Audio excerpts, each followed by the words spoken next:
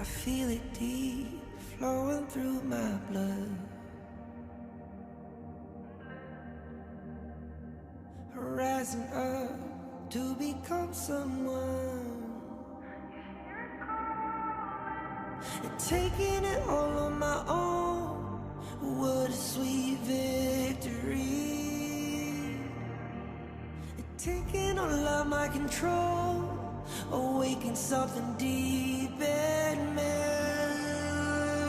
Like flames, feel it burning inside. Take a hold and pursuit of the prize. I've been told ain't no way to survive, keeping all of this fire that's locked up inside. When this is the time, enter the ring. All those mental chemicals doing their thing. I got flashes of battles inside of my dreams. I was made for this moment. At least now it seems like it's time to come face to face with your fear. Been battling reasons for all of the years, and I learned how to fight them with style and grace no one's ever encountered. You say it's amazing, I'ma come out swinging when they open the gate. Go ahead, call passion, I'm calling it rage. I'm taking what's mine like I already own it. Watch but don't blink, going here to the moment.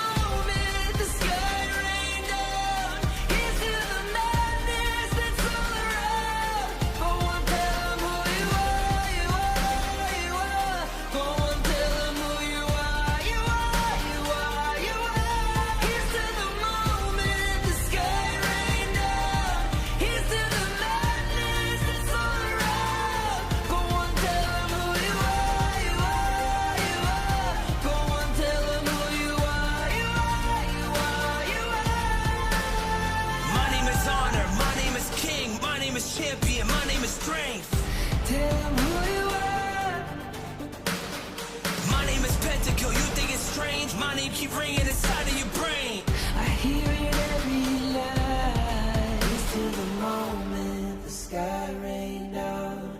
Here's to the madness that's all around. So tell them who you are, you are, you are. Go on, tell them who you are, you are, you are. Here's to the moment the sky rain down. Here's to the madness that's all around. Go on, tell them who you are, you are, you are. Go on, tell them who you are, you are, you are, you are. Here's to the moment the sky rain down. Here's to the madness that's all around. Go on, tell them who you are, you are, you are. Go on, tell them who you are, you are, you are. Go on, tell them who you are, you are, you are.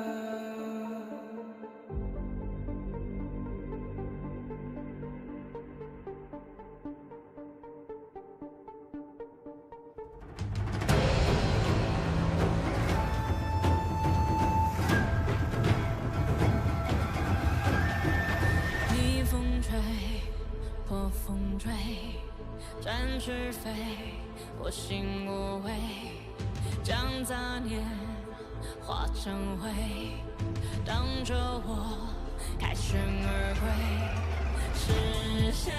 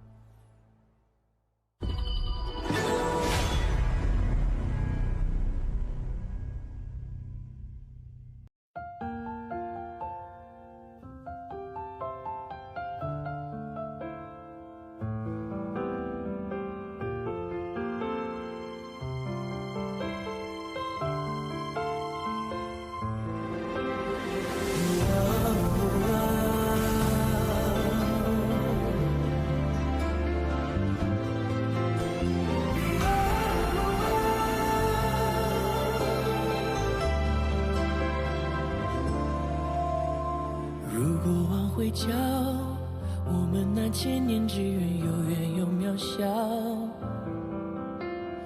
我咬紧回忆，为最初那口气骄傲。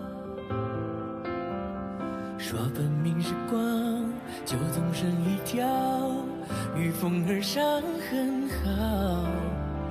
可能我知道，你蹲在另一秒。路被光环绕，怎么能忘了希望？亲吻过心跳，问以后有没有我的许名草？我敢把想念抛山就小，因为我真想要过上帝要，但是我没讨饶。等我看见明日再次的坐标，另一个我们要的地灵鸟，那破碎以后复原的连接往日未来的桥，是你给我明日从此的坐标，孤身到同行后再向前跑，雕刻在时间纤维中的荣耀。风和泪过招，我听到乌云说要苍穹的拥抱，月光下星空下固有一只暗光鸟。我遇见回音，对我一笑，说迎战吧别逃，那真爱风号，那些破烂的羽毛。等我看见明日再一次的坐标，另一个我们要的地灵鸟，那破碎以后复原的连接往日未来的桥，是你给我明日从此的坐标，孤身到同行后再向前跑，谁到此以后可别忘了，在击掌以后不要分道扬镳，别糟蹋了脸上刺绣的年少。心静悄悄，天高高，路上有个路标，似乎只剩山顶的庙，老人家轻飘飘，我问他明天的可好，他笑笑，看见明日再次的坐标，一个我们要的地灵鸟，那破碎以后复原的连接往日未来的桥，是你给我明日从此的坐标，孤身到同行后才向前跑，谁到此以后可别忘了，在击掌以后不要分道扬镳，最开始的启程到最后找到。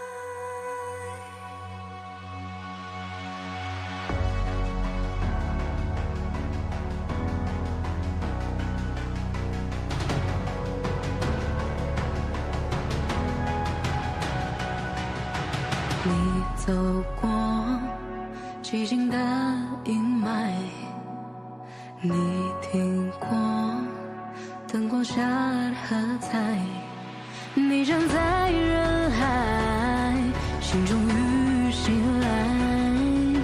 有个梦，它一直都在，就站在这舞台，去痛快的热爱，让不点的时代，我将击不败。谁说渺小的光不必被理睬？对抗这个较量，反击无止境的不屈服的，是胜是你，是胜是败，一个挑战者，这是王者。你离开，把过去淘汰，你站在巅峰俯瞰未来，你努力姿态，换命运崇拜。有锋芒，不畏艰难阻碍，让不点的时代，我将击不败。谁说渺小的光不必被理睬？对抗这个较量，反击无止境的不屈服的，是胜是你，是胜是败，一个挑战者，这是王者。On my way, on my way, find my way, found my way. On my way, on my way, dream my way, dream my way. 不后悔，不后退，不荒废，不理会，去击溃，去捣碎，去捍卫，去高飞。让某点的时代，我战绩不败。谁说没有？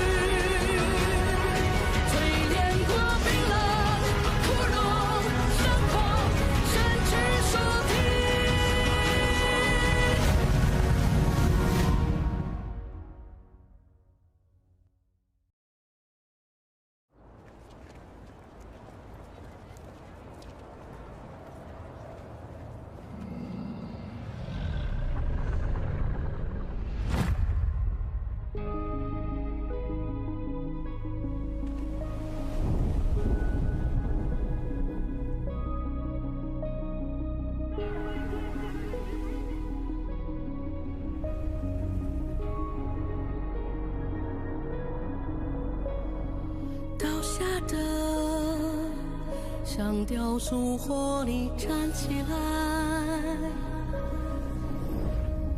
破碎的血肉它自己长回来，在荒城像旅人从不常被爱，在绝里像迷路身一群海，或要或得我们懂彼此相同的疼，以互为倒影，跋涉过生死繁有你我才完整。我要获得我们有相同渴望的城，以护卫背影，淬炼过冰冷、枯荣、伤口，骨骼才完整。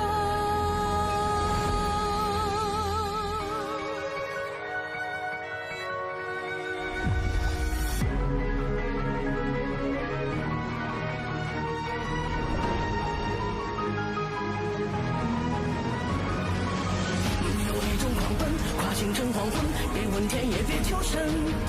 你脚下有根，心里有火魂，好血脉要好灵魂。不死的勇气，你生的传奇，彼此伸手的托举。心里有土地，深深的手地，永不停止走到这里。有泪有大雨，淬炼过冰冷、枯荣、伤口，甚至说停。希望我们对的世界。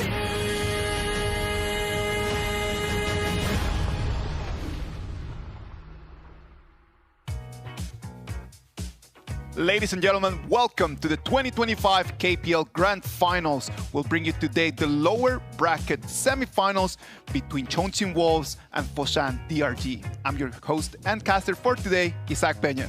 Hello guys, I'm Sky again. So lower bracket, which means that one of these two teams will have one eliminated and end their journey for the 2025 KPL Grand Finals. It is going to be sad to see go one of these two teams, right? Because DRG has been playing really well in the knockout stages, and Chongqing Wolves is one of the favorites from the crowd. I think this is one unexpected best of sevens in our knockout stage. Of course. That one DRG and the Wolves have just on the upper bracket. So a lot. I would say like honestly, over 60% of the audiences and the viewers have their vote on Chongqing Wolves. So like me, but unfortunately like DRG like exposed like fire and had a very, very good fight against the Chongqing Wolves. So today it's going to be a revenge chance for the Wolves to go one more back to DRG. That's going to be a storyline for today. The revenge from Chongqing Wolves. There's going to be DRG, the ones that they're going to take that step forward. Before we start talking about today's game, let's talk a little bit about yesterday. All gamers 4-1 Weibo Gaming sealing their ticket to the bird's nest. I would say like all gamers have their win going against Weibo Gaming is within our expectations, but you have never think that Weibo Gaming in the game one could be that furious. I really think that Weibo Gaming just, you know, trying to revive themselves a little bit, and they will still be a very strong contestant towards either the Wolves or DRG. No, when you start analyzing the game, you saw that AG was superior to Weibo through the 5 games that we had. The beginning was a little bit closer, but then as time passed, this AG just started bringing that gap up, become bigger and bigger. You know, what's really surprising is not like every single game, it's not like 10 minutes, like 12 minutes game. We see that how resilient like AG is. They are far behind, they're defending on their high ground, but 2 minutes later, they won the game. That's the reason why they are our current champions, right? That's why in the last 5 finals, we've always had AG right over there. Yeah. Well, let's start thinking about what is going to happen for today's game. Is it going to be DRG, the ones that they're going to continue their path to make it to the finals so they can actually grab their first championship title? Or is it going to be Wolves, the ones that they're going to come in and get into their 17th final? That is a crazy amount of finals that Wolves has had in their history. I think comparing the past history and achievements, definitely no one did to say that they have like higher records against Chongqing Wolves. They have 10 champion titles since the very first KPL. We've already passed 9 years of KPL, 10 years for Honor of Kings. So if you want to compare their past history, definitely Chongqing Wolves was number 1. But I think that DRG, they're doing so well in this year's 2025. They are gradually getting their confidence back, even though they were kind of crushed in spring season KPL by AG. But after a few months of reset, I think now in our grand finals, DRG finally have all their momentum back. They have the momentum, but they have the heroes. Their main heroes right now are having such an amazing win rate. If you see Monglan's Lady Sun, 9 games, 7 victories. Joku's Tai, 8 games, 5 victories. Yes, I would like to expand a little bit by Joku. Yes, so please. Joku is not originally a DRG player. He was loaned from the club WE. So this is the first season he ever collaborated together with the other 4 players in DRG. But magically, you can see that the synergy, the operations are just so well and so nice. It is one of the interesting things about just the importance of having someone with experience like Joku. Yes. Someone that has already won championships, someone that knows what it takes to become a champion, comes in and helps solve the problem that Monglan used to have.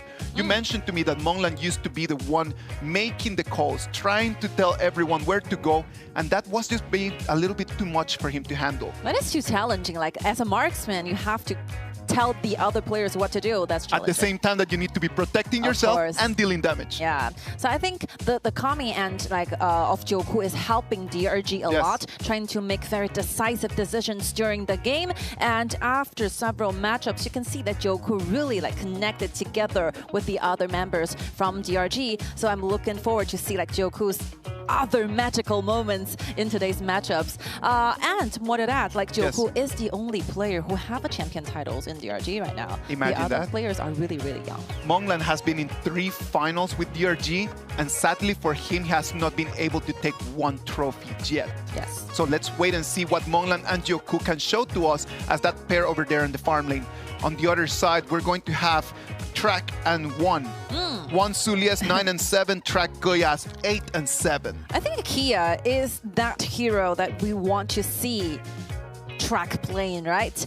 Kia is a very typical heroes, a very important heroes for Track as well, because last year, 2024 Grand Finals, it is this hero that brought Track, this kind of player, super confidence, and he uses hero to bring that magical best of 7 back. So last year, the Wolves, they were in the lower bracket though. They lost to AG in that ultimate battle in the upper bracket. So they turned themselves into the lower bracket, starting their journeys on the lower bracket. They face RW, they defeated them, they face a lot of enemies, and still they make it to the finals. And that one very important best of 7 versus KSG, where KSG have a 3-0 over in against Chongqing Wolves. They use Kia and Zhongkui, magical heroes, to turn that thing around and finally win that match. To see the Zhongkui come out on there, that was complete cinema, I'm going to say, from my side.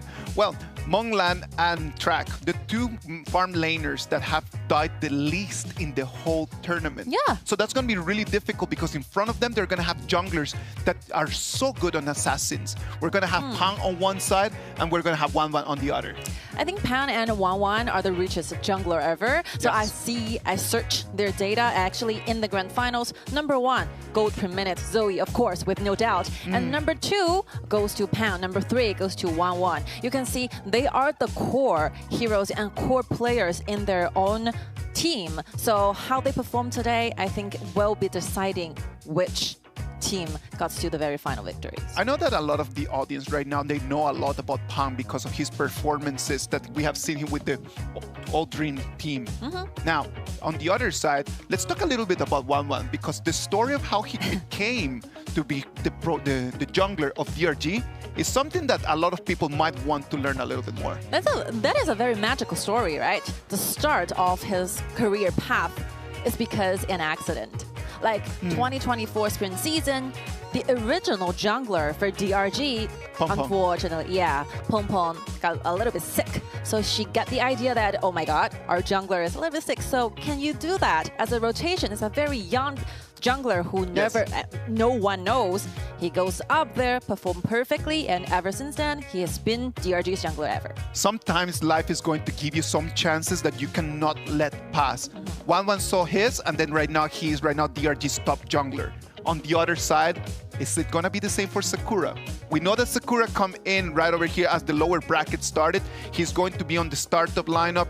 Is this gonna be the chance? Can we be seeing something similar in there? I see a very big heart for Sakura. I like this player. Yeah. He is very young without a lot of experiences, but you can see the performance by Sakura is very gentle, very stable. He doesn't get that nervous and lose attentions that easily. I think that these players do show a lot of potentials. Let's wait and see. Today, the performance between DRG and Chongqing Wolves is going to decide who is going to go home and who's going to make one step forward to try to fight for one last ticket. We know that Weibo is going to be watching this game, the same as everyone at home. They're going to be watching the game, just trying to get some information because they're already seated in the final for the lower bracket. Do you know what Weibo members have in mind? Tell They me. wanted to see an ultimate battle. Yes! Of course. Yes. They're looking forward for that. They're looking forward to see how deep their hero pools, what are the competitions for their ultimate battles. I'm telling you, in this whole HOK world, besides the Wolves and besides DRG, everyone else wants to see the ultimate battle. So like AG. Everyone. Yeah, yeah, so like of course. AG, right? If you check on the ultimate battle, like right now in these 2025 KPL Grand Finals, only DRG has played an ultimate battle, so we Yes. already know exactly how they played it. They played against EDGM.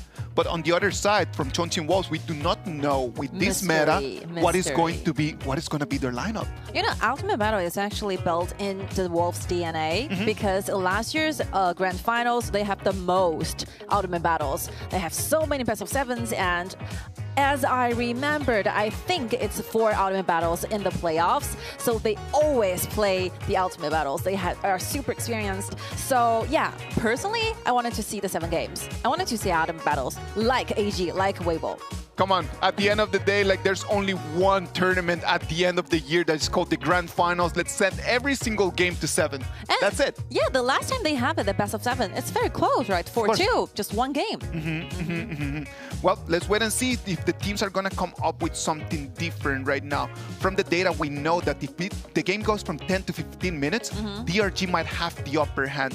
But as the game time passes and we get to the 15, 16, 17, then it's going to be Chongqing Wolves that is going to have on the other side. Well, let's wait and see. Right now, the audience is ready. The stage is set. What about if we go online and we go see live from Changsha what the teams are going to have for today? The thrilling first round of the knockout stage is still fresh in memory, and now these two teams meet again.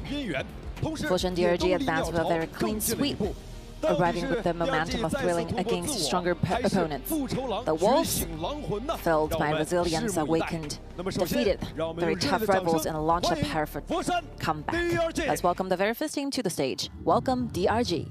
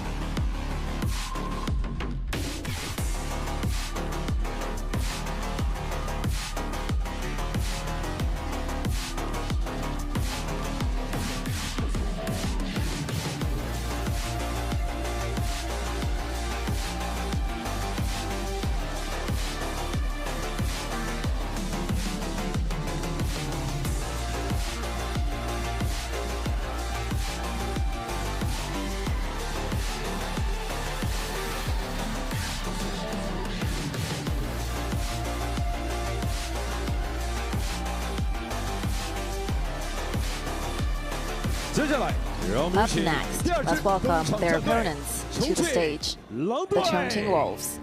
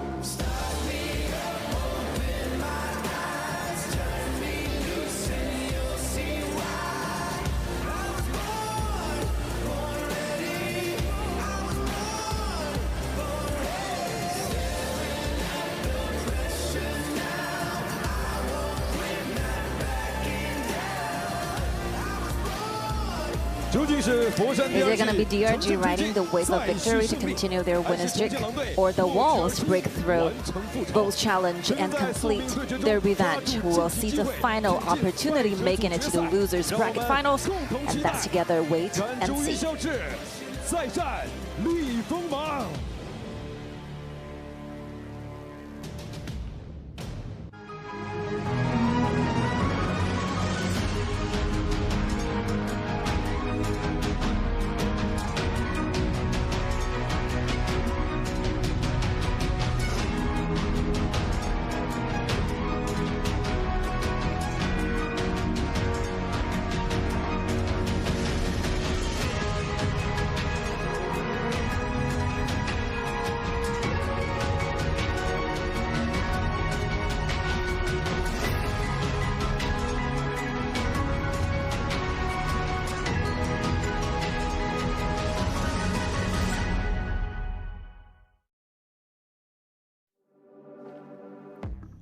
The Grand Finals.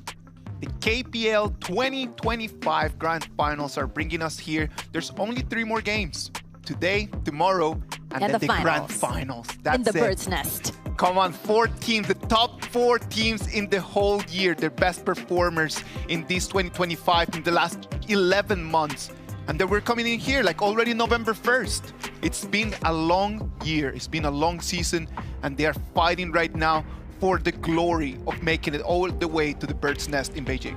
Because the grand final is like a very final test of a semester. So you have to perform so good so that you get the entrance tickets to the grand finals. We have 18 teams in KPL, but only 12 were allowed to get in to have the chance to fight for that ticket to the bird's nest. And these 4 games remaining are those ones who did the greatest jobs in the previous 2 seasons. Yes. In the regular season for KPL summer and spring.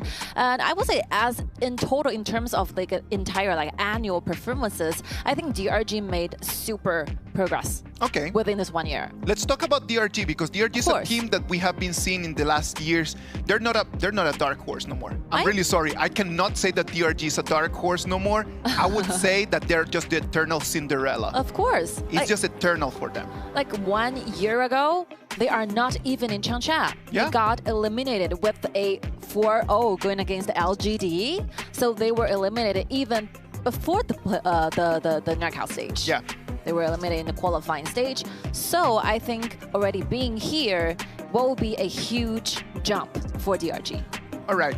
We've seen that DRG in the previous years, they make it to the finals already 3 times. They're just always, they're competing against each other, against everyone else. What do they need to do just to make that step forward? Just to become a solid big team as Chongqing Wolves or as AG? What do they need to do?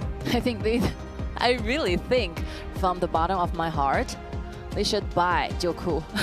Oh, okay. Instead of loaning, buying this player. Let me just talk to my mom for some money so I can actually help out.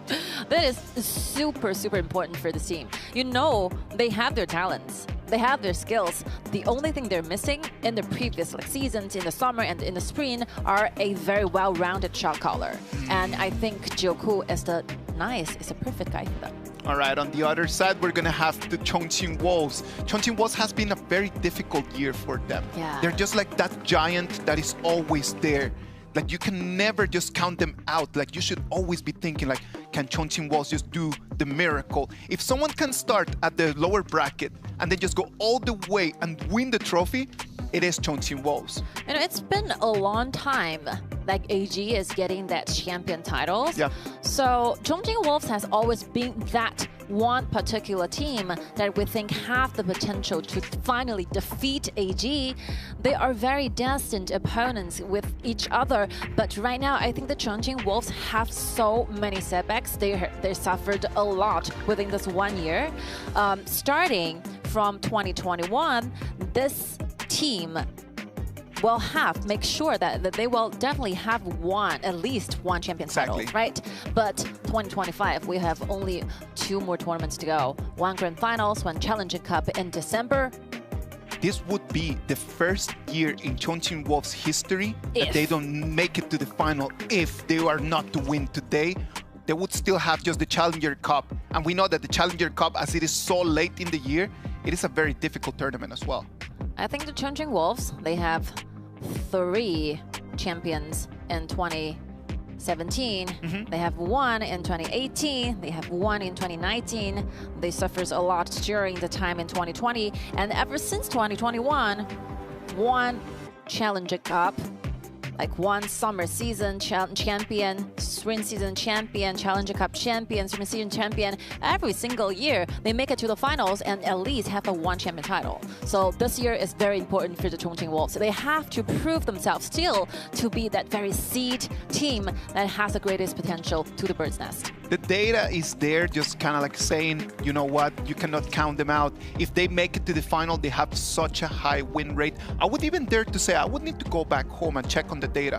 I think that they do have the biggest win rate from the teams that they actually have made it to finals more than 8 or 9 times. I would love to go back and just double check on that. If someone right over there online knows the answer to that, please just put it over there in the chat and I promise that I will check on it. You know, in the recent 2 years, the very first champion starting from 2023 for AG is the KIC. Yes. The KIC, they won the champion, and in 2024, the spring season, they held a lot of potential. Everyone think AG is about to be the champion, but it is the Chongqing Wolves to stand out to be the champion for the spring season. But after that, AG has been dominating since. So, as the record said, Chongqing Wolves still holds that opportunity to be the greatest opponents to AG. So whether they can make it to the final, to the bird nest, it depends on today's best of 7, their performances. These 2 men over there on the screen, they're going to have such a big impact on this game. On one side, SK, on the other side, Zhe. 2 completely different coaches. Yes. Like, SK has the greatest accomplishments in our league. This guy has so many champions. This guy has been in so many clubs. He has his own unique way to train the players to do the BP. But Zhe, on the other hand, I would say that he was very lonely because you see a lot of coaches, team members around, circling around in their like coach seats. But Chen Tianze Zhe, the coach from DRG, is the only person in the coach, but he did everything he could possibly do, and I think the BP, the draft skills by Zhe is supreme. Can you imagine the amount of pressure that you have in terms of like you are doing the job of 5-6 people just like that? This is what this guy do. It allows him control over the team, right? Yes. How sustainable is that going to be as time passes? Because we don't get any younger, and as time passes and he becomes more experienced, it is going to be a matter of just trying to share that knowledge and that experience with other people, I would say. Of course. And this game is about to start where the Wolves on the blue, while DRG stands on the red. The first hero being picked will be Kong Kong. So DRG could possibly think of a Heino as a counter pick. Though Dunshan and Lady Sun are out, there's no reason not to choose. Very meta, very tier 0 pick. Very strong 2v2 laning pairs on the bottom. We talked a little bit about the Lady Sun, about Monland's Lady Sun at the beginning, right? Of course. And we know exactly that the win rate is right over there. How is Wolves going to answer to that? It's going to go back with the main hero over there for track, the Goya. I love it. It is a competition with the main heroes, right? Yes. The 2 marksmen, the players are all using their main heroes, trying to get their own team the very first game of this best of 7. We've been talking about this for a long time. Whoever wins the very first game 1 tends to be the whole winner for the entire series. This happens to AG yesterday. Like Yeji won the game 1, they won the total series, right? So the momentum will really help these players to do a better job in the following up series.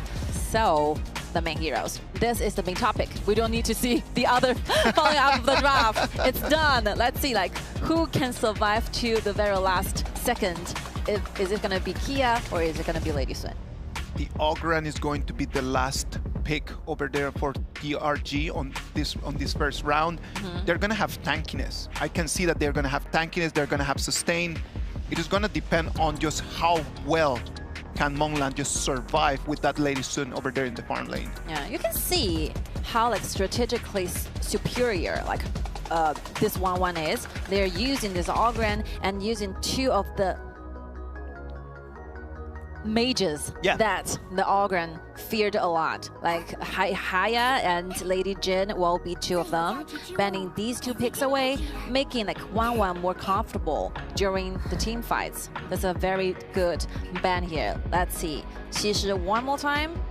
It's Main like a double heroes. support actually. We're just sending main heroes in the first one. Like they already saw the trend yesterday between AG and Weibo. They knew that Weibo could have turned things around by winning that first game, and they're just coming in and just tossing everything at each other. Yeah, Xixi is a great counter towards this Flowborn tank. Enough initiation. So many CCs here. Chungjing Wolves are not fading back. They're entering, trying to compete with the Xixi, with the Xiaoqiao and Cao Cao combo. Crazy. Game 1, all T0 heroes.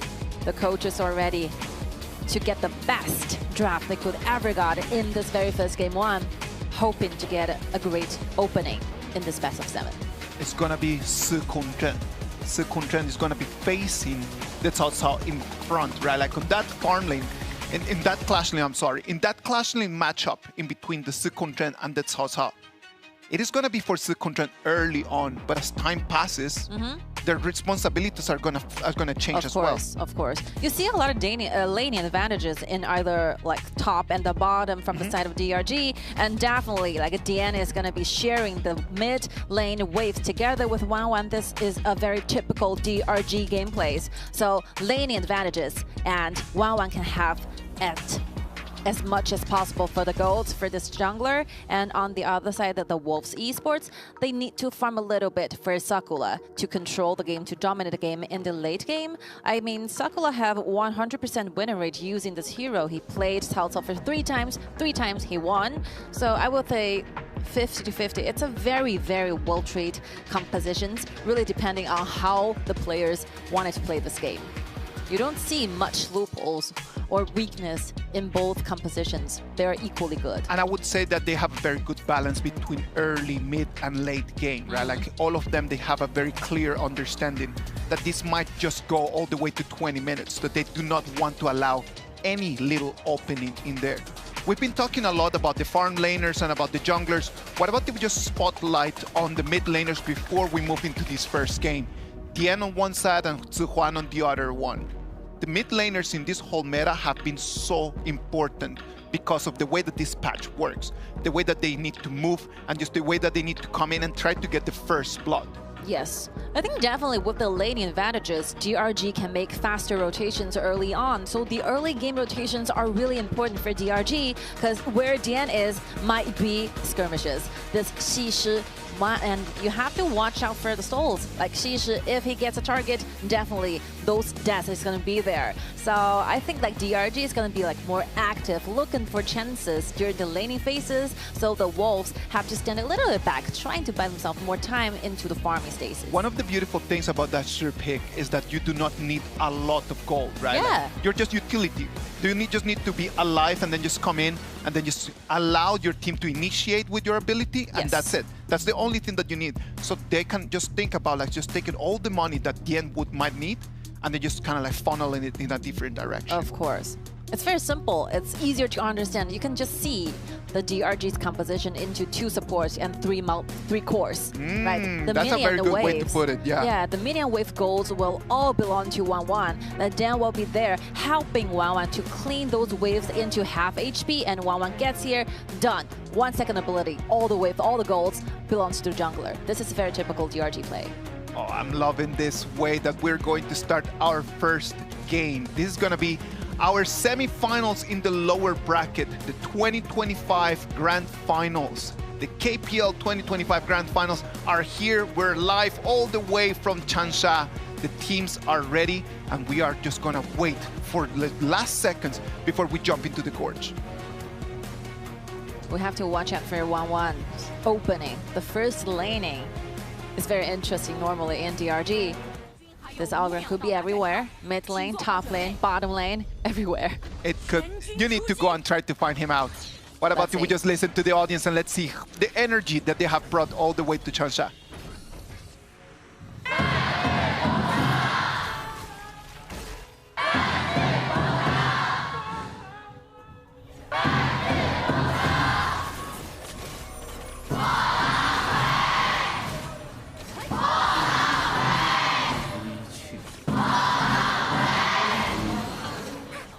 smart moves. Like Xiao Chao is looking for the waves while the Ogren is looking for Xiao Chao. So he magically managed to get Xiao Chao very, very low in the very first wave, and they got the wave priority, which means that Xizhi will be secretly going down. Just the Xizhi, just the movement down there. The problem for them is going to be that one on that Kong Kong R, he's going to have so much vision. It's going to allow him just through the whole game just to be able just to divide and conquer and just divide and send information to everyone. Yeah. The Chongqing Wolves have to play like this. They still want to wait for the farms for their cores. Xiao Chao, Pound, and Sakurai as well. But Zihuan just taking so low in here, right? They suffers a lot. DRG can just take a little bit of an advantage towards that. DRG have so many advantages in this phase, so they have to make better moves, quicker moves, trying to get those neutral objectives and making the Wolves very, very vulnerable in the early game. Let's see. 2 men up on the front lane. Outside, taking extremely low. The damage is not going to be there, but it's going to be Monlan, the one that is going to fall first. He thought that he got the kill, and actually he was sent back home. First kill goes over there for Chongqing Wolves. Nice use of the teleportation on the front, on the top side. Because there's 2 men versus 1 on the top, which means that the Chongqing Wolf will have their initiatives on the teleportations. So Lady Sun is a little bit too overcommitted. He really thought that he had it right over there, I'm telling you.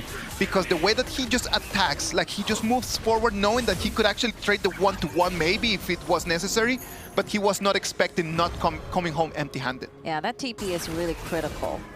So Huayuan actually have to tell Lady Sun that there's 2 men over there. They can use the TP and let Monlan get into a safer spot. This is way too deep. Because Dunzhen is over in the mid. Exactly. Yeah, trying to get the wave cleaned, helping the Ogren to get to the bottom side. He thought that it was a 1v1, but he just did remember. He just forgot that this is a team game. Yeah, clear mistake.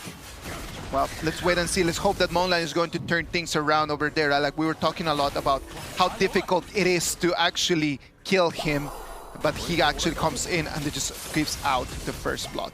Well, moving back to the game, 3 minutes and 15 seconds. We're 45 seconds away from the first Tyrant battle, which is going to be the cue to actually start making some big moves. You can see Wanman already level 7 on that Ogren. He's going to take the spotlight on that first fight. But you can see the gold differences within these 2 marksmen. This is very critical. The marksman needs the gold to perform better during the lanings, but Monlan went down for once, so the gaps, the distance are there between Track and Monlan. It is difficult, right? Because it could just end up being that Track is going to have his first item done right before Monlan is going to have it. And then they could actually start with the fight for the Tyrant. Yes. But the wave in the mid is cleaned, making a very fast rotation down to the Tyrant hole. Yep. The Dragon. The Wolves know that they have the advantage. They know that they have priority over that. There's nothing that the other team could do, and they're going to take that Tyrant. Yeah. I think from now on, the Wolves are already past the worst time of this game. Everything is getting better. Nothing that they can do for that one as well. They do not want to contest that. I actually believe that some teams just rather just giving that Overlord out. They just prefer to do that. Look at that. Pan comes in from the side. He wants to go and get the flank that he did not know. And then right now it's going to be a 3 against 1. Is he going to be able to survive on that? He just pushes everyone back. Monlan is going to have to flash away. Joku taking extremely low. And 1 is going to claim that one. Is going to be a 1-0 trade for Chongqing Wolves. It's falling down. Let's see, 1-1's blue buff hide in the bush, but still Pound went in. The tankiness of this Flowborn tank is just crazy. He came in and he just started on 3 members of Dragon Ranger Gaming. They did it between the towers. The turrets, the German turrets on the bottom is still there. And Pound have his initiations on 3 players from DRG, and it will be followed by Track and 1. Well, 5 minutes right now, and it's already almost a 2,000 gold advantage for Chongqing Wolves. This is going to be really difficult for DRG that they had. The first 4 minutes, based on their composition, were not supposed to be that difficult for them, I believe. Now on this Xizhi will be very, very difficult trying to find those chances on the core heroes because the only hero he can possibly touch is this Flowborn tank. Yes. But with this kind of gold in his pocket, Pound is gonna be a nightmare. I worry if DRG have enough and sufficient damage trying to take this Flowborn away. I don't think it's possible right now. Oh, it's going to be difficult because it's very difficult to just burst him down, right? Yeah, the items are not enough. Let us wait and see. We already knew the composition that from DRG was going to have a difficulty in the mid game. Look at that. Dawes is going to be taking one-on-one. He's going to be tracked against Huayan. He's going to be taken very low, and the one-to-one ISO is going to be DRG, the ones that are going to claim that. I could understand track. He wanted to clean this wave and use the TP to go down, but unfortunately, Huayan had the chance, know the vision, and gets his life. Didn't have enough time for that rotation right over there. It was a good initiative, but the wrong timing, I would say. Yes.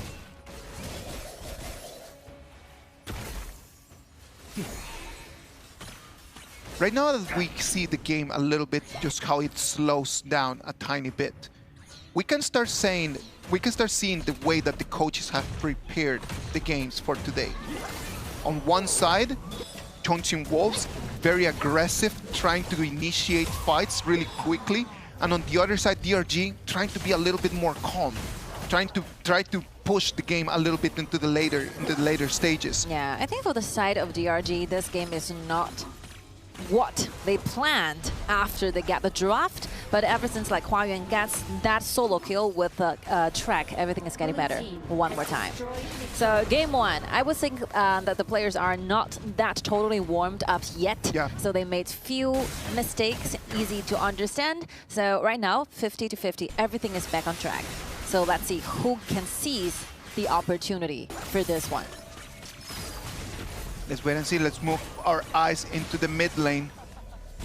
One good thing for 1-1 is this Ogren is always like this, like 5.5k.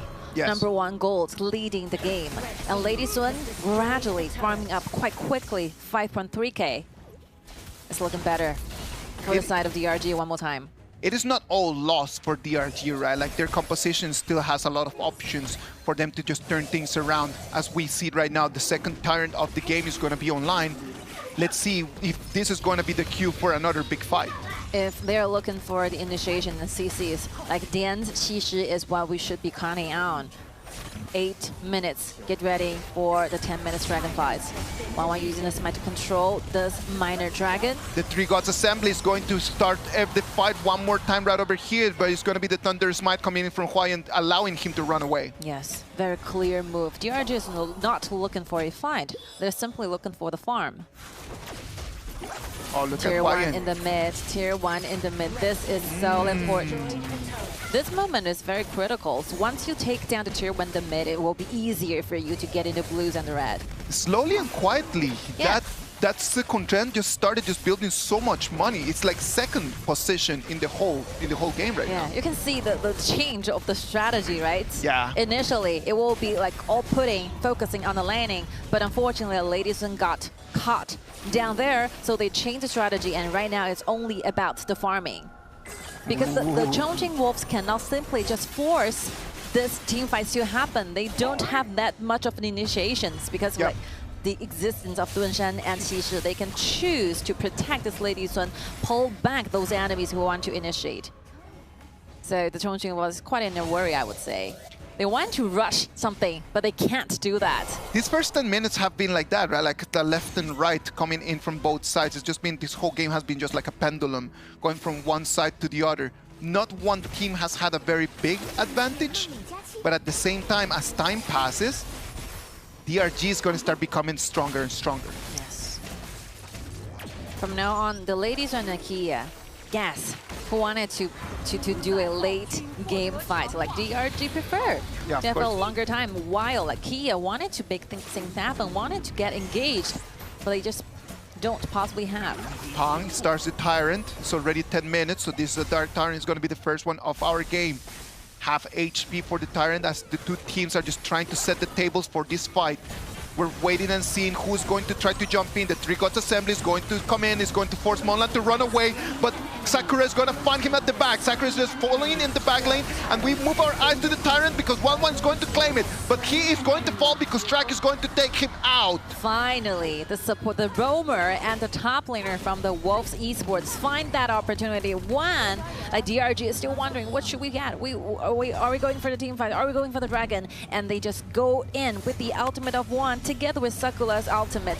Two ultimate just vanished. Ladies and Mulan is out.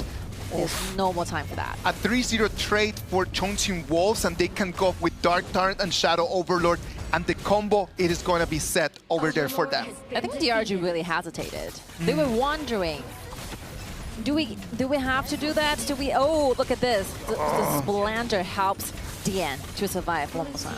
I'm telling you, it was all about Sakura. Sakura just comes in, and then it's the moment that he pushes Monlan away, in the moment that he just pushes half of the team out, look at this. The Tyrant was over there for grabs. It was only 1-1 there. The Kongkong'er and Cao Cao together. Kongkong'er has his hand on 3 members, Dunshan and Lady Sun all together, adding with the dive with Sakura's Cao Cao. This is the 100 winning rate % heroes we're talking about.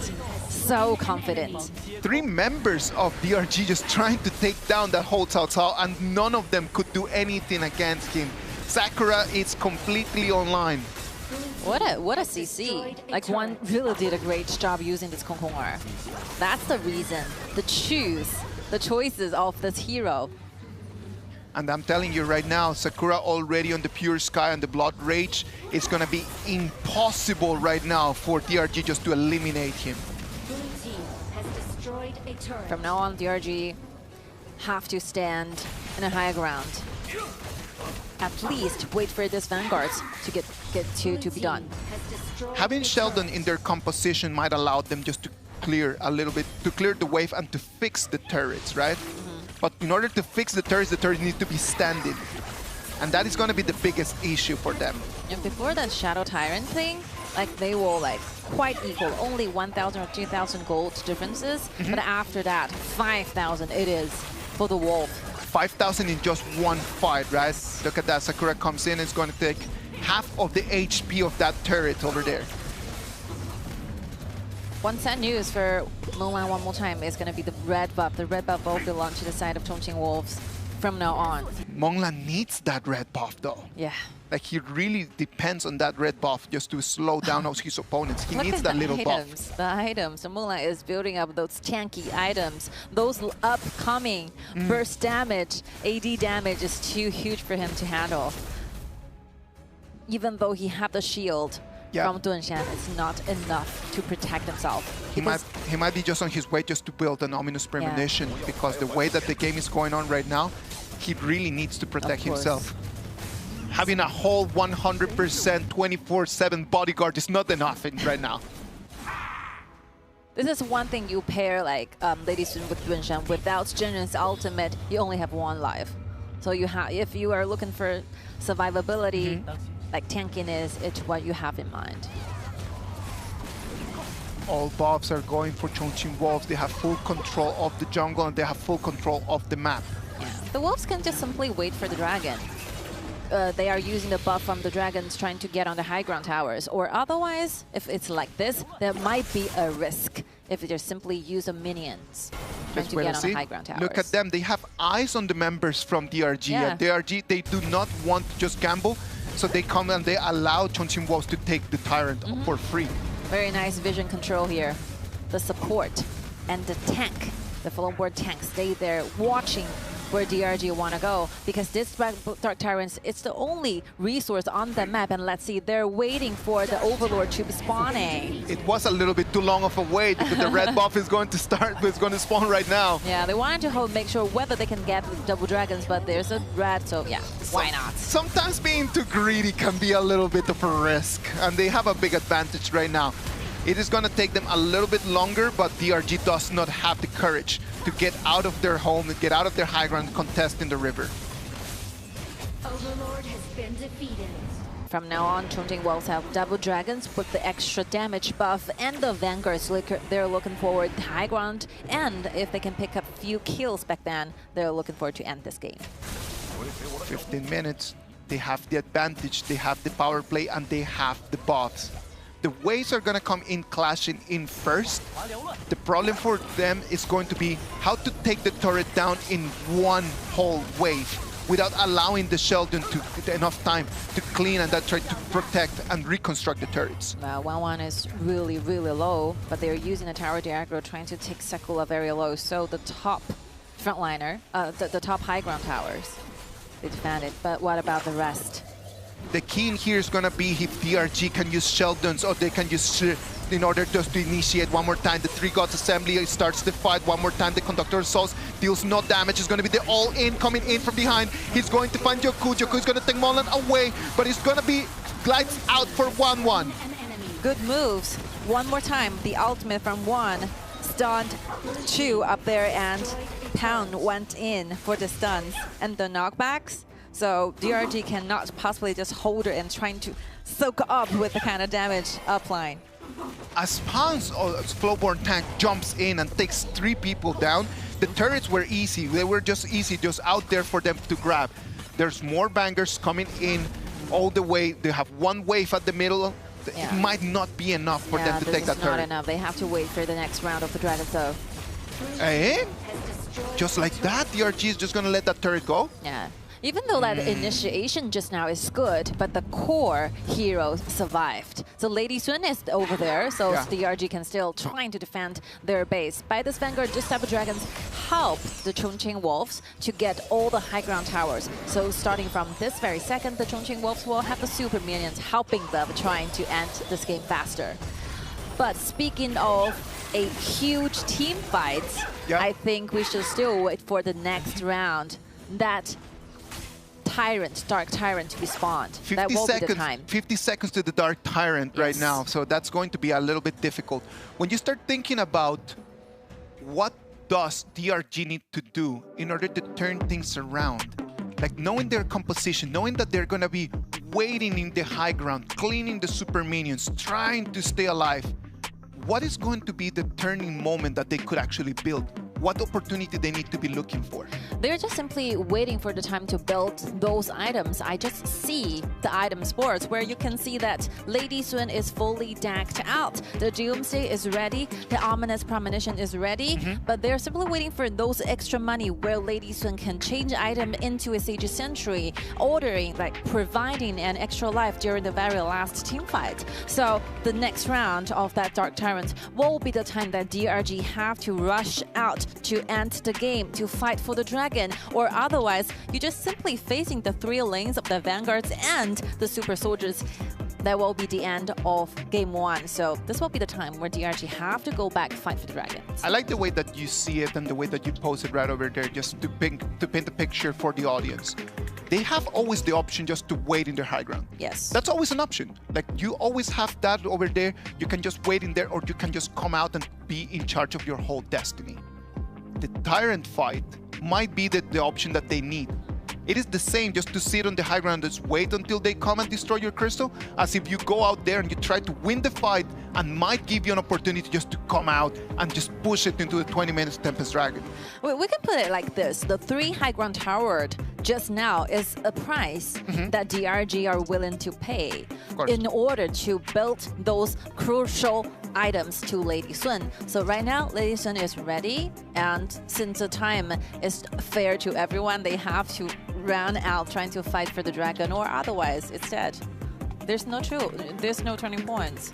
So if the pause is done, I think DRG have to fight for the vision in the river. And what Chongqing Wolves need to do, very simple. You get your waves ahead on the top side because you wanted to fight for the dragons in the neutral objectives in the lower part. So you have to get your waves helping you guys stall your enemy's attention. So of course, I think Sakura will be the guy ranging and clean the wave on the top and trying to make rotation to the dragon, get things happening and done.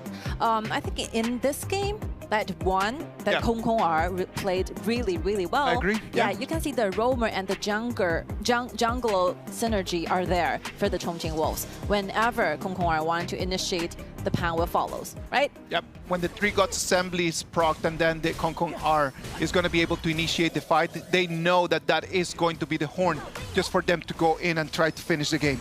We are back live on the Gorge, and then we can see the Super Minion waves are coming in, knocking down on the doors, trying to force DRG back to their fountain. 3 lanes at one time. Very nice arrangement of the waves, though. That's a very basic skill for the Chongqing Wolves. They have perfect arrangements of the waves. You just mentioned something very interesting, right? Like sometimes like you want the 3 waves to come in at the same time. Sometimes what you want is just one wave to be faster than the others. Look at the red. DRG wanted to give Mulan this red buff. The flash comes in, they have eyes on Gaia. Gaia's running away, Monglan is gonna try to be doing it. It's not going to be successful. Now on the other side, it's gonna be initiated and be forced away. Look at Flownborn on the back lines, trying to disengage the entire crowd of DRG. They're winning a little bit too deep, while Lady Sun is so low. Oh, it's going to be taken down. It's going to be Zihuan, the one that is going to claim that one. The Monglans, Lady Sun is going to fall. Cao Dian Shi is going to fall as well. It's going to be only Huayan and Wanwan available to try to protect the crystal from DRG. Like the bottom lane pair thinks they have their opportunity. They seize the chance off track, being alone and solo on the back lines. They use every dashes they possibly have in their 2 inbuilt hero abilities, but unfortunately, nice play by Kia, just distant away and using Sage's Sentry to buy himself more time without enough bursting damage. Kia stay alive, and Ladies and Junction together got themselves in a very, very bad positioning. That is the beauty about just going around in a motorcycle in the Gorge, right? Like you're able just to get yourself out of there real quick. I love that. I love the way that DRG just tried to go out for that fight. Yes. We said that they could just stay sitting there at home, just waiting for their destiny just to come knocking at their doors, but they were just completely on the good side. They went out. If they would have got that Kia right over there, if they got the Kia, maybe it would have been a different situation.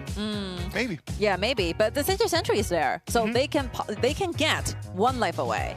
But after Kia is back, you can see their Flowborn tank is there already. You are definitely going to be destined away from your other teammates. This Lady Sun cannot just go back to the battlefield as possible. So I think it's a very risky choice, I would say. High risk, high reward. Just like that. They risk it and they didn't win it. But well, that is only going to be game number 1. We saw Chongqing Wolves coming in being very aggressive. And we love the fact to see the Wolves just coming out and acting what their name is called, like just being the predator, just being out there on the hunt. We love to see that kind of Chongqing Wolves. I think after game 1, both performances from 2 teams, definitely like Chongqing Wolves did better than DRG. You can see the first blood, like Lady Sun. That is a very careless mistake, I would say, because you have vision on the top, while you see that Huayuan, the Sikong does not have that laning advantages, so that the TP will be belong to the side of Chongqing Wolves. You have to have that in mind, and you know exactly your support is not there for you. They are cleaned away in the mid, which means that Lady Sun stayed only by himself, solo, during those lanings, while your opponent have the priority to do the TP. So that is a very, very dangerous gesture. I'm certain that the players right now and the coaches are going to be talking about all of this, right? Like they do not want to commit these little mistakes. And of course, they need to be completely just cheering each other up, because that 1-0 advantage right now for Chongqing Wolves is going to be a very good motivation for them as the game pass by. I really wanted to know what SK is like talking to. Yeah, I would love to be able just to read lips right now. Because he's talking to Trek, Kia, the Kia player just now. So we all know Kia played really, really well in game 1. So what is there for the coaches to tell his players? I think in SK's perspectives, maybe that location, that positioning for Kia is quite dangerous, right? If like DRG is ready for more, this Kia might be killed and everything will be collapse. This is the kind of mistakes that you cannot allow, right? Yes. Like right now, just playing to make it into the top 3. Yeah. So these kind of little mistakes in these games might cost you the victory. They might cost you the game, and they might cost you everything. Just the pass to move forward to try to fight for a ticket. So they need to take care about those little details. On the other side, when you start thinking about like who played really well in here, I love the way that Pang played on that global tank. Whenever that he needed to initiate, he jumped in, knew he had the tankiness. He was always there, just putting pressure on the back lane, and that allowed the whole team from Chongqing Wolves to deal damage and to actually push forward. Yeah, Pound is good as usual, I would say. Do you remember the Tier 2 and Tier 1 are in the bottom while the Flowborn have his initiation on 3 members, followed by Kongkong'er and Kia on the bottom. All of his highlights were over there on the farm lane. Yeah, I think the MVP for this one is either Pound or One. One did really well, and one of the reasons why One did really well is because he's on that T0 hero. Yeah. Like when you start thinking about the patch, when you think about the meta, that Kongkong'er has been so many times in the bans because nobody has right now a solution for that Kongkong'er right now. Kongkong'er have 100% of the team fight rates for the Chongqing Wolves. Wherever there's going to be the team fight, it is Kongkong'er always initiating on more than 1, more than 2, more than 3 members, especially on Lady Sun. I think the Dark Tyrant team fights around 10 minutes is the most crucial moment of this game. And Huan Xiaoqiao, with just no discussion. And I would say that good like usual. I would say that Huan Xiaoqiao was the person that was getting the critical damage in the right moments, right? Like because we always had like the Goya or we had the Cao Cao initiating, but it was just him just focus firing into the specific persons that he needed to be taken down. The one that tipped the tables around. Look at the blue side surrounding the golden one. Assists. First 10 minutes team fights rate. Of course. You called it. His contribution needed to be credited. The MVP, the most valuable player for this one. Game 1. Yisheng won. 节奏大师. The master of the rhythm, right? Yeah. I love that. Well done, Juan. A 207 KDA for Juan on that Kongkong'er. Good initiation, though. Just by this very second, we were wondering how, like, Chongqing Wolf can initiate. Like, when stands out, show us how to do that. Yeah, this was the moment. Yeah, Mulan is regretting already, I think. It's too deep. I think it's so difficult. Trek is giving so much, like, he's literally attracting Mulan to do this. Yes. During the laning and to the very last team fights. It's always there. Oh, come on, Sky. Let's just sit on their chairs and let's just try to imagine that we are in their position. Yeah. If we are in the grand finals and then in the first 2 minutes I have a 1v1, I want to put my foot down and take that fight. Yeah. I would have been lured into it as well. Of course. Just look at that. Look at this. The initiation. Yeah. That is the reason why. That is the reason why this one's Kongkong'er. It's just so valid that he takes the MVP. This is the one. Yeah, there's like 3 battlefields right now. I'm telling you, when I was casting this, I was like, oh, where are we looking at? Yeah. Here, bump, done, comes back, away. That in there was game. I think this is not a very good game for Huayuan, though. Like, Huayuan's not participating in everywhere. Like, the marksman went down, and he's still clean a wave in the mid. Since that, they are losing the high ground towers, so the waste pressure is going to be huge. I think that he was very focused on just getting the items. Like, he was expecting, like, all right, if Monglan is not going to be available, then someone else is going to have to be the carry, right? And he just thought about, like, maybe he needed to be online with his items, building some gold. Sadly for him, like, he just made that decision in sacrifice of Monglan. And to be honest, this is not a very good game for the side of DRG. Definitely, they're not making the best decisions, right? Even for the very last team fight, they farmed a long time. They give their high ground towers away in order to fight for that Dark Tyrant. Yes. But out of expectations, I think their marksmen and their roamers thinks that they got the opportunities, but unfortunately, it doesn't seem to me that they have watched where their teammates are. so far away. Even though they have that Kia taken down, I think after all the team fights will not favor their sides. Well, let's wait and see what they're going to do after this game 1. We're going to go for a little break, and that's where we come back. We're going to come with game number 2.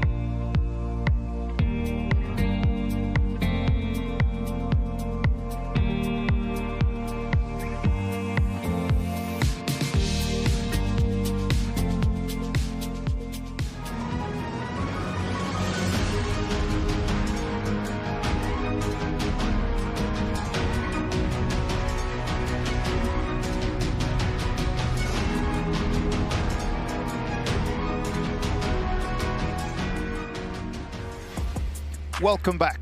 This is already game 2. We're going to move forward into this matchup between Chongqing Wolves and Foshan DRG. Chongqing Wolves already 1-0 advantage. This is going to be a very painful loss for DRG as they lost their Lady Sun. Yeah, the BP lost is there. Like Lady Sun and Dunshan being used and lost. So which means that Dunshan might be stay on their bans here, might be having the one locked position over there. But I think the most wrong part of game 1 is their decisioning. I really think that DRG is not that ready than their opponents. Like definitely Chongqing Wolf have wiser decisions, better like movement and rotations. So DRG is not that bad to revive. It just simply get inside this game, get ready, don't be destroyed or kind of distracted by game 1, and everything will be fine. We're very lucky and very glad that we can just bring the top KPL performances over there to the global server fans that we have around, and hopefully everyone is just taking notes, because this is one of the important things when you come into very high Halo kind of competitions. You really need to be understanding of your decision making. It's way more important than just going out around and just demonstrate how good you are. That is the main idea of what we want everyone watching right now at home to understand. The way that DRG played was really good, but at the end of the day, their decisions just turn things around and allow Chongqing Wolves to take the victory. Yeah, I think they have their experience when it comes to how to defeat the Wolves. Yep. They did it a few days ago, right? In the upper bracket, they defeated Wolves with a 4-2. So it's not that hard for DRG trying to think back what they did great in the previous best of 7 and just do the same for today's matchups. Because we talked about this. This is a lower bracket. If you lose, you lose. You get your holiday, you got eliminated. There's no more competitions for you to play in the 2025 Grand Finals. So this is a very precious moment for DRG, trying to find themselves back, get the momentum back. Nobody wants to go on holidays right now. Yep. Believe it or not, I know that every single one of them, they want to keep working all the way until next Saturday. Of course. When we're going to have the final in the National Stadium. Everyone's going to try to turn things around right now. For Chongqing Wolves, they want to keep doing the exact same thing. They want to keep being aggressive. They want to keep initiating. They want to keep fighting, because they've just realized that if they go and they fight, they might be a little bit stronger. They might have a better feeling in their hands right now than DRG. I think the Wolves are really changing. Like the last best of 7 with DRG, they're very chaotic. They're very unrational, right? They have so many rushy movements and decisions. But for this one, you can see their changes. You can see their moves and the strategies are totally different. And this will be a challenge for DRG. After that best of 7 that they lost against DRG, right? Like they come in and then they win 4-0 against JDG and then they win 4-1 against KSG. Yeah. That's got to build confidence on them. Like the last time we had that interview in the Chinese channel, it's very interesting. It's Dao Zai and Pound together. Like their momentum is screaming out for the confidence. They feel so confident in the lower bracket because last year in the 2024 Grand Finals, they did the same. They were in the lower bracket. They faced a lot of enemies. They go for the RW one more time and they destroy with the 4-0 with E-Star Pro. They managed to win that ultimate battle with KSG and finally get into the final still in Beijing, the same city, right? Last year, even though the stadiums are different. Different stadiums, right? We're just moving from one side to the other, but the whole feeling is going to be different. When you look at the National Stadium, when you look at the Bird's Nest, and you see the importance of what that stadium means, and just being able just to get yourself to play a game inside of that stadium, that's gonna mean a lot in terms of these professional careers. Yes. Game 2. Since DRG lost Game 1, they will have the priority to pick side, and they choose the red side one more time, which means that they still wanted to go for counters, right? We hope that Ze, the coach, Ze, have been changing, trying to the momentum and their psychological stress for the side of DRG. Hope these boys can be better in Game 2. In both games, Yanjin has been the first ban. Yeah, this pair cannot be let out for both junglers to play. It is 100% win rate on Pang's Yanjin for this Grand Finals. So since Yanjin is not there, Dolia won't be a pick. Cat Boom is over there for the Wolves to pick if they want, but Arlie seems to be their answer. Arlie is going to be the first pick right over here from Wolves. There's always the option of just getting the Diadea right over there as well, right? Just to make a good pair in there. The Diadea and the Kaiser might be probably the next 2 picks. And as to DRG counters, Channel is there. Kia is there. If they wanted to look for those laning counters, they can choose Channel and that Diadea. It really depends on whether the Wolves Esports wanted to play that. But they separated the pair because normally Arlie, Kaiser, and Diadea is a fixed pick. Whole comp, right? Yes, whole comp. One frontliner and a supportive roamer. But Kaiser is out. Who will be your choice, the Wolves? The Cat Boom. All right. Laning. Early game is what the Wolves Esports are looking for. Sulia won again. Sulia has been so successful in this KPL Grand Finals as well. Main heroes it is. Main heroes. Whenever that you choose, when they ask them before the tournament, what is going to be your main hero, they need to be thinking about 2 different angles. The angle number 1, which hero am I really good at? And the second angle, which hero really represents me? Yes. So those 2 angles, a lot of them chose heroes that they're really good at. And some other players chose heroes that represent them. One chose the Nutra, right? And Nutra is most likely not going to be a hero that we're going to see today. But it has a lot of a very deep meaning to this player. Sulia has been played by one in the Grand Finals for 9 times, and he has a 78 winning % using this hero. Definitely the Chongqing Wolves wanted to secure this game too. If it's a 2-0, I think the Wolves are looking very good today. But the DRG is not that weak in the composition. They do have some counterbacks though. Diadia and Kaiser, very, very tanky front lines. And as to the laning, if the Wolf does not change the lanes, I think China will be having a great time doing the laning versus Arlie. So right now we have the Diadia and the Kaiser. They're going to be moving together at in the mid stage of the game. At the beginning, the Chano is going to have the opportunity against the Arlie. That's going to be a very big advantage that he's going to have due to the way that of the design of the hero, right? Like that's going to be really easy for him. DRG, for the option for Clash Lane, they're going to go with the Byron. Yeah, I think the ban are really obvious. Like they've taken away Meng Tian and Lu Bu, two of the heroes that can do a greater like pressure during the laning versus Byron. So definitely these two bans are there trying to make sure that the Byron stays so priorities on the top lanes. Nothing's gonna happen. Easy laning for Byron. The Charlotte, it's not like a contestant. Byron can get a very clear way priority over there.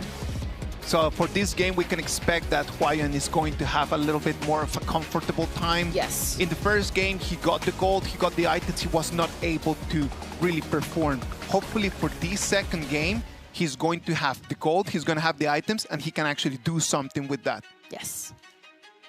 But the other choice, Duan as the jungler, has the most played and very high winning rate hero for Pound. Very tanky though. Duan and Sulia together, double front lines. Enough vision. The vision is over there. If the Wolves are leading the game, the river control is going to be crazy. DRG, the very last pick. Because the selection of the majors are really limited. After the second round of the bans, Haya, Mai, Angela is all out. Xiao Qiao seems to be the only choice. Doing 7 games, 6 victories. It is just one of those heroes that for Chongqing Wolves has been working really well in these 2025 Grand Finals. Okay, you can see the game pace are different for this one, for DRG.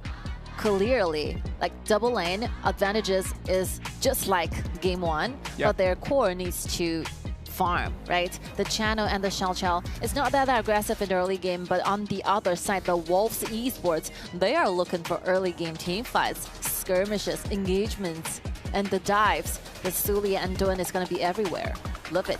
You can imagine that the Cat Boom is going to have the priority over there in the mid lane. He's going to clean wave, and because of his mobility speed is a lot higher than the Xiao Qiao, you're going to start seeing him just making a lot more moves on the Clash lane and in the farm lane. So having eyes on where the Cat Boom is going to be very important. It's going to be one of the important tasks that Yoku is going to have to do on that Diadia. Yeah, but Diadia cannot just simply go to the mid or Kaiser, even though it's Kaiser together with Xiao Qiao, they cannot simply just clean away faster than the Cat Boom. This is why the Cat Boom is so OP. Like Cat Boom cleans away so fast, and the rotation, the speed of how he creates something happen on the map is so crazy. So the Wolves Esports definitely are looking for a very fast pace, 12 minutes, 13 minutes fight, right? They wanted to finish off everything fast, or otherwise, if you take another perspective of this game, the cores, the Channel and the Xiao Qiao at the late game, that is going to be a problem. Yeah, that is going to be a problem for, especially for Track. The Arlie is so miserable at the late game. Arlie's, I love how a lot of people just love the Arlie as a hero, right? But he's one of those heroes that after 15 minutes, as the others, of their opponents start just building the defense items, it becomes really difficult to play. Yes. Let's see whether the Wolves Esports can just keep up with their high tempo, just like game 1, or does DRG change their momentum and finally adjust themselves into the best states. Rina has a very good game in game 2. All right, this is going to be the semifinals of the lower bracket. Let's wait and see. Right now, it's Chongqing Wolves a 1-0 advantage. Let's move into game 2. Let's see what's going to happen in the Gorge. Let's go live to Changsha and let's hear the audience cheer for their teams.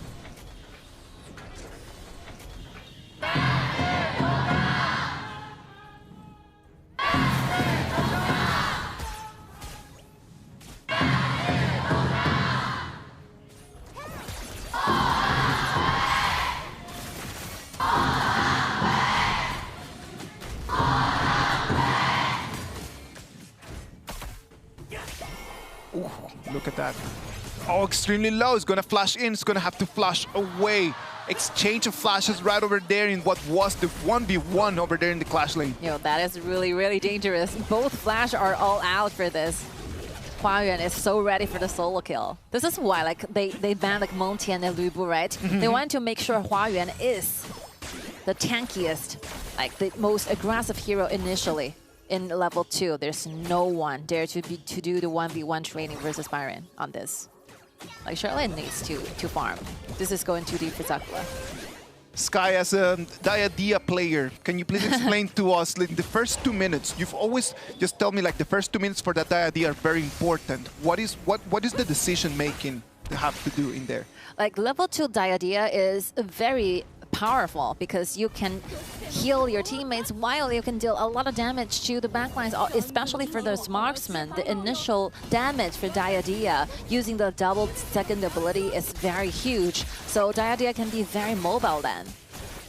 So in the first 2 minutes, the main idea of just playing that Diadea is just gonna be go there and then just fight and then just be jumping on people, trying to build a little bit of a gap. If you do have those laning advantages, you might as well just aiming for your enemies, right? If you have to, get some pressure, you just not have you do have a very weak laning phases, you might as well just heal your marksman. Of course. 2 form, very well-rounded. 3 guy at the same time. TP. The TP channel is so crucial for the top 4. You can see initially in the early 4 minutes, both AG, WB yesterday and today's Wolves and DRG, they're making good use of the teleportation though on the top. It just defines the jungle pathing, right? It just allows everyone just to come in, help the jungler just to clean the waves faster, and then after that everyone just goes back to their lane. Yep. Without actually just allowing their opponents to have some damage on the turrets. And sometimes the team is going to be helping you protecting your own waves. Look at this. Another wave cleaning in the mid, making sure that the marksmen, the junglers can move faster. It's all about time and resources. The rotations here are going to bring us that the Kaiser and the Twin are following the exact same path. Wow. So they're actually meeting each other on the farm lane, around the clash lane at the exact same timings. Even though there's no team fights happening, we can see 400 gold differences between these 2 marksmen.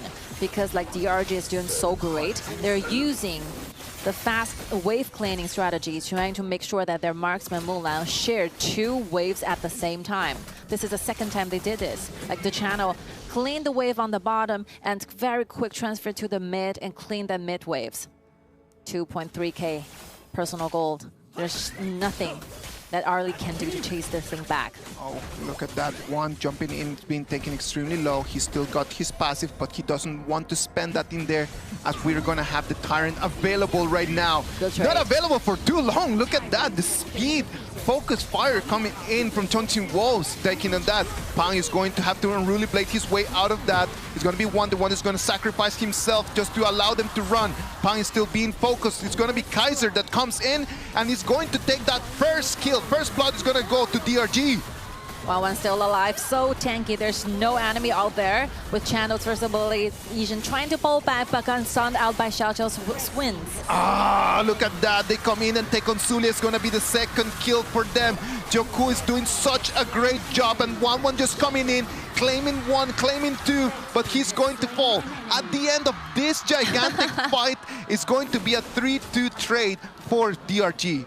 I think no one 3-1 trade for DRG. Yeah, Look no at one that. expecting for this team fights to stay this long. Initially, I think it's a very good trading strategy for the Wolves.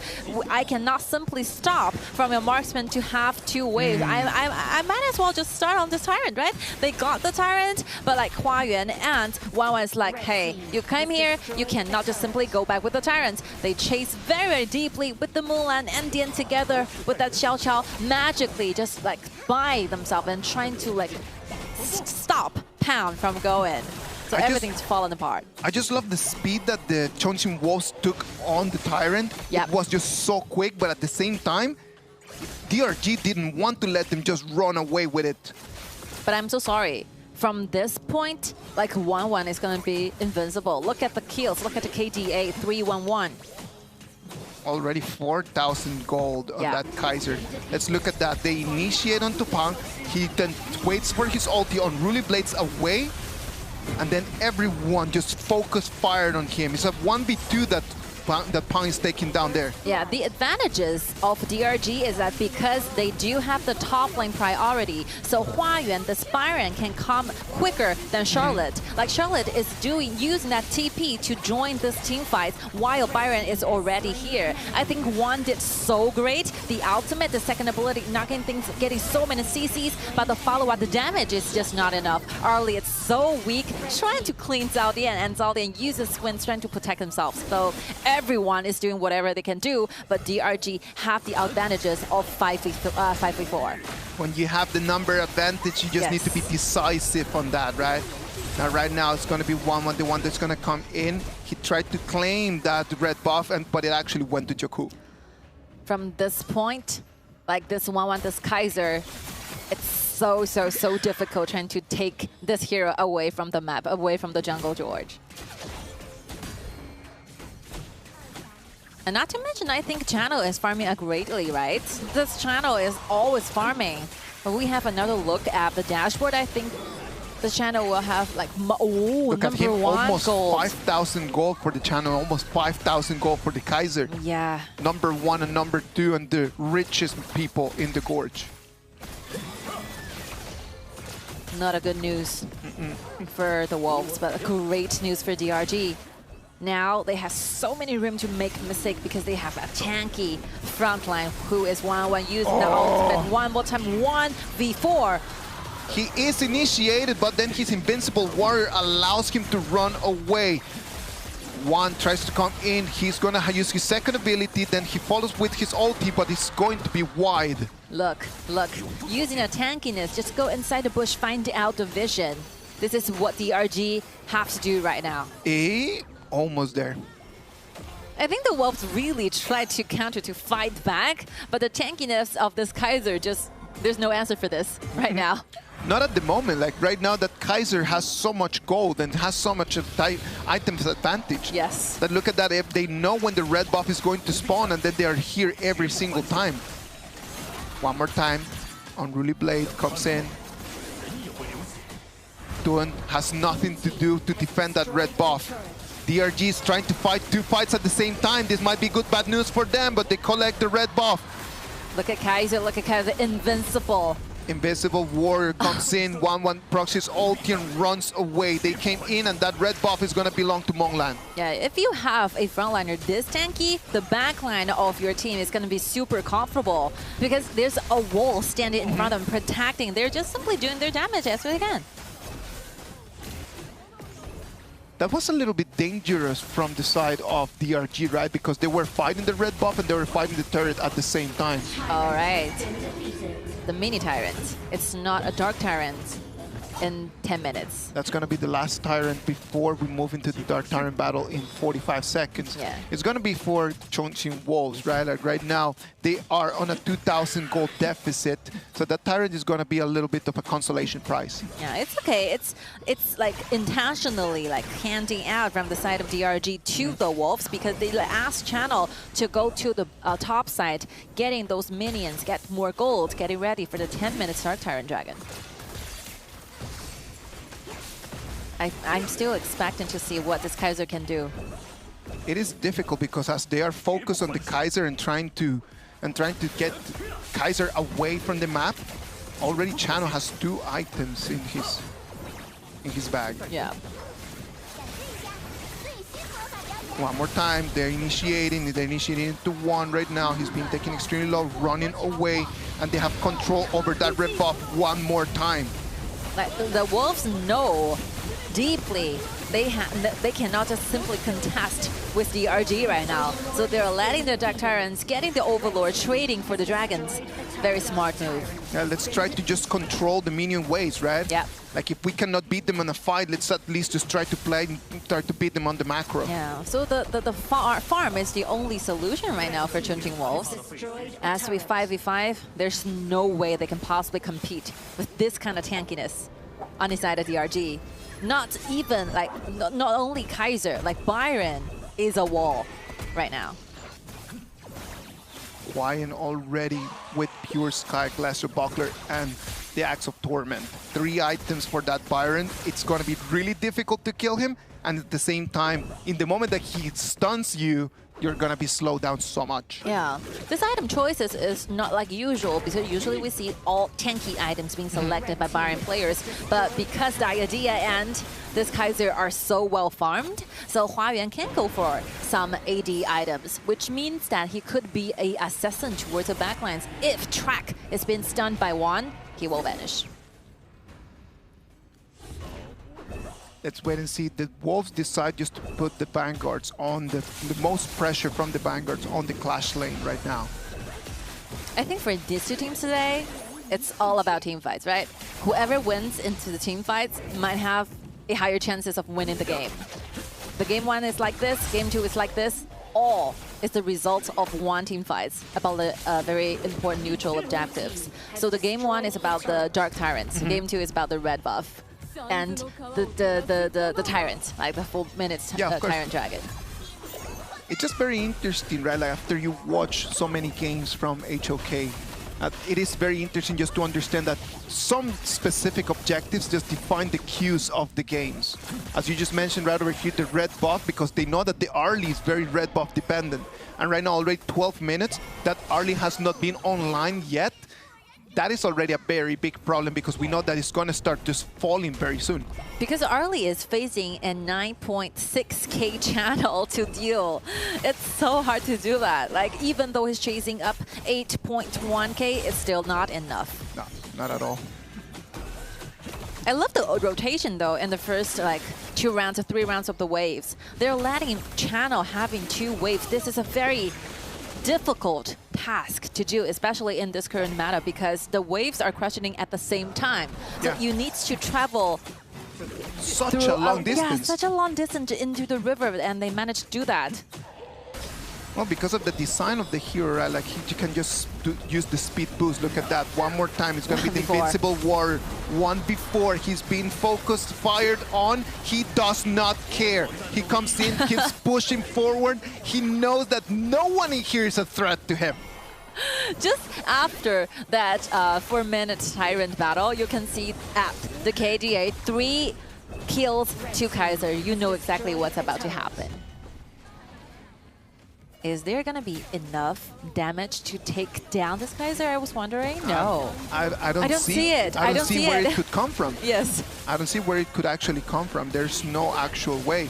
Look at that one more time. The Unruly Blade comes in. They're forcing them back.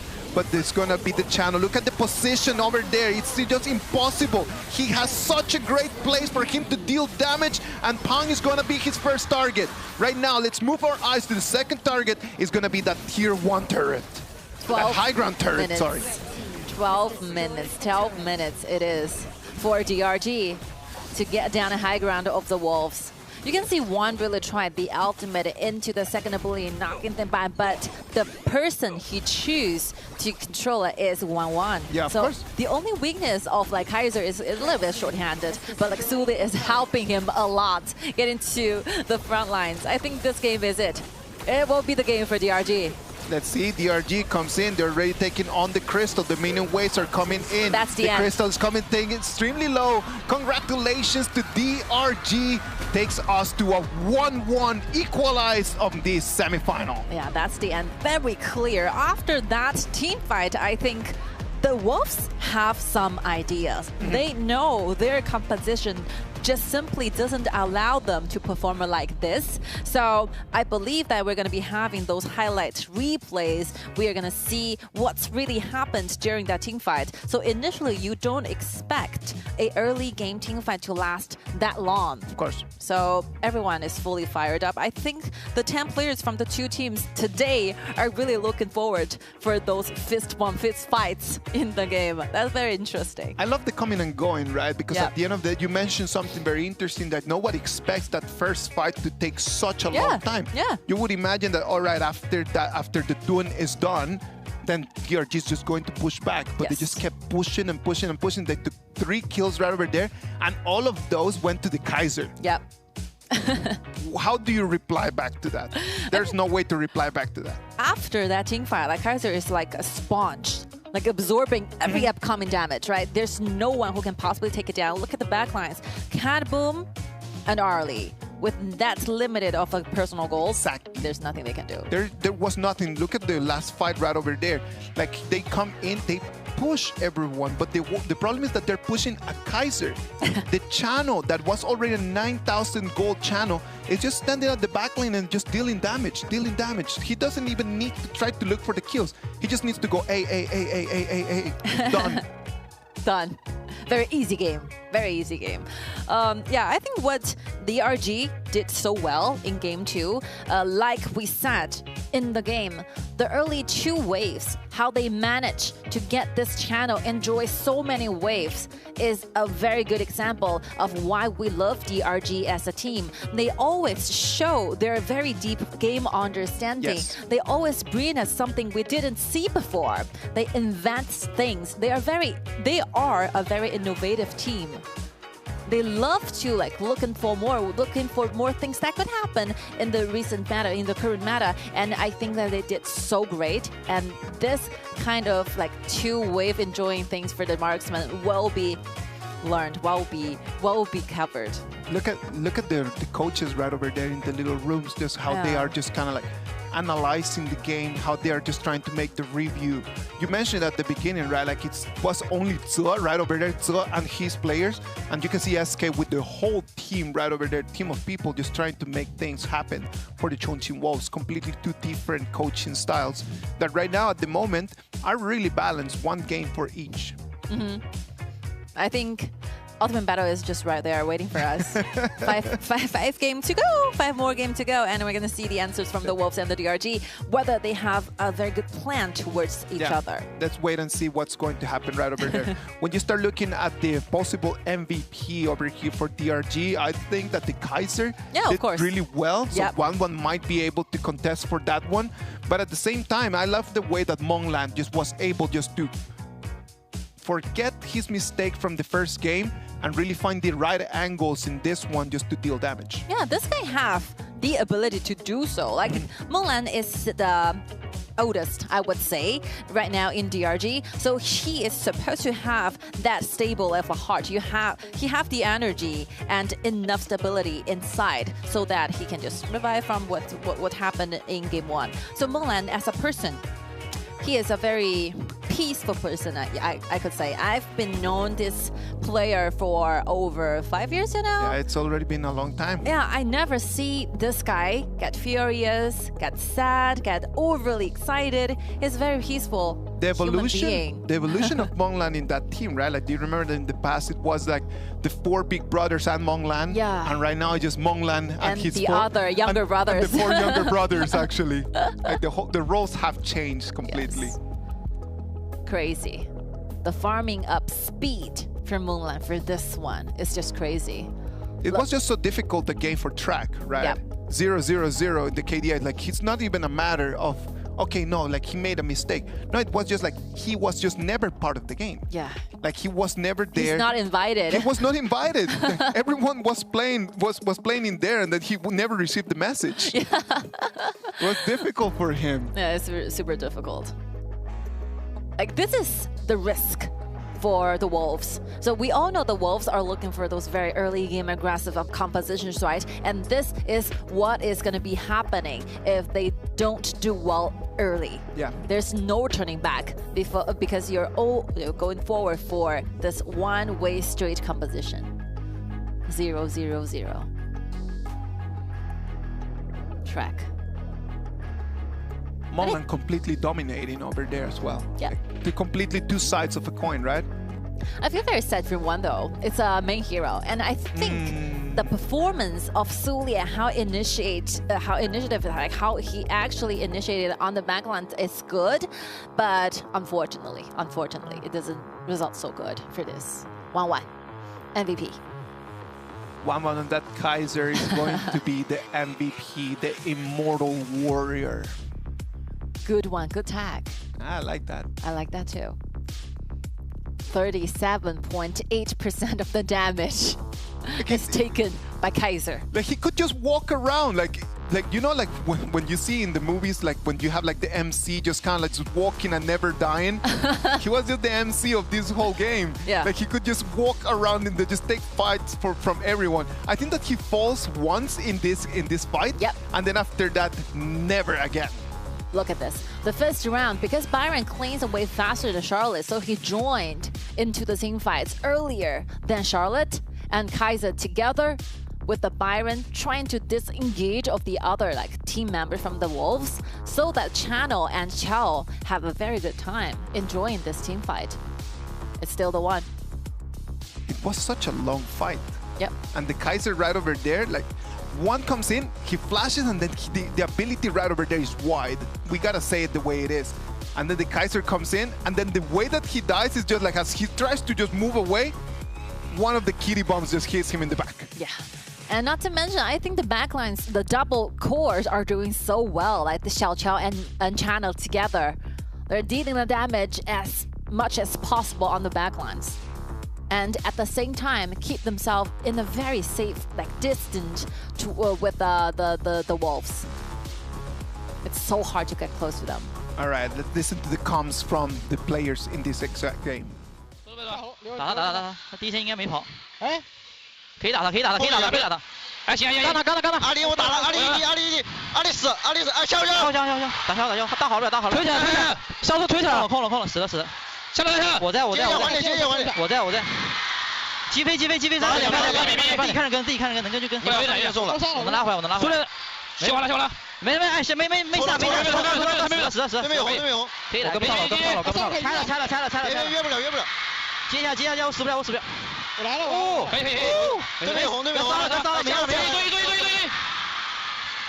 对，翻回来打，能打，输的可能找位置去了，兄弟。哎，给他找，别怕，我们正面不推进，他输的应该绕了啊，自飞在正面，别，打他，别位置，我有大，可以打，慢慢打，消，别急，可以打，哎，消死，慢慢打，压一波，过来，送过来，中线送过来，应该把夏洛克准备救，看，准备救夏洛克，你看着，没有，消失，哎，输列去到了，难，兄弟，点不了，没可以看得来，有线的兄弟，有线的，哎，有线。How you like that? I love the comms for the first one because there comes a moment when they just realize that they just killed like 4 people. Like, eh? They just go like, eh?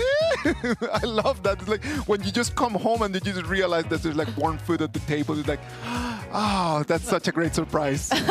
You know, I think Wan is the only person in DRG who knows how tanky he is at that very second. Like the last team fights, everyone, the backlines, Mulan and Xiao Chao and Zhao Dian are a little bit afraid of being like lost vision of that Sulia. Yeah. They're reminding each other, where's the Sulia? Wan is the only guy saying, it doesn't really matter. Well, I'm tagging enough, just go in. Where is the Zulia? He's like, I don't care. I don't care. You don't need to care about this. I love it. This was such a great game. That was game 2. What about if we take a little bit of a break and we come back with game 3?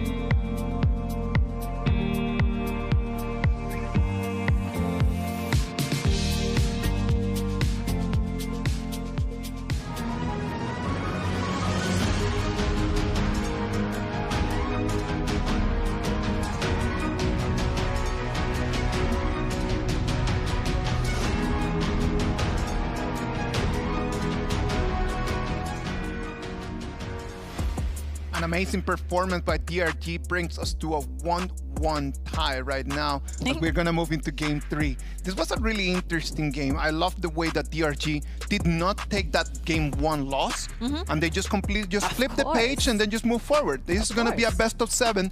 Losing one game, that's something normal to happen. Yeah, come on. It's the best, like, top 4 teams in KPL. They are supposed to do that. You know, your minor mistakes happen to everyone. You just bring yourself like momentum back and everything is a fresh new start, I would say. So, game 3. I think from the previous 2 games, we have a very clear picture of what's about to happen today. Is all about the jungle team fights. It's all about the fighting. Yes. That's it. None of them want to just take it slow and just try to play long late game compositions. No, they want to just like fight. They want to just win those fights. If you're able just to put your fist up and then you're able just to beat the person in front of you, you're going to have the advantage for the game. That's simple. And that is going to be why it's just such an interesting game. As long as both of them are willing to go in and to fight, this is going to be just a highlight. I think starting at game 3, we're about to see those assassin junglers up in the game. So both junglers are so great with those assassin plays. For example, Jin is a very common shared hero pose for both junglers. And since like Pan had been using the Flowborn tank and Dun one more time, the Algren is out, Jin is out, so like 1-1. So I think game 3, we're looking for those very aggressive assassons. The pay, 1-1's pay has been so dominant in this whole tournament, right? If I am not mistaken, I think it is a 100% win rate that he's got on that pay. So that is actually insane, knowing that he's in front of the one and only pay user in this whole game, Pan. Yeah, like Pan has a lot of heroes that can use Algren with a 66 point of winning rate, and unfortunately, Dun does not bring a victory to his side. He has a very high winning rate on that. And just like you mentioned, Yang Jin, of course, 6 times 6 wins. So, like, Chongqing will still have so many compositions stored in their bank. It's just a matter of time. What kind of composition they wanted to bring to this one, game 3. Since they lost game 2, which sides do they prefer? Are they going to the blue, going for the pairs? When the duels, or otherwise, do they want it to go to the red side? I have a question, Sky. Yeah. When you with a cold mind, when you analyze the reasoning behind why both teams have just been so focused on more of a warrior kind of tank jungler, do you think that has to do with how important their farm laners are for the compositions? What do you think is that happening?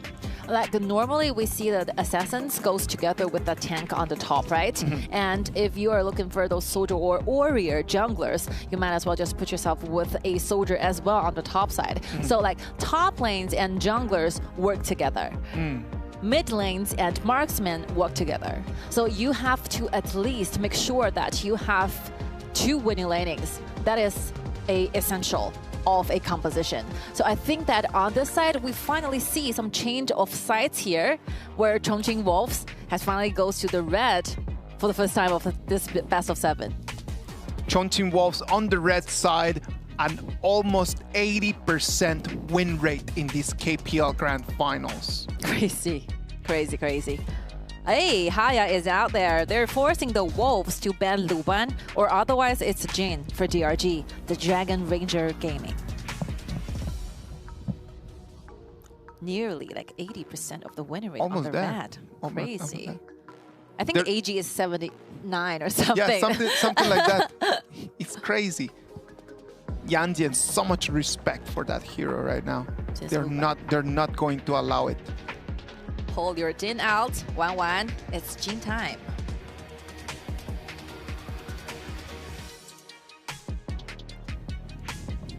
Let's see. It's either the Jing or it's either the Pei. One of those two might be useful. Wow. But if you decide to go for the Pei, then you're gonna lose him whenever that you go for the Master Lupan on the front. Wow, this is a very swingy choices. We have no idea what its Chicha is gonna be. Like Mulan is the very first player who used Chicha in our tournament, right? Yep. Chicha is the latest hero in Honor of Kings, and Mulan is the very first player using it as a marksman down below. Actually, these two marksmen are those two players who used Chicha on the bottom side initially in their trainings. All right, Dun Shan and Sun Shangxiang, Lady Sun. I love swingy choices. Yeah, of course. I love when you just go out with something that can be used in multiple lanes. That's why the Chicha is one of them. The Dun is another one. Like very, very, very interesting to see those picks over there in the VP stages. Even after they have picked 3 heroes, you still have no idea of what is actually happening. Yeah, what's the position for Chicha. So it's going to be challenging for the Wolves to do the second round of bans here. You have to guess where, like DRG wanted to put this Chicha in. And Pang has even used that Chicha for jungle as well, yeah, right? Yeah, cool. Very good, like, good play though. Okay, Ogren is there. From my own perspective, I think the Pound's Ogren is top level in KPL. Would you say that it's top 3 among the top 3 players of Ogren though? Yes. I have my faith of Pound using this hero. Jin is out, Guan Yu is out. Like Chongqing Wolves is trying to make sure that there's no one who can possibly get Lady Sun into trouble. Dharma, good one. This is a very unique hero pool for Sakura though, so they know exactly what kind of mess this Dharma can do to Lady Sun, banning this selectioner out. Mai, Byron, Xi not available anymore. I'm still looking for a mage who can deal those CCs for Huan. Chang'e. More of a tanky kind of mid laner, right? Great counter towards the cat boom, very traditional counter. So using the tankiness initially, trying to shoulder those damage coming from the booms. And the first ability, the stunning time is very long. So it's a very good hero trying to initiate, to come up with those CCs that the Wolves really need. Another bodyguard though.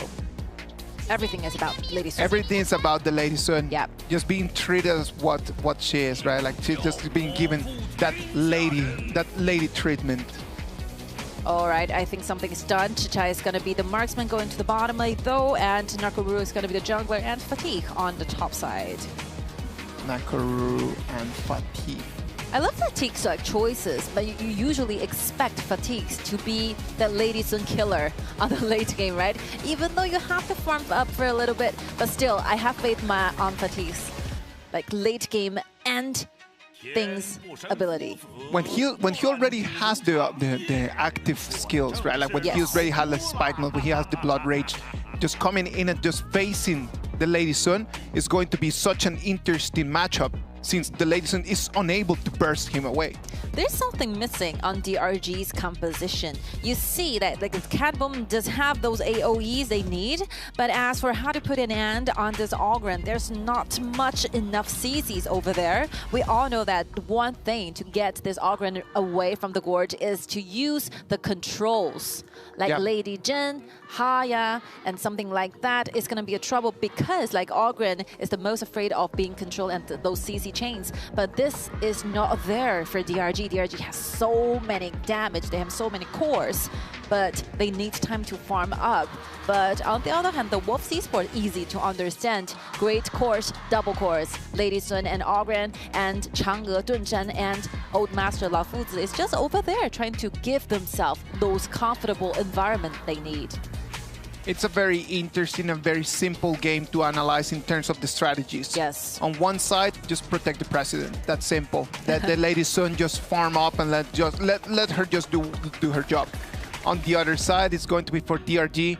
It's going to be like a lot about like how do we find a good angle to just immediately just eliminate one player from the position. Yes. They need to just try to find the flanks, trying to find the right angles, trying to wait for the right fights. It's not about fighting a lot, it's about fighting the right moments for them in this game. I think DRG has a composition that screams out violence. It's a very violent composition, but they need time to farm up. This is one thing. And they are all like warriors with swords, but there's not enough CCs. Like Sulie's ultimate and second ability is the only like ability I see in this composition who can control and trying to like give some pressure to Ogren, and after that, there's none. So for Pound, I think this game is a game where Pound can enjoy. But if like DRG have a very well-rounded, very full farm, I think the damage upcoming is going to be a huge problem. Let's wait and see what's going to happen. That's going to be a difficult problem for DRG to try to solve. Let's wait and see. This is going to be game 3. In here, one of the teams is going to take an advantage before the halftime break, Red. Yep. And that's going to be a moment just to either to do or die. This is going to be the moment where one of them is going to take a little bit of an advantage before we move into the second half. Ladies and gentlemen, on the blue side, DRG, on the red side, Chongqing Wolves.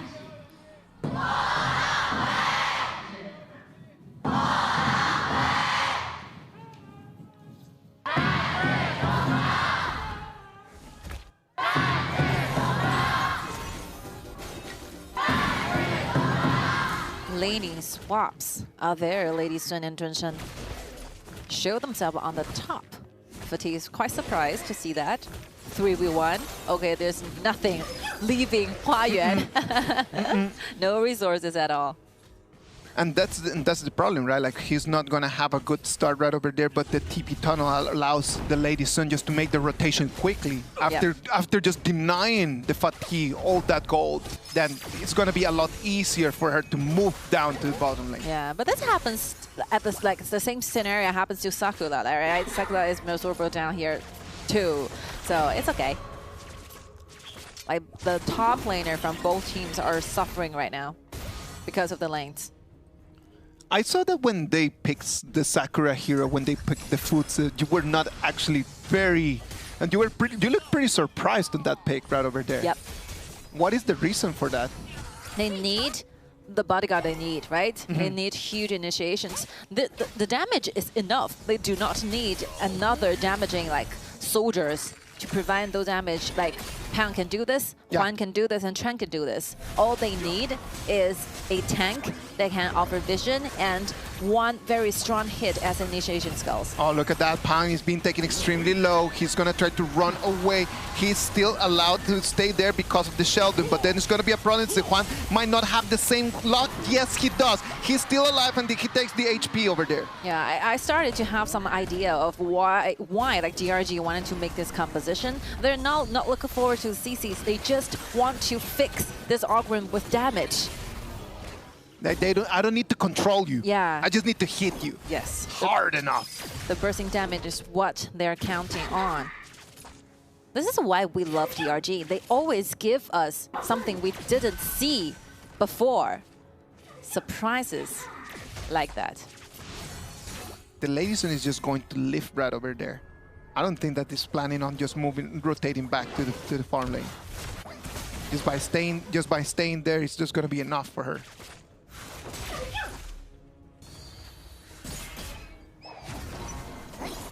$2,200 golds for Nakororo. Oh, Sakura being taken extremely low. The second comment comes in. Monglan is going to deal some damage, but it's not going to be fatal. Yeah, there's no ladies for Fuzi versus Chicha. Very difficult. No winning. Rotation. Chang is going to be the one in charge of defending that farm lane turret. Yes. At this very point, I think Chang'e can do better than Fuzi. Yeah. Laning swaps too. They decided that this Fuzi was taking just such a difficult day right over there, so they decided just to, you know what, let's just change the lane one more time. Yep. Let's just swap. We've already just slowed down the fatigue already enough. With the fatigue, with the foods on the top, there's nothing to worry about. Like, with this kind of goal here, they cannot finish each other. Like, there's no team fights there. Look at that. They're just going to punch each other. That's it. I punch you, you punch me. And that's it. Nothing happens. Hiring. Looks like an easy one. Pang is going to claim that. I think Chongqing Wolves get every 4-minute Tyrant for the 3 matches till now. Up until right now? Yes. They got every Tyrant. First one. Yes, I think so too. Yeah. They have a great control over this neutral objectives. Nothing coming in right over here from the side of DRG. They are not in the position right now just to take on any fights. The rotations right now, Nakoruru still gonna need a little bit more items for her to be actually online, right? For Nakoruru, it's gonna be difficult at the beginning since it's so dependent on just the burst damage. Exactly. River control, map control. The tier 1 on the top will go down, while Nakoruru is trading things on the bottom as well. They're just gonna mirror that decision on both sides, and they just keep it easy and slow like that. But the speed of the farm are different. Like Nakoruru is taking over with a lot of waves, which you can see that 4.3k already, while Ogren from Pound is only 3.6. This is a difference. Like Right. DRG knows how to do that, even though the overall gold, like the Wolves are leading. Yeah. Right now, but with only an Axe of Torment, I don't think that it's going to be enough just to burst anyone but the track. Yes. Sage's Might is going to lock in Fatih. Fatih is going to have to proc his ulti as well. The King's Return comes in, the Conductor of Souls comes, but it's not going to have enough damage. But he's going to come in and take the Fatih down. Yeah. It's going to be a kill over there for Pang that was completed. 90% of that damage was done by Sakura. Nakoruru is looking for kills though. Oh, comes in, but it's going to be jumped back. In the moment that 1-1 landed, it was just picked up and sent back by the Sheldon. You know, something's happened. The thing that we were worried about, even though that DRG can use their bursting damage to take Xiaopang really, really low, but without the control, without the CCs, you always use that ultimate healing back and back. So that resulted in the first blood into Pound, and Pound right now is looking good on the gold. Without the stun, he can always just run away. Yes. It just makes me feel like you come in and then you are getting so close to the kill, but then it's just running out. And that's got to be frustrating as time passes. Well, look at this. Like, Pound is ignoring everyone. He goes straight forward to Huayuan, to this Fatih. Even though, like, Chicha is there, Zuli is there, he doesn't care about them. Using the bridge to get to the destination he wants. So straightforward, so destined. Overlord. Yes. To the Wolves. Starting to do the snowballing thing. Difficult time for DRG. They do not have a gold advantage, but in just in very specific players, there is a very clear goal. There's a very clear gap in between Nakoruru and the Ogren right now, right? Yes. And there is a very clear gap in between the Lady Sun and the Chicha. I think Nakoruru, like, 1-1 really has some talent into farming. He knows where to... Oh, wow, missed the target. So sorry. Tien just coming in and had to flash his way out of that fight. Well, you couldn't imagine what if the ultimate hits on this Catboom. Everything will fail.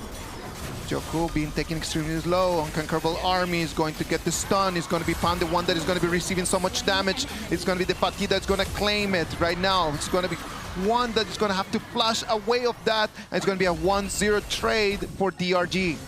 Not a very good positioning though, like Sulit together with Fatih have a very good, like, perfect combo paired here, using the ultimate, getting Pound out of the picture.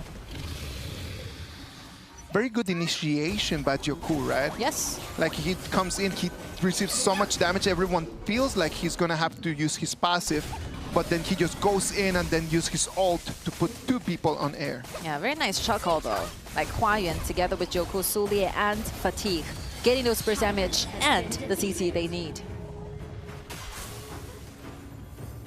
They're getting things back to their side. Dragon Ranger Gaming did so well, 7.2k on Nakoruru. With a Siege Breaker already has on it. I think the next item is going to be Spike Mill that Nakoruru is looking for. Yeah, of course.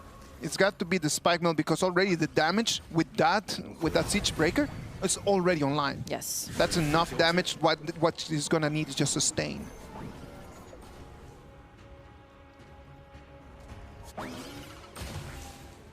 Yesterday we see how the AG farmed up so quickly. Today, gonna see like 1-1, how he still finds the resources to have this high of a gold percentage.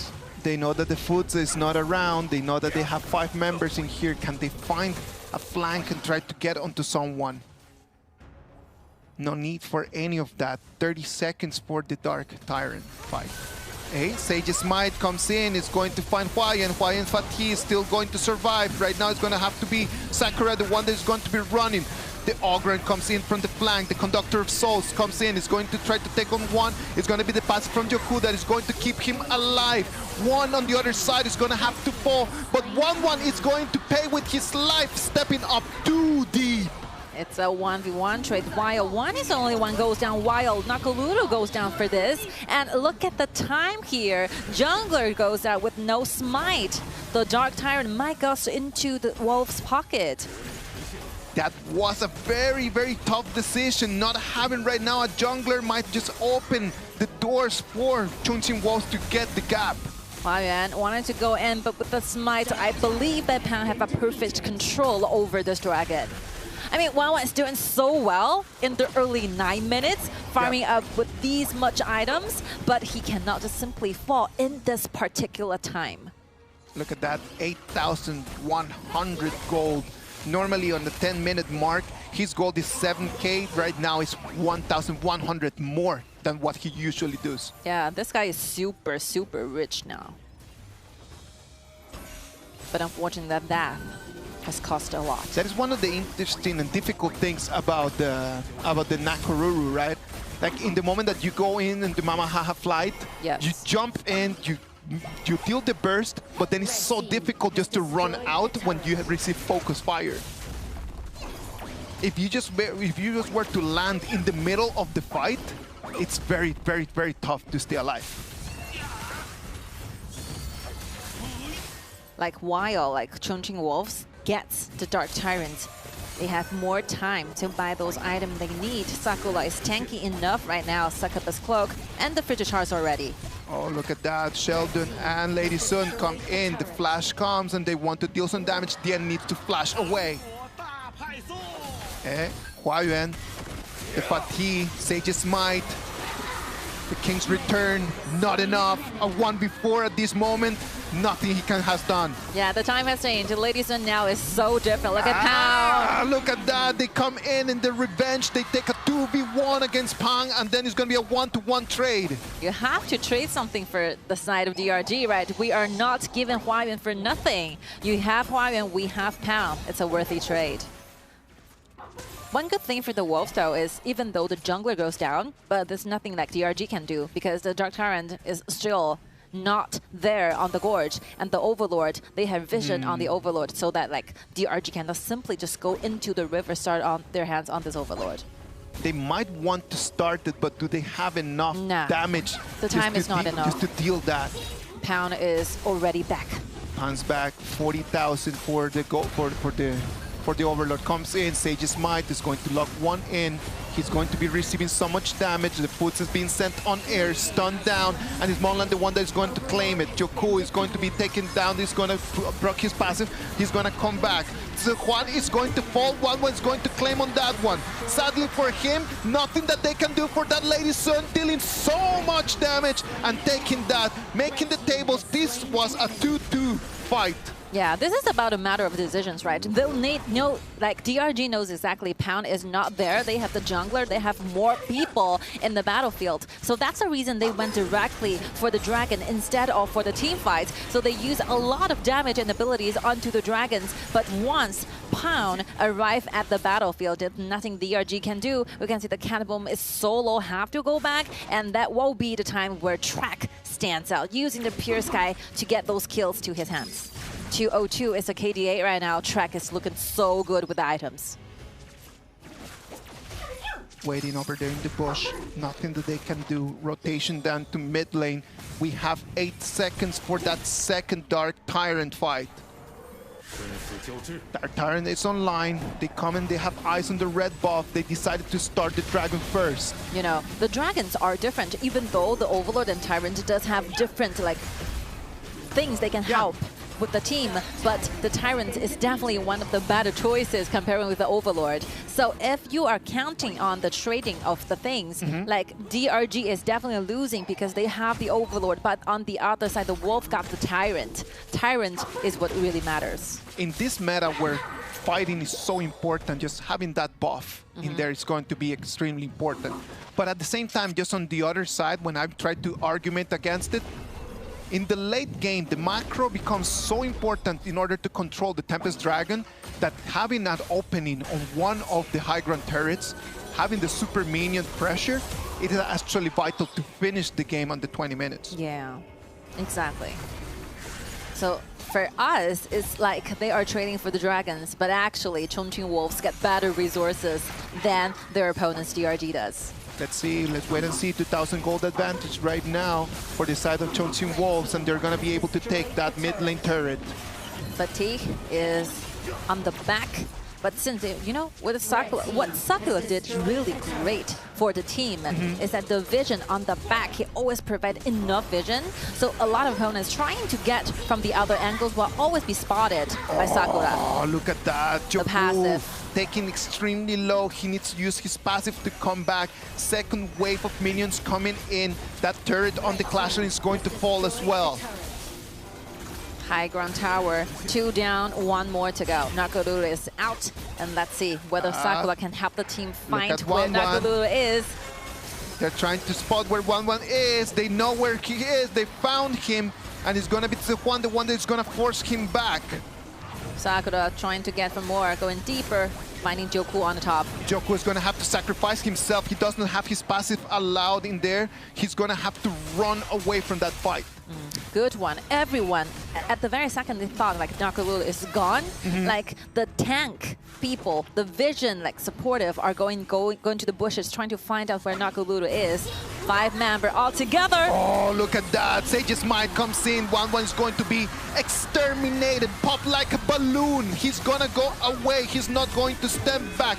Monglan comes in. The second coming is not going to be enough because Xiao Hang is going to take him on that Ogren. It is a 2-1 trade for Chongqing Wolves, and they have priority over that Overlord. Yeah, the execution of this is just so magnificent. You can see like when DRG wanted to go from the front, Chongqing Wolves know this. When they want to hide and get some target, Chongqing Wolves can get it. So that's the difference. That's why they won like 2 teams in a row. Look at that. The minions are coming in. Joku is going to fall. Then it's going to be Huayuan, the one that is going to follow him. As the waves come in, this is going to be a second victory for Chongqing Wolves. If they can just manage it, it's going to be the Cat Boom, the last option in there just to try to clean the wave. But the super minions is too many of them. It is just so hard. And look at that. They're able to clean the house. Chongqing Wolves goes back looking for the Overlord one more time. Slap me in the face right over there with that one, I'm saying. Yeah, don't say that. I think the Wolves still have a lot good chance for this because of the Overlord. But DRG, they have no room for anything else. If they lost one time in the team fights, and that will be the end for this game. It looked like they had it in the back. Yeah. I'm really sorry. Yeah. It looked like they had the minion wave, they had the numbers right over there, they had the HP. I don't know. They're just trying to be a little bit more secure, maybe? It's about the decisions. They're waiting for the guy, not the crystal. All right, let's see. Sage's Might is going to lock Joku at the back. They have priority over this Dark Tyrant, but he's going to re-aggro. I'm just looking at that. Dark Tyrant goes back. There's going to have a wave of Vanguards already at the high ground. Gradually, the Vanguards is helping Chongqing Wolves a lot. Let's see. Get the dragon very low. Look at that. The flash and the Sage's Might comes in. They find Joku. He's going to use his passive, but it's not going to be enough. He's still going to fall. From the back is going to be Fatih. The King's Return comes in. Proxy's ulti. Monglan on the other side is going to fall. Fatih has nothing that he can do. Look at the base. Look at the base. 3 Vanguards. They're giving out their crystal to the Wolves. They tried really hard to go back, but the waves pressure and the wave advantages is just too huge to the side of Chongqing Wolf. That will be the end of Game 3. Congratulations to the Wolves getting 2 points in the very first half of the best of 7 for this one. So right now I can say it, yeah?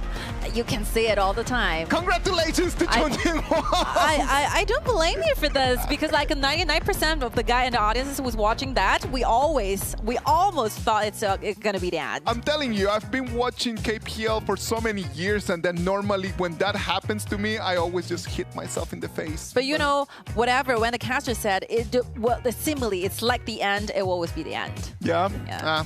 Well, we play and we grow. We don't blame you for that. I think so too.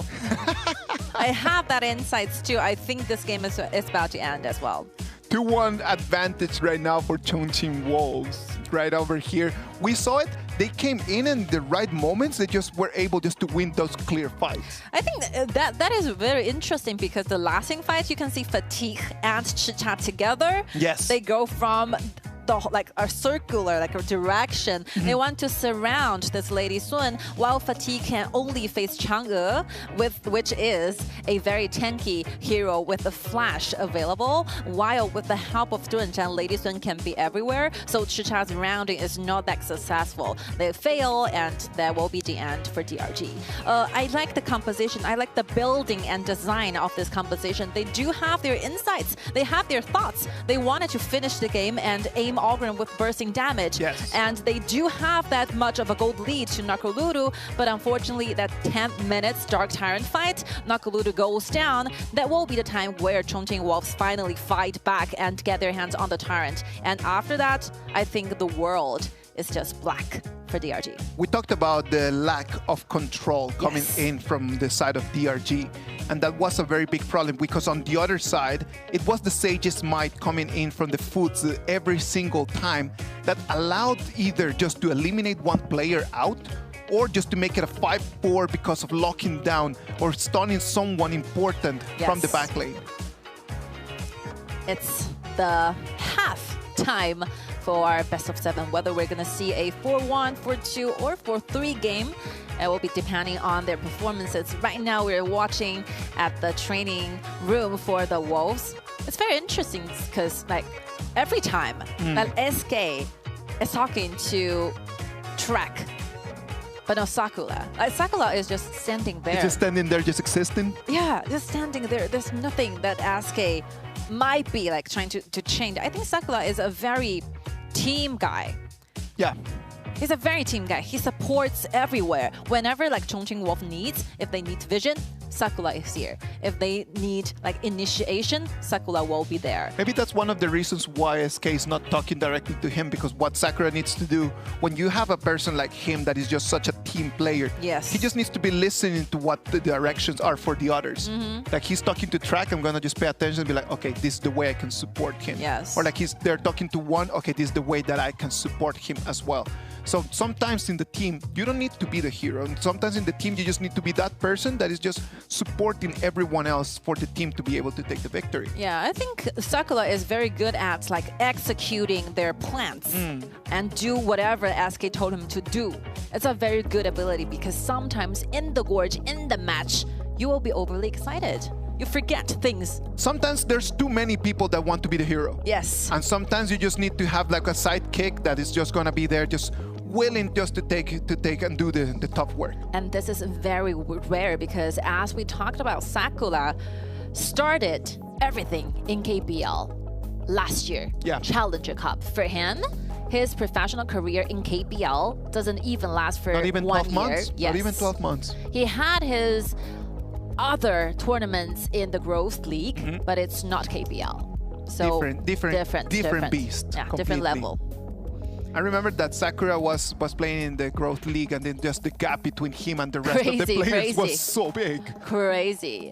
I mean, for example, we have 10 teams in the Growth League that Sakura can have a solo kill with the other top laners, 1v1. This is how talented this player is. You put him in a 1v1 against anyone in the whole league, and he's always winning those ISOs. Just put him in a solo fight, and he's always taking the dub. Imagine. So that's why they had to promote him to KPL, right? Yes. It was just already in the Growth League. It was just too small of a pond for him. There is a season in the Growth League where he used over 20 heroes on the top side. How do you even use more than 20 heroes on the top? Well, what is really interesting about this guy is he used Prince of Lanling on the top. Yeah. And he has a very high win rate on that. And Diao Chen, of course, on the top as well. Oh, MVP. The one and only Sakura is going to be the MVP on that Futsu. He came in, he flashed, he stunned, he controlled, he dealt death.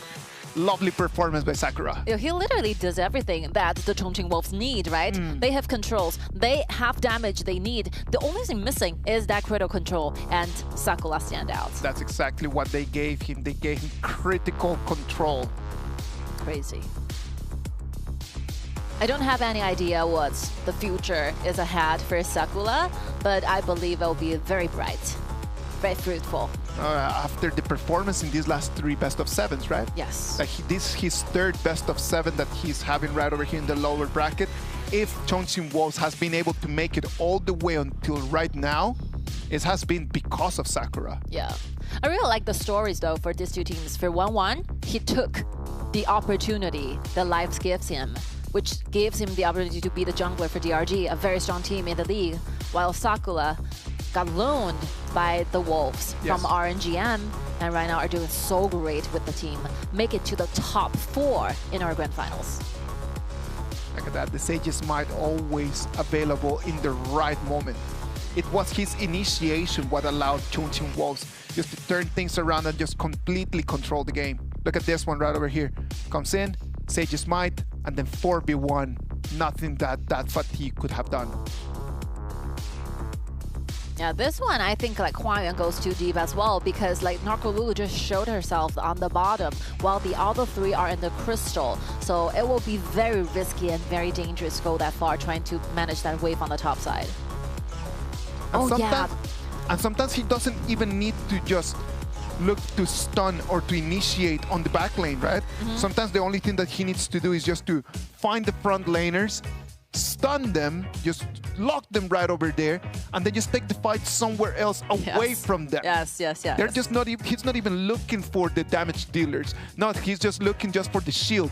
Take away the shield and they just immediately just deal the damage. So the hero pools are crazy. As we talked about, this guy can play over 20 heroes on the top side. So normally for a very young player in the top side, they don't have this foods in their hero pool. 20 heroes. I don't even know what 20 heroes he could have played. You know what? What about we do this? Let's divide and conquer. You guys have a little bit of a break. I'm going to go and look on those 20 heroes, and then after that, I'm going to come back with a whole report.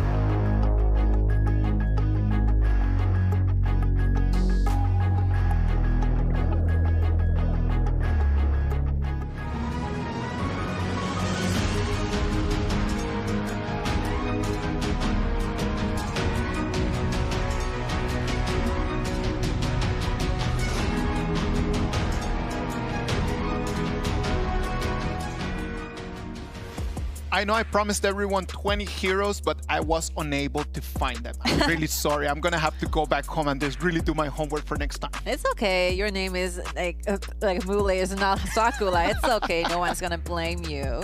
At least not me. We're gonna, well, at least not you. But let's wait and see what the people at home are gonna think about all this. 2-1 advantage for Chongqing Wolves, ladies and gentlemen. We were talking a little bit about the possibility of making it all the way to 7. Based on their performances in these 3 games, it looks like Chongqing Wolves might be able just to take it in a 4-1 and a 4-2, I think. I think if for the 4th game, they can get it to 2-2. Yeah. It will be a very high possibility that we're going to see the ultimate battle. But if it's a 3-1, I think no more chances? Yeah, no more chances. The problem is that we start going into the places where the compositions and the BP is going to be so important, right? Yeah. And then a lot of the heroes that they are really comfortable with has been spent. And then there's still some options out there for some compositions that they're not actually that strong or not that dominant. Yeah, so as for the combos, there's so many left, like Bandolia. But there's the question is that whether it's going to be out there. Is it going to be allowed by the coaches? So I think for the DRG, like Game 4, definitely they need to win so that they don't lose a lot early on the scores. But the top side, I would say the Huayuan, because I had a lot of expectations with this very young man. He is very outstanding. He has a very good personality as a human being. I like him very much. Very young and talented. Today he might not be performing at his best. Today you don't see him a lot. That's the question. Normally you have the camera just following him, right? Like he's always just providing us some highlights.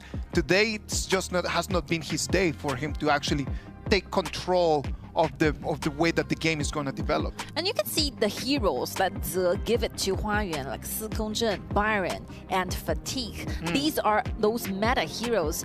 These are the heroes that you need to stand out, carry your team to win. But I don't blame that Si Kongzhen, right? That Si Kongzhen, everything collapsed on the bottom, not the top. So that will be quite a waste of heroes in Game 1. And Game 2, Byron, good one. So they win, right, in the team fights. But for that Fatigue, you can see a lot of mistakes are there in the late game. That Fatigue is everywhere, taking up those initiatives by the Fuzi, resulting the Fuzi on the Chongqing Wolves getting the MVP, while DRG have to face a 1-2 loss in the upper half of the best of 7. Let's wait and see what this game number 4 is going to bring us. The second half can be that moment. Like this game number 4 is the moment that just breaks or does things. Because if Chongqing Wolves take the victory here, they're going to have just 2 direct game points. I think this is the time that DRG needs to pull those main heroes out. Main heroes is what really matters, especially for Huayuan. I think that Mai, that he played the most, played the 6 times out of 6. 5 times he won using Mai as a very great threat towards the backline. I think track is very hard to kill. I think this is common knowledge, like in KPL. Yeah. Like track is that of a marksman who does not give you chances. So it's going to be really difficult just to find him and then just try to hunt him down, just to try to put him against a corner. That's going to be a very difficult task for DRG. So instead of just trying to go and try to force him, just play around him, right? Like just don't try to go face to face on him. Finally we see this Heya. Finally. That's the reason the Wolves is giving every assassin available to DRG. If you want to go for the Jin, go for it. You want for the pay, you can have it. Because when I have Heya, it's going to be a very awkward situation for DRG when facing the Dragon team fights. Luban and Pei together, super OP. This is a game that DRG is so destined to win. The Heya has been such a meta pick in here because of the dragon fights, right? Yes.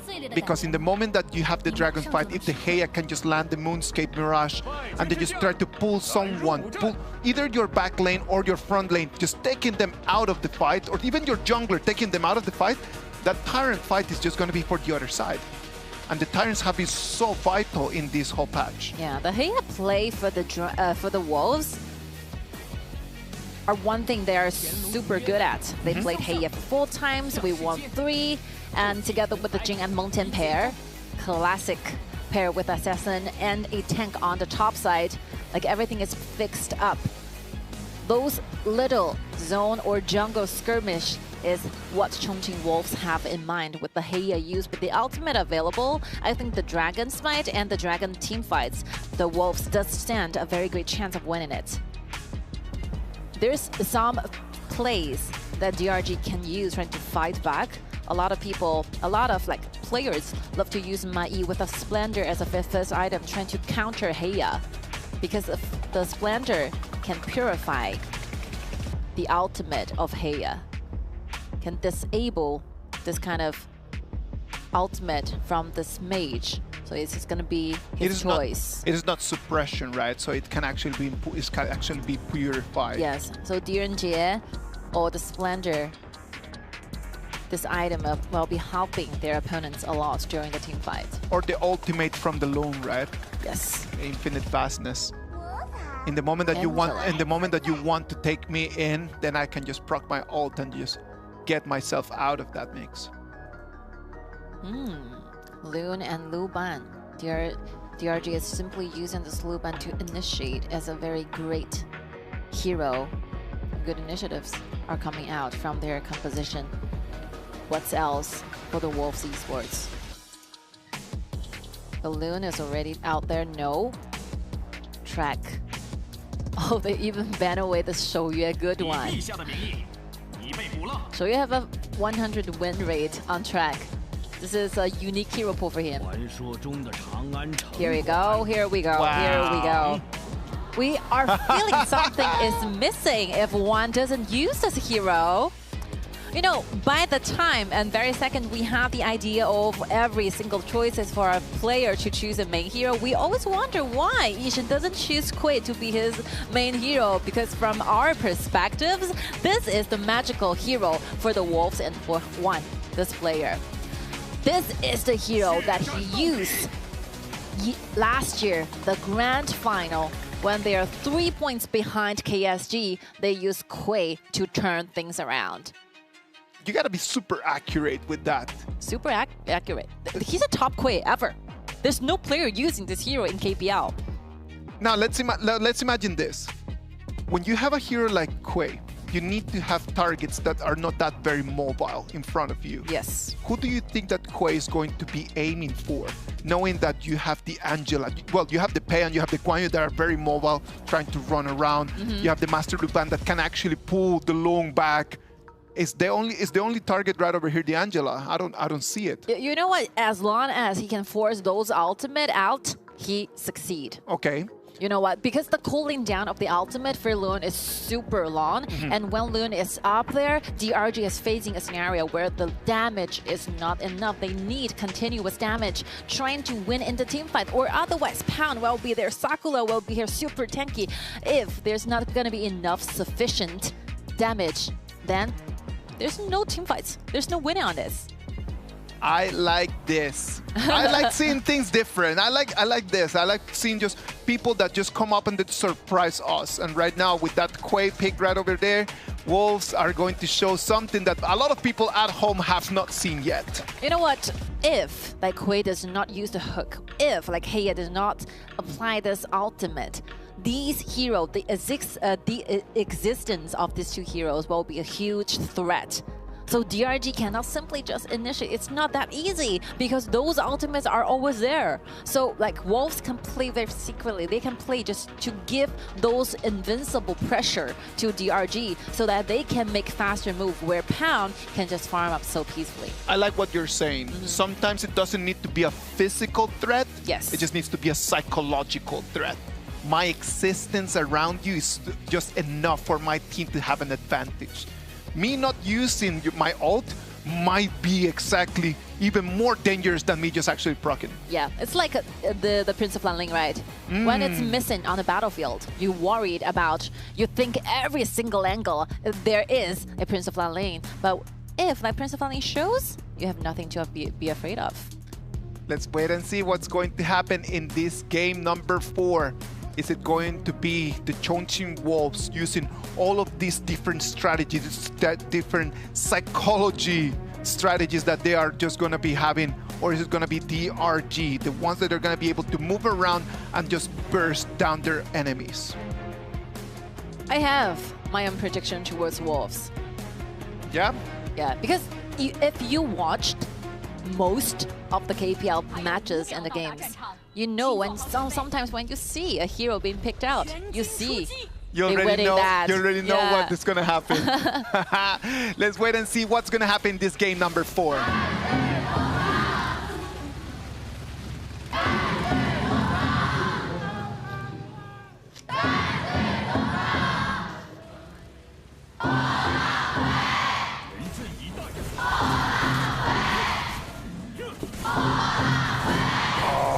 Look at that, the 2v1 over there in the clash lane, and it's going to be the Monkey and the first victim to the Long and Guan Yu combo. It's so interesting because the last time the marksman and the top laner together going to the top, getting those advantages happened in KSG. So definitely I think DRG got inspired then.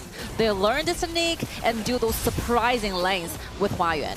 All right, they were able just to come here and take that blue buff, but look at that. They still have eyes on one taken extremely low. The Master Lupan jumps in and they're gonna take one down. Already 2 kills in only 1 minute for DRG. They're totally in control of this game. So creative, this opening of the game. Both laners going to the same side, getting their first blood, while with the rotation from the top to the bottom and to the bottom lane, they magically using 2 flashes to ensure that they get this kill on Kui. I think this is out of expectations, right? Everything happened so fast within 1 minute. Yeah, I think the Chongqing Wolves really need some time to think through, because 2 kills within 1 minute is unacceptable. I would have imagined the invasion, the early invasion coming in for Chongqing Wolves, knowing that they have the Quay, either the invasion of the Disrupt right over there. But I was not imagining the 2v1 on the clash lane, and that was very tough for Monkey to survive. I don't blame like Meng Tian going down, because you never see this. You see a marksman and the top laner walking together on the top, doing the laning with you. I think if it's a jungler, if it's a support, it happens. We saw this. But if it's a marksman, yeah, you just caught there. You're just caught. All right, ladies and gentlemen, we are doing some troubleshooting on site, so that's why the match has been paused. I hope that everyone just can stay calmly right over here and they just quietly wait with us as we are just troubleshooting right over there. We appreciate everyone's patience.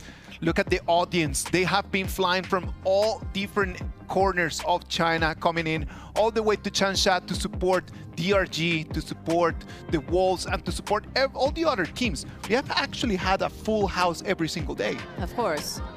If you have a chance to come to the stadium to watch our game, I strongly suggest you to come for once, experience the vibe here, experience the enthusiasm from the audiences. And for a lot of KPL tournaments, like the players are sitting really close to the audience, and we do have a lot of pre-match and post-match activities that you can only enjoy on set. So if you have time, please make sure you can get to China, maybe in the BirdsNet, but I'm so sorry, I heard that the BirdsNet tickets are already sold out. 12 seconds!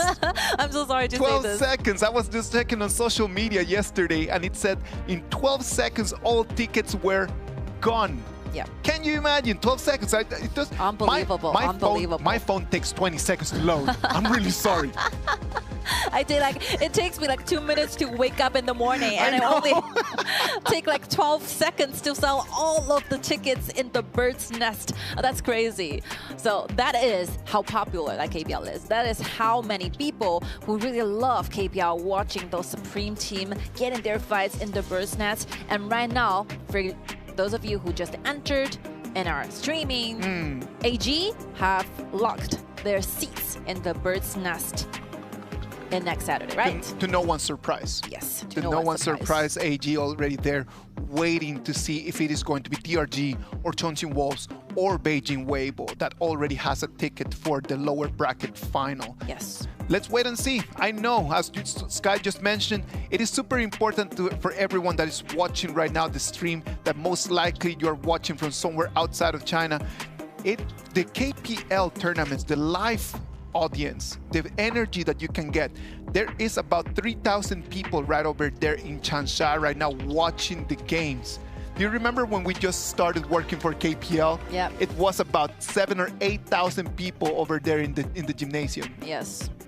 And it's back at that time, I have the feeling like this is the most people I ever see in my entire life. I had exact same feeling. Yes, even though it's 7,000 or 8,000 people, it feels huge.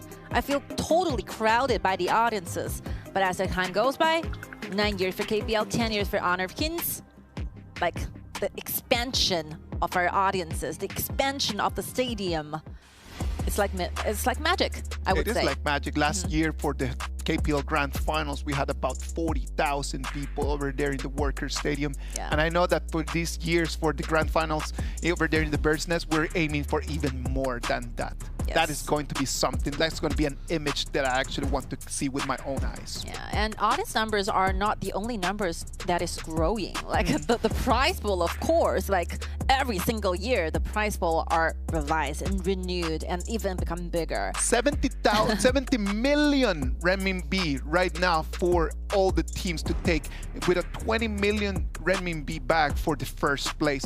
That is about $3 million for everyone at home. Just for you to know, just winning that game right over there not only gives you the bragging rights, not only gives you the trophy, it gives you extra $3 million. And actually, they do have difference, you know, because we only have 4 teams remaining right now. So the top 4, the fourth one got 6 million renminbi. The third prize got 8 million, while the runner-up 10 million. The champion 20 million. So every single game might result differently. For example, for today, for the Wolves and DRG, if they win, that's 2 million difference. Just like that, out of this best of 7, we don't want to just everyone just thinking about like the prize pools and then about the money on that. I do believe that in terms of as a professional, as a top level athlete, for the players just coming in, playing their best, trying their very best, just they know that they're very close to something that is going to have it's going to be a milestone in the development of our game. That final, everybody wants to be one of those 10 players that's going to be able to stand on that stage. Yes. So it will be a goal for them trying to chase up. And for now, we can see the Wolves and the DRG in Game 4, even though the DRG is a little bit behind, but they have a very magical opening in the very first 2 minutes. They have 2 kills on their side. I really have to give credits to Menglan as the team captain, the team leader for the very young version of DRG. They have a very creative design of the early game opening. I really don't blame Sakura goes down for that. No, because not at all. you never expect to see 2 lanes go in one row doing the 1v1 laning in level 1. So this one, if you face this, you have to accept the fate of this. This only happened once in 9 years of KPL. The last time, it is for KSG, where Yao Dao goes onto the front line, goes on the top line, trying to get the first kill, and they did it. So everything is about improving, learning. You have to watch what other teams does and learn it as your own skills. The evolution of the game happening in front of our eyes. Ladies and gentlemen, we are back to the Gorge. Right now, it's already a 1,000 gold advantage for DRG. Let's see if they can just really take this and just nurture it into something bigger that's going to mean a victory for them in the air. I really love the synergy out there. Only 2 minutes, all the flash are being used from the side of DRG. Angela, Luban, even though it's level 2, level 3, they fought so hard getting those kills. If you used your flash before the 2-minute mark, you know that you're going to have your flash available again for the Tyrant fight. So if you're going to use it, just be decisive and use it before the 2 minutes. The sooner you use, the sooner you have it back. Yeah, exactly, just like that. Come on, why you're going to keep it right over there? Let's see how Changing Wolves can revive from this. How they bounce back from the early game deficit. It's going to be very important. So this is a very rare case. So they never cease this. I think this never happens even in their trainings, right? So it's about like your enemies, your opponents are giving you questions to test your limits. You have to give great answer and response in order to fight it back. And you cannot practice for everything. Yes. You can practice for a big majority of scenarios, but you cannot actually practice for every single one of them. Yoink. I love that. Oh, you even use the ultimate. That's it. Just slow it down. Slow it down. Using over there the Infinite Void just to slow down that blue buff and then slow down the pace from the pay. Wow, this angle is so great. Like 4 people rushing out the blue in case this blue is getting like cooked back one more time by Kui. Good one. Trouble one more time for Sakura. Guan Yu knows that his first 3 games have not been the best, so he expects that with this Guan Yu, he's going to have the performance that he was supposed to be having since the game number 1. Yeah, he always plays so well using this hero. Rotation to top. We have 4v4 over here in the clash lane. Jing has a good angle, decides to run away. They do not want to engage in this one. Nothing's happened now. They're just doing some preps for the Tyrant. One more time, the Wolves are getting close to this Tyrant. I think, yeah, it's a game 4, and the previous 3 matchups, they are always going for this. Oh, missing out on the smite. I think it's only 16 HP remaining, and Wawan just dive in here even without using a smite. One simple auto attack is he need to steal this dragon. He comes in, the timing for over there from the smite was not the perfect. They had the initiation, they had the priority, and look at that. They're gonna have to come and try to understand this fight. Direnjie immediately just disappearing from the map. Nothing that they could have done over there, and look at that. Everything is collapsing. Comes in from behind, pushes 1, pushes a second one. Can he take a third one? No, he's gonna flash away. It's a 2-0 trade for DRG. This is just like game 2, right? Where everything happened after the Tyrant, after DRG secured the neutral objectives, and they use a buff to help them doing those jungle fights and win them and getting those excessive kills. This is going to be a huge problem for Wolves. A mistake right over here in terms of controlling the Tyrant coming in from the Wolves allowed DRG for this. Look at that. Jumps in, Tiger Leap.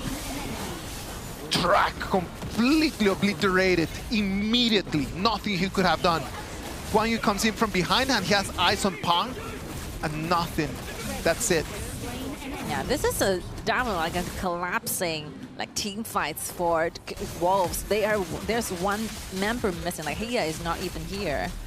Luban is getting caught up, and the bush, like he magically survived after this. He ate an Infinite Void, and then he ate an Imperial Order, and he was still able to run away. Yes. Joku played really well in this. The second kill they have with the Luban together, using the flash with Angela, getting that kill, and just now, that fight is Joku's the first ability with the flash together, like stun 2, and start everything. Loom already set over there. They don't have eyes on him, he's just waiting in the brush. Comes out, he knows that he cannot take on this one, he's gonna have to run away from it. Comes in, Joku has eyes on the red buff. They do not want to just slander this whole thing. They'd rather just to come in and try to take on the turret instead of trying to invade on the red buff. But the gold lead right now, 3,000, almost 3,000. In only 7 minutes. Yes, crazy. 4-0 is the kill number. 3,000 gold lead is what DRG have their dominance onto this game. They're looking very good for this best of 7 2 BA 2-2. Lion being very vital on those previous fights. He already has his frigid charge available for him. So we know that in terms of initiation right now, he is going to be a threat for Chongqing Wolves. The tier 1 turret in mid is very important. If they lose it, like Heya is going to be very hard to do the rotations. Yes. They need the tier 1 to offer vision and protection. Of course, and when you have a team with a Guan Yu in front of you, keeping that tier 1 turret just forces the Guan Yu to rotate for a longer path. Yeah. At a state where you are that far behind, you can always use a 5-0 strategy trying to find some like chances over there. 5-0, you don't do well, you don't care about the waves, you just gather around trying to initiate. Oh, the fireball comes in, the Blazing Brilliance sense takes half of one's HP bar away. There goes another hope for the Chongqing Wolves trying to fight back. Like Guan Yu is in a very perfect position. They have no idea. On one side, look at Pei on the other side. They have eyes on the Tyrant. Can Chongqing Wolves challenge this? The answer is no. It's going to go all the way for the red team. They wanted to go for the tier 1 even without the wave. Get it. Force their way into it. Get it. Now, the one key thing, the one key factor that the DRG team has not been able to solve is just trying to take control of that blue buff. If they take control of both of the blue buffs, that's going to seal the deal, since Pang is going to be very dependent on that. I think they're ready. They're getting ready for this. After tier 1, the next goal, the next round station will be Chongqing Wolves jungle. Dun, taken. Look at that, they do not wait for the minion waves no more. Yes, taking everything up. Because like Pei is like a double marksman together with Mulan's Lone. They don't have a vision here. They need to send someone in. The hook missed its target, unfortunately. 30 seconds for the Dark Tyrant right now. It is already at 4,000, almost at 3,000 gold advantage for DRG. That 3K right now in this moment of the game is going to be vital, because that's a whole item.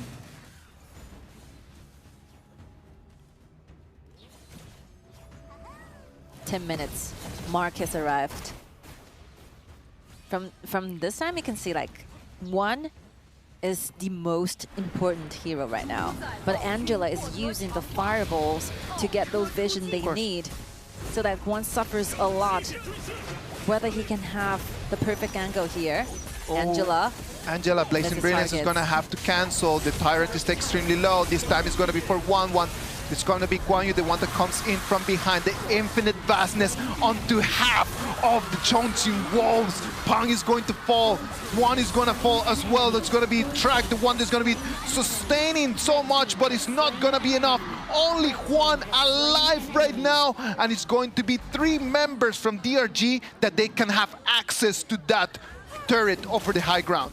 There is AD, like let's say the high ground tower. Do they have enough time to finish? No, because Pound is back just within 5 seconds. But this will be a huge fight for DRG, because this 2-for-4 trade, they are dominating the entire game. 5,000 gold lead right now, and look at how rich this pay is right now. 9.2k. It's nothing. There's nothing that anyone can do against that. There's nothing. It's invisible right now. It's just insane, this kind of gold. The assassin that 1-1 is right now, he just needs to go into Tiger form, lead towards a member in the back lane, and then in 2 hits, completely erase them out. The Wolves can still find something, trying to struggle a little bit, but at the very end, I'm afraid they still have to stand just on their high ground tower, defend the crystal one more time. If they kept doing this, going outside, the backlines might be in super danger. Like, Angela does so well in this game. Like, he finds everyone. Yeah, on the other side, if you analyze on Juan, I have not seen any crucial initiation coming in from the Heya. Yeah, it's not like Chongqing Wolf's turn. They cannot simply just initiate. Like, everything is falling apart so quickly in the early game, so there's no time for the Wolves to do something actively. They're always receiving something. Like, they have to fight back because DRG is doing so good in the early game. Sakura just bought the Succubus cloak because the threat that this Angela is right now is just becoming bigger and bigger as time passes. But Angela is using the fireball with a very long range to clear out those obstacles they possibly face when they're trying to get to track. Crazy. So you assume that Jiuku is going to be the support opening up the vision, but instead, like DRG is letting Jiuku be a very good initiation, like motor, and the other vision, the bush detection, is all using the fireballs of Angela because Angela is super rich right now. Look at that.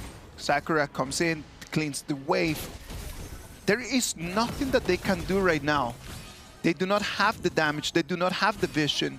And the problem is that with that Guan Yu, like the way that Huayuan has been playing on that Guan Yu right now, does not allow Chongqing Wolves just to move anywhere freely. They have just been all together. The Kuei pick was a very interesting one to see, but up until right now has had no action. It has had no effect in the game. Yeah. If they're looking for those magical comebacks, I think Chongqing Wolves needs to wait for 2 more minutes because their main core still need those items, or otherwise if like Kuei can actually initiate, but if the damage is not enough, that will be the end of the story for this one. So they might as well just give the resources to DNG and trying to track better items. Right now, 4 items ready. Building the very last one. The problem is that he might need 1 more right now. There's no actual damage that he can do right now because he would need to move extremely close to that. And Guan Yu on one side, the Master Luban on the other side. How do you have that DRNG jump in? Yeah, it's very difficult. It seems to me like GRG have like 100 ways to clean this game, while like the Wolves Esports could only have like 1 or 2 ways to win. It needs everything to happen. They need to find the chances, and their opponent GRG needs to give those minor mistakes to your opponent. But I don't think it's going to be happening. We're moving to 15 minutes of the game right now. What we have is an 8,000 gold advantage by DRG. They're just taking it extremely slow right now. They just completely slow down the tempo of the game after you start winning the fights. You start building that snowball that right now has just rotated. It has just completely rolled into an 8,000 advantage. It's very interesting to see DRG changing over this four games. Game 1, not warmed up. Yeah. Obviously, right? Those mistakes cannot be happened on the match, on the gorge. But in the game 4, everything is just right on the spot. And they're not forcing, they're not rational. They have so many clear minds on what to do, what not to do. Even though they're so far ahead, still making smart decisions at this very moment. Oh, look at that. The young generals come in. They're trying to find one. The Heya is going to be able to isolate 1 member from DRG. But is it going to be fatal? It's going to be waiting for them to come out. It's not going to be. Heya is the one that is going to fall. Then it's going to be Sakura that is going to join him. A 2-0 trade for DRG. Look at the Vanguards up there in the top side. The bigger version of the Vanguards is rushing in. I think DRG is looking to end this game. It's 5-3 till now. Angela, another ultimate pouring out. The damage is too huge to handle. It is too much to handle right now. The Vanguards are in.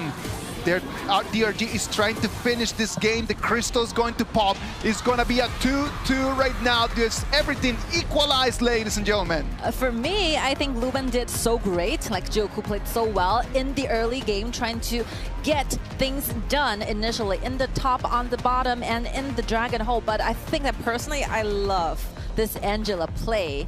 This long range of attack, this very accurate fireballs are helping DRG a lot during those unknown vision attacks, right? So the Kuei is super miserable if you ask. If we have the chance to interview like one for this, I think the greatest threat will be this Angela. I really love this Angela play. I am wondering right now, in the moment that Chongqing Wolves see that their strategy is not going to work, with the pieces that they already have, with the heroes that they already picked, it was very difficult for them to try to change their strat because it's not that flexible. It is just a very direct strategy. If something falls apart, there's no maneuverability around. You know, with the early 2 minutes, what happened has already set a very good start to DRG, right? Yeah. From like before 2 minutes, I think it's 70 to 30 percentage. But after the Tyrant Dragon battle, I think it's 90 to 10 thing. So it's very hard for Wolves to find chances because this composition is not that is a well-rounded or a stable composition. It's like a one-sided sword. Yes. That if you do well, it's just like the game too, right? If you do well in the early game, you can just keep snowballing like they usually do. But if something really wrong happened in the early game, it's just too much of a way to go for the Chongqing Wolves to climb back. We were scolding Huayuan at the beginning of this, just saying that he had not had the performance we wanted in the first 3 games. And I think in this Guan Yu, I saw him just come back in the right moment because DRG really needed him to stand up. Yeah, this is what Huayuan is supposed to do, right? We have so many expectations. This is a very good player for the younger generations. Finally, in Game 4, you see he goes up online. SK, a little bit puzzled, a little bit worried about the follow-up, like maybe at most 3 games. I loved against Angela. It seems to me that Ze is pretty like, pleased with what his boys does. He is pretty calm. When you analyze the poise, right? Like, and that's super interesting just to look at when you analyze the way that the coaches present themselves when they're seated there and they know that the cameras are on, or when they're talking to their players. Yeah. People like SK or people like Zo, they never look like they're super stressed. Yes. They never look like, oh no, like things are out of control. They actually always look very composed, which is super important because that transmits to their players that everything is under control. I have seen other coaches, on the other hand, just complete like their facial expressions tell you that they're mad, that things are not working, and that they're hoping that they're gonna change it. Oh, this happens. This happens. Yeah, we do have. When you're saying this, I have some faces popping out, but I'm not gonna name those coaches. There are but no I names do in have this some. stream. Yeah, I do have some pictures. If you're really interested and curious, yeah, find it online. All right, after this, 4 games till now, 2-2, both for Wolves and for the DRG. I think that we're gonna see each other at the battle, at the ultimate battle. It's a sure thing. You think it's a sure thing? Yeah, it's gonna happen. What is a sure thing is that pay from 1-1 continues in the 100% win rate. That is a sure thing. Amazing performance by him as well. Angela, nearly 30% of the damage. Who's gonna be the MVP? For me. Look at how the gold went. Yeah. Right over there. Like you can see the gold graph just since minute 1. It went completely the way of Dragon Ranger Gaming. You know, there is some place when you're casting or watching, after something happened early on, you're just simply waiting for this game to end. This is one of those games, right? You say miracles gonna happen, but normally it's so hard to find. Look at that comparison in between the mid laners. Yep. The damage coming in from the Angela. Look at the comparison right over here on the farm laners as well. Tower damage 0. They don't even take down 1 tier 1 turrets from their opponents. This is total dominance of the entire map. The gorge, the jungles, the buffs are all on DRG side. Huayuan, MVP. Nice engage. Really happy that Huayuan just decided just to completely just turn up because he really needed that. His team needed that in this moment. Very critical. And in such an interesting hero like the Guan Yu, right? I think his teammates helps him a lot, right? During the 1v1, normally if it's Guan Yu versus Meng Tian, Guan Yu never wins. Yeah. Yeah, but like Meng Lan hiding in the bush using the 2 side lanes pair get this first blood and even let this kill to Huayuan. It shows something. It shows their group pair. Oh, it shows that someone sometimes understands that they are the leader now. Yes. They need to be doing things for the team. And the way that he came in here from behind, it just brings Pang back, and then this allows us to be a two-man trade. 10 minutes Dark Dragon. There's so many things like Chongqing Wolves need to find. They need to find the backlines. They need to find whoever stays in the bush. There's too much on their minds. But there's very little things they can do. In there, look at that. It takes a 2v1. Nothing that Mountain could do. Cool. Pulling back 2. Free to charge on 3 people. Everything is just at the right moment.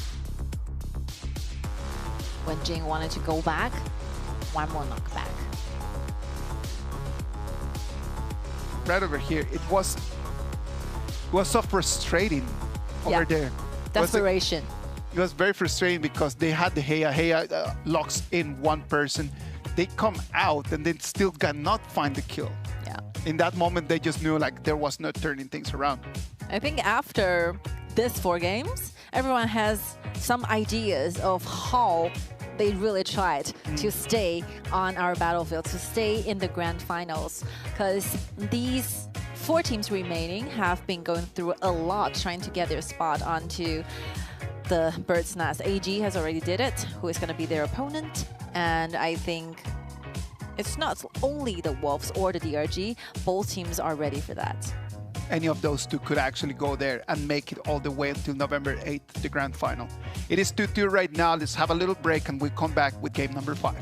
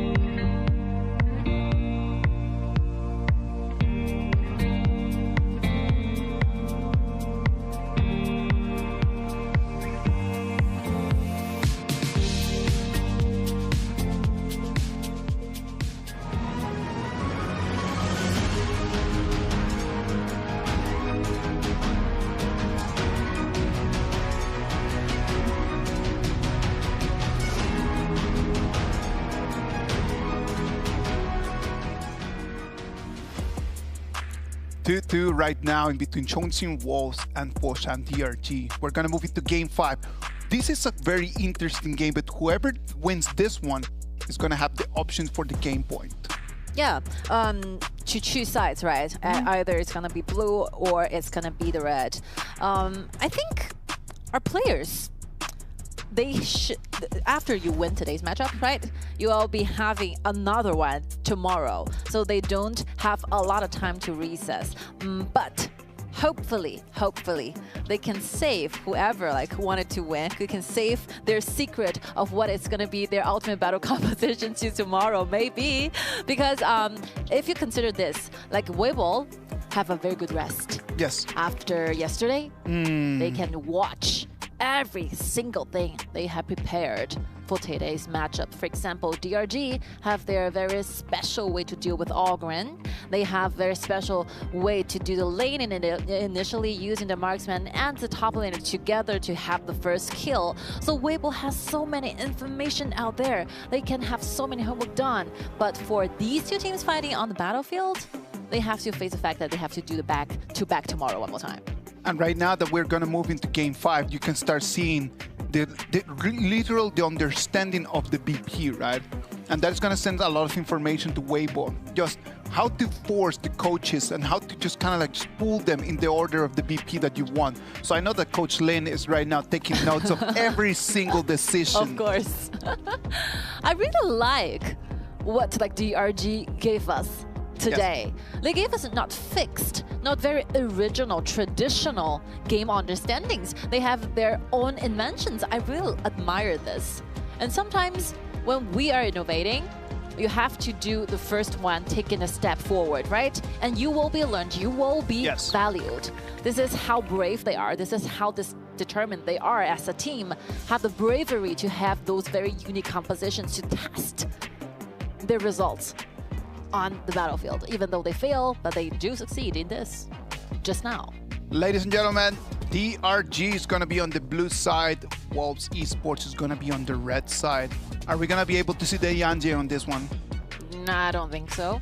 It's a 5th game. You have very limited choices when it comes to T0 heroes. You have been banning these heroes all the time for the past 4 games. Why do you let this out? Or if you do, you'd better have something going counter to. If DRG does not ban it, then they might be able to take it. So Wolves needs to be either banned right now or it's going to be DRG's priority. What do SK have in mind? If it's a Yangjin out, like the DRG can choose a Yangjin and the Wolves can have the Dolia trying to separate this pair. But since like Yangjin's just a huge problem to deal with, why not just keep banning it on it? Yep. If you don't want to fix it, then just put it outside of the game. I think like they're reversed. Like right now, DRG have the Jin, while like Pound have the Pei available, right? Speaking of assassins, they still have a lot of like stores in their banks. And Arlie is now be the very first choice for Molan. Good choice because Molan have been using a lot of scaling heroes, right? Lady Sun, the Loon, and like Channel. Yes. And Chicha. Arlie is a great hero when it comes to early game engages. Jinren will be the choose and Channel as well. This pair happens one more time. The Tai and the Channel. Oh. It's just like a game 2, but it's mirrored. It's reversed back, right? In game 2, Chongqing Wolf have that Dun and Arlie pair, but they lost early in the dragon fight. And that by that time we see like how DRG let this channel to farm up so quickly. And for this one, they have Jin's assistant. I believe that Trang is going to be having a great time. Let's wait and see. 1-1 is going to choose the Jing. They just saw how Pan was unable to take the victory in that one. Is 1-1 going to be able to show us something different? Yes. As we talked about, the Pei and the Jin is available for both junglers, only used once. So ladies and gentlemen, you can see 1-1's Jin. I love his plays. This Jin has different understandings. Sometimes he uses a tanky item, sometimes it's all for assassin, all for the dives, all depending on his own understanding toward their opponent's draft. All right. Tricha over there for Chongqing Wolves. The interesting thing about this is that Tricha in the idea of Wolves, it could be jungle, it could be clash lane. Yes. Swingy choice. So as the game goes by, it will be really beneficial for your team if you can hide your positions, hide your strategies, follow up. So Chicha is a very good swingy choice.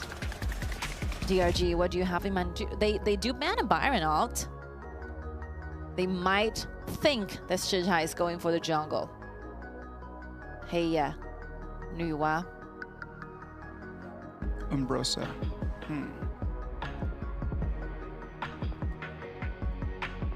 There's not many options right over there for the clash lane for Chongqing Wolves. So they might want to just play that Chicha over there in clash lane, then just move into just have another option for jungle. If they're looking for dive towards Arlie, like Mai is there. Mai or Ma Chao, this kind of like soldier damaging soldier type of heroes are available, or otherwise you change, like Dharma. You can play those combos together with his teammates. Dharma is out. It's predicted from DRG. Segongjin is available if they're looking for those damaging lanes. Mai Shiranui there. So what's Mai Shiranui? Wow, I love his Mai. Very high winning rates. Always there. Trying to initiate or trying to disengage, helping track survive longer. Yixing. Not a very meta pick. Not a very often choices. Oh, Mai is sticking out. And this is Hua Yuan's main hero. He played the most, he wins the most. He used 6 times, 5 of them, 1. Then the Yixing pick just makes sense right now, even though he's not very meta, right? Yes. Like he could use the board and just to separate. Just to separate the Wolves Esports. Oh, not even he needs to just to box in someone. Like he could just use the board just to separate the players. I think this Guan Yu pick is kind of predicted from DRG because Mai did great laning versus Guan Yu, right? Those 1v1 definitely winning, so Mai have greater possibility to make faster rotations. But the Wolves are looking for team fights. They're looking for those 5v5 big team fights in the jungle or in the river to fight for the dragon. So that's it, it's fixed. Like DRG has a very strong hit as a combo. You see the assassins, they create huge threats to this channel. Mai and Jin, not to mention Yixing and Zhang Fei's ultimate, will create a zone where like DRG's damage is gonna all be there. Let's wait and see what's going to happen in here. Like all of the picks have already been locked in. We can see that Mai Yin is going to have an advantage over the Guan Yu. Over there on the farm lane, it's going to be a 2v2. It's going to be the Chan and the Tai against the Tranfei and the Arlie. This game is going to be interesting. It's all about fighting. In terms of rotations, I like a little bit more what Zehuan could add up to Wolves Esports than what the Yixing could actually do on the other side for DRG. Well, Zehuan played 12 heroes in the grand finals, and Mai Shiranui is the most played one. He played 8 times and have a 75 winning rate using this hero. So I love about like once Mai is like, usually you expect a Mai Shiranui to be very aggressive, right? But sometimes they use this Mai to protect, to disengage their opponents. This is one thing about Juan. Juan can play like both-sided. He can be aggressive. He can be very, very protective, all depending on what kind of draft, what kind of protection their own marksmen need. This is the synergy of the Chongqing Wolves. Speaking of teamwork, the composition from DRG really shines. We have the damage, we have the assassin. Certain CC chains are all over there. The vision will be provided by Zhang Fei. The river vision will be controlled. The Arlie is so mobile. Ladies and gentlemen, let's wait and see. It's going to be Game 5, DRG against Chongqing Wolves. Personally, I really like the Mai choice. The fact that it's some main heroes means something. It has a meaning for this hero. And just like Hua Yuan's played just now, I think Mai, good one. And after the performance of Game 4, we're expecting a lot over there from the Clash. And let's hear the audience right now from Changsha.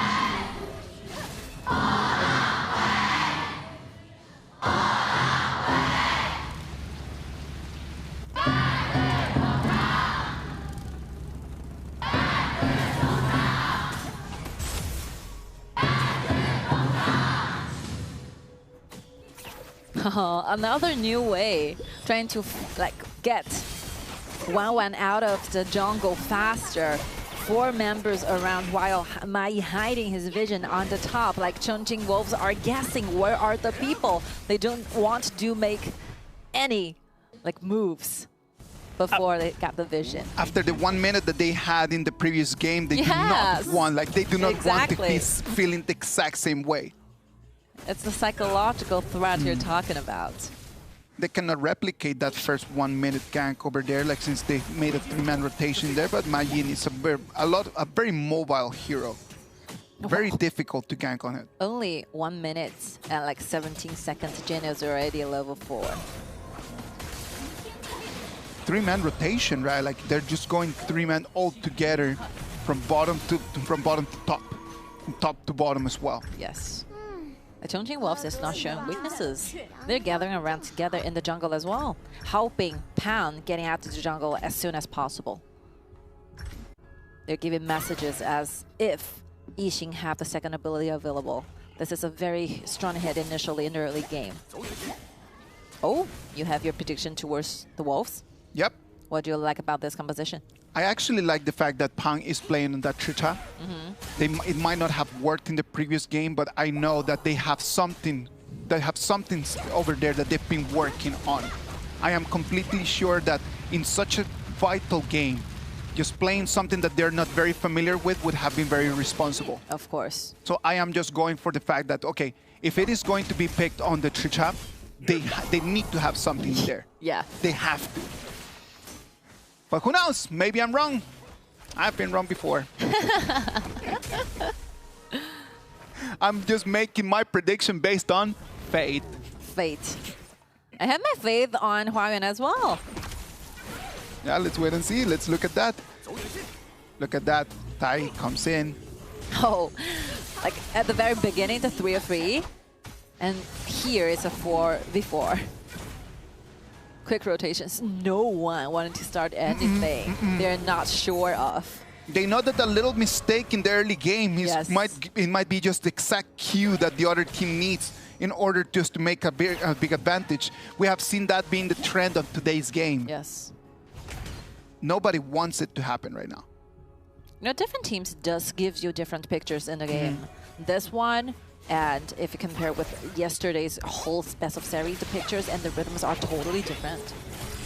They do have different like gaming styles. Yeah, of course. Like Weibo and AG are very, I wouldn't call them slow, but they're very macro team. Macro teams, exactly. They do not want just to start fights. They know how to make money out of nothing. 4 minutes mark. If nothing happens before 4 minutes, something's gonna happen when the Tyrants show.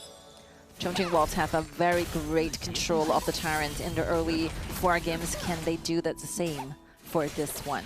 Now the problem in here for the Chongqing Wolves is gonna be that if Guan Yu cannot come in for the fight, they're not gonna have the upper hand. Ooh. The Chicha right now in the early game is not the strongest hero that they could have asked for. My Guan Yu 1v1. Heaven's Origin, 1-1 claims it. Guan Yu trying to find an angle. He's not going to find anything. Mai's going to fall. They want to take one more person, but they're unable to do that. Look at that, Trichat just trying to find the angle. Just like that, the Chongqing Wolves falls one more time, while with the control, using some might of that Tyrant, everything just about to happen. Level 4 Zhang super aggressive, using the ultimate, pulling things back, and they just simply cannot connect it with each other. The Wolves are being completely isolated. That's the thing, right? Like the Heaven's Origin comes in, breaks the whole battlefield into 2, not allowing the Chongqing Wolves to come in all together and try to help Trichat to fight this. This is a 90-10 kind of fight against Jing for the Tyrant. There's no way that Trichat can fight on this might fight against that Jing. And before the Tyrant fight, we can see like Mola is doing 1v2 lanings while managed to get channel very low. I didn't have any idea how he did it. So if we have some like time to do replays, I think that move is very critical.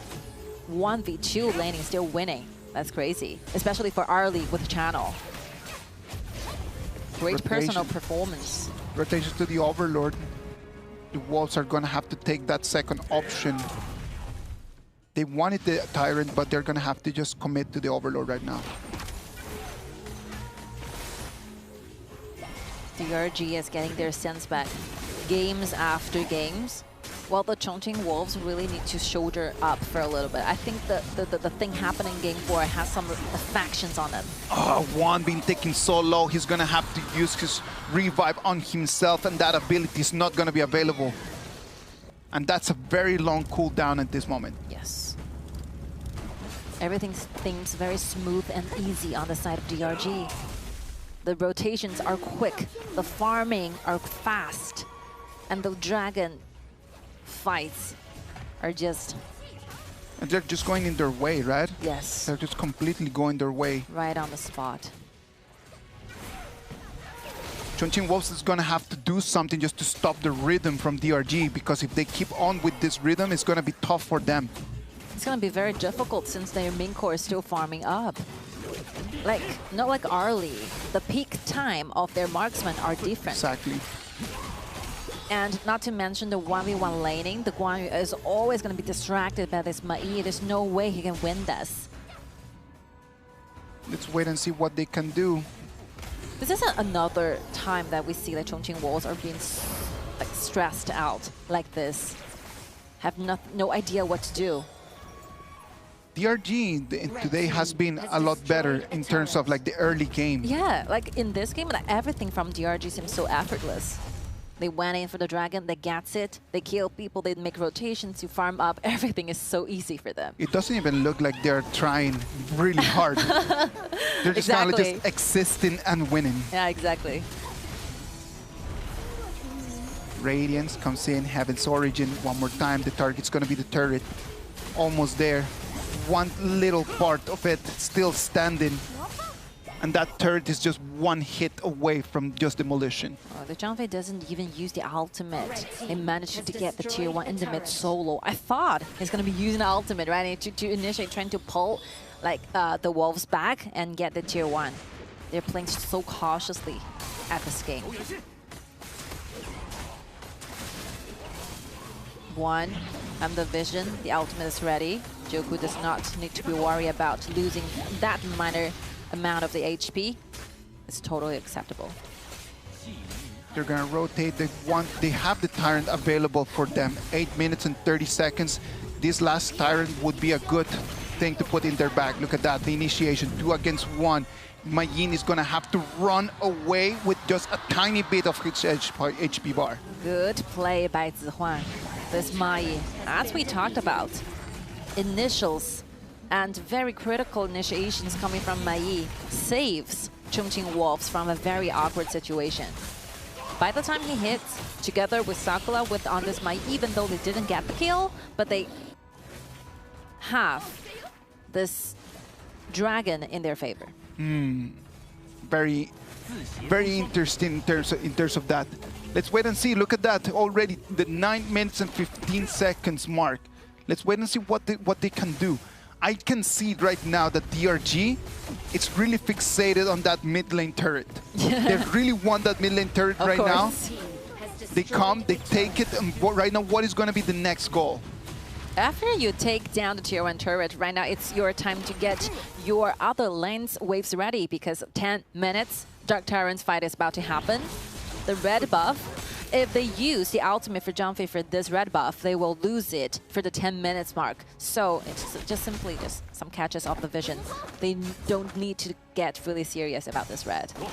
Allow that red buff over there. Let Track just have this one. There's no rush on trying to control everything. But something is, like Sakura did really great about this, is he's doing the same thing like Mai did. Mai used a flash on the top while the Guan Yu range clean the wave, push into the tier 2, so that DRG cannot simply just go to the Dark Tyrant and start everything up. Wave management, very critical. Right now, Zhang Fei is looking very good. Masterclass on that. Look at that. The Heaven's Origin comes in, but it's going to be wide. Oh, the ultimate is used by Dian's Yixin. Nothing happened. Without this ultimate, it will be Chongqing Wolf's turn. Now they have priority over here for the Dark Tyrant. Let's wait and see. Joku still has his ultimate available. Yeah, this very crucial time is just a comparison with whoever have more ultimate, more like critical skills they have. Oh, look at that. He's still holding to it. Let's wait and see. 7,000. The Tyrant's going to be for Pang. Look at that right now. Mirror Domain is being procced. And Bridal Outburst is being put, but it's going to be wide. Dian is going to fall, but Sakura is going to follow him after that. It's going to be a 1-2 trade for DRG. Yeah, it's a good news for DRG though. They are losing this dragon, but ending up with a victorious fight. So it's very dangerous. Before everything started, Yixing have already used the ultimate with this kind of information. Like the Chongqing Wolf with the ultimate with Jinren can be more aggressive, can have their hands first-handed on the dragon. No, they knew that they had priority over there, right? Like, that's why they initiate the fight very early. Very dominant. Monla being taken extremely low. Look at that. He's going to fall. But it's going to be to what cost? Because the jungler from Chongqing Wolves is going to fall as well. A 1-to-1 trade. It's going to be a farm laner to a jungler.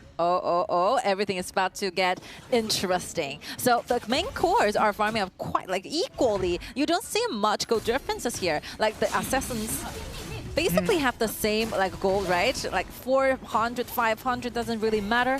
And from this very point, whoever wins the next team fights will be getting this neutral objectives. Pound is not here without this jungler, without some might. DRG decide to have this Overlord on their hand. Look at that. The Heaven's Origin is going to box 2 people in. The Overlord is going to be for 1-1. The third hand comes in. The Unbridled Outburst pushing 2 members away, allowing this team to run out after taking the Tyrant. Yeah, this is after taking that Overlord, I'm sorry. Actually, it's very dangerous. Like, the other members of the Wolves really tried, really tried. Because Pound is not here, they can only stand in that position trying to make sure that like 1-1 does not have enough damage and ability to go for this Overlord. Oh, without the smite, it's just so difficult to beat Jing to that dragon. I love the ultimate by Zhang Fei of this. He's not looking for kills, he's looking for protections because they have their decisions on this Overlord. They're not looking for the battles.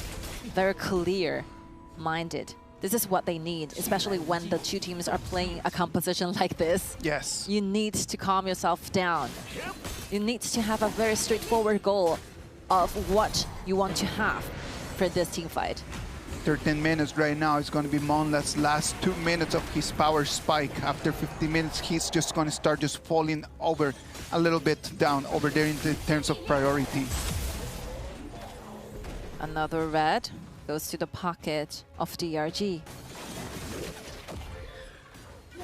Bangers come in. Nothing that Chongqing Wolves can do to protect that turret. It's better just to let it go and then just to gather in, try to protect the high ground. Yes. Joku has his ultimate available. Joku really knows what's their next move. 3 members being pulled out. They're still waiting for the vanguards. Not Sakura is too far away. Look at Guan Yu. Cannot simply just get in touch with the backlines. He will be crowded here. Look at that. He's taking it so low right over there. He wanted to come in from behind, but it was not available. Majin had eyes on him.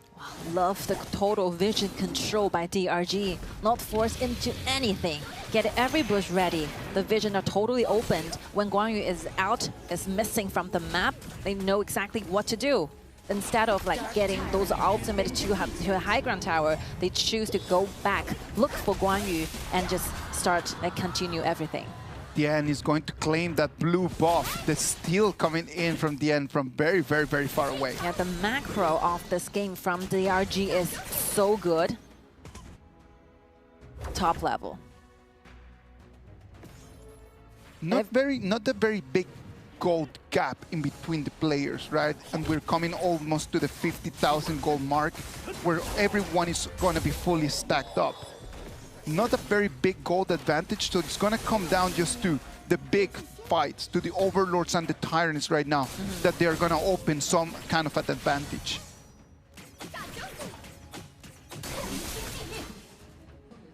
The high grounds are still there.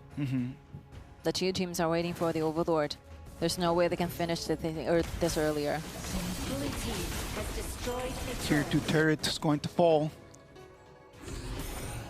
10 seconds to the Overlord.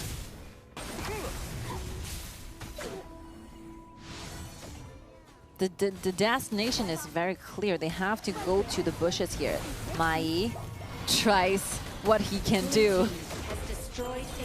But Zhang Fei is taking so good of a care of the vision. Like he did, goes into any bush possible. trying to find out where Mai and Guan Yu is.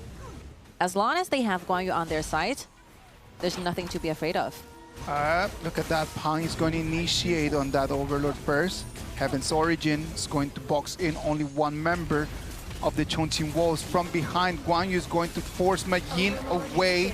The Overlord is going to be taken by 1-1, and the fight is going to start. The Mirror Domain is being procced. The Bridal Outburst separates both of the teams. It's going to be outside. The one that is going to be taking one person. Track is going to claim on that kill, but Sakura is going to fall. A 1-to-1 trade? No, make it 2. A 2-1 trade for DRG. Well, Arlie is still dancing in this battlefield. Everyone is aiming for Arlie, but the Umbrosa is everywhere, jumping from here, from there, and successfully secured 2 kills to DRG. I think still, the goals are very clear. Yixing uses the ultimate, trying to put Wolf away from the Overlord, yes, making sure that Wang's Jin can have a perfect control of the Overlord. After that, Zhang Fei walks in together with Meng Lan, finds their backlines, deals damage, and just simply there's nothing like Chongqing Wolves can do because there's no backlines to get rich in. There's Zhang Fei everywhere, and the Overlord is done. The only choice they have is to go back. Right now it's going to be really tough. Very, very, very difficult for Chongqing Wolves to clean these vanguards and not allow openings for the crystal. This turret is not going to be able to be salvaged. One more time, look at that. Track, it's got a good angle. The Bridal Outburst is going to push them out. The vanguard's still alive. I think out of the 5 games that DRG played today, I love this one. Yeah, this has been their strongest. Yes. They have perfect understanding of their composition, what they need to do, what not to do. And everyone have their own duties. Like Wan is controlling every single dragon, and Mai is always over there trying to look for Guan Yu. Look at this. This They're might be the very last team fights. Who's going to be the Heaven's Origin comes in, it's going to be Pang's. He's going to be able to get on this one. The Sage's Sanctuary is going to bring him back. The Sage's Sanctuary is going to be broke one more time. And now the focus fire is coming in. Ma Yin is trying to find the angle to try to jump into the fight, but it's not going to be available. Pang is still dealing so much damage. He's still standing. He's still being the man. He's still the channel. It's going to be supporting him as well. Double kill to Arlie, still waiting for the reaction. One more time, double kill back to Track. He's controlling the game, finish everything over. Look leaving at that. 2 members alive, looking to end this game. But 15 seconds, it's ready for Wan to revive, but they still have 2 more towers to go. That's not enough time for Dao to finish the game, but it's a miracle that he stays alive till the very last second of this team fight. That is why the channel is such a very strong late game hero. How did the leader stands come in and he's going to destroy the turret. Can the turret fall down? Yes. Ooh, taking a deep breath for myself. I mean, he should still have the Sage Sentry available, including Tai with the ultimate, which means that channel has 3 lives just now. But like DRG, 5 of DRG member goes down. They are not even there. They don't have ability to even get the Sage Sentry out of this channel. How to do this? Travels a long way.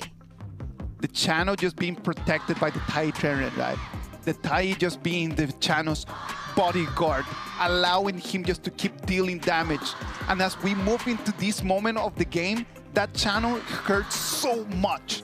In comparison to his opponent, to the Arlie, in this moment, the levels of damage are not even comparable. I think one thing as a background is that like Pound gets the Dark Overlord. This is what really matters. Without the Overlord buff, channel has less damage to do that. There's a lot of seconds I thought, okay, DRG is winning this because I see Arlie with a full HP going from behind. Yes. Getting Pound out of the picture, but it's like out of miracle that the channel stays alive till the very end. Crazy. No, the Ma Yin was trying to come in from the flank and it was fully stopped on its shoes, right?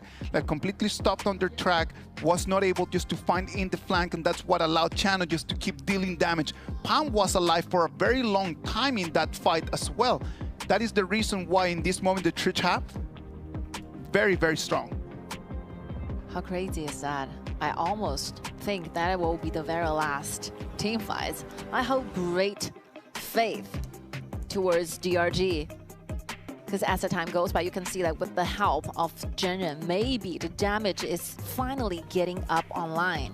Channel versus Arlie, you can see this great counter is finally paying off. In a 1v1, Channel against the Arlie in this moment of the game, it's not even a fair fight. Yes. Maybe the Chongqing Wolves has finally waited to the point where everything they're waiting has played off. The items are ready, the environment is okay. If they have already taken down the tier 2, it might be it. It might be the end game. But fortunately, one good thing for the DRG, they still have one way to go. Both teams have already destroyed their opponent's farm lane high ground turrets, right? So it means that there's going to be super minions that they're going to equalize each other on that farm lane. Now, the Tempest Dragon is going to be a must. That fight for the Tempest Dragon is going to be very important. The problem is that a lot of the Sage Sanctuary has been expended in this previous fight for that Dark Tyrant. From now on, they need to compare who have a better dive. Because the mages are different. Like Yixin's ultimate is a fruit support ultimate, trying to lock things down. But on the other side, Zihuan's Mai Shilanui could be a assassin, together working in pairs with Pam, trying to get Mulan out of the pictures. And as the time goes by 20 minutes, Arlie is going to be very, very difficult for Arlie to find environments in those big fights. Let's wait and see how many revives they're going to jump into this fight with. It's going to be DRG, the ones that initiate the dragon.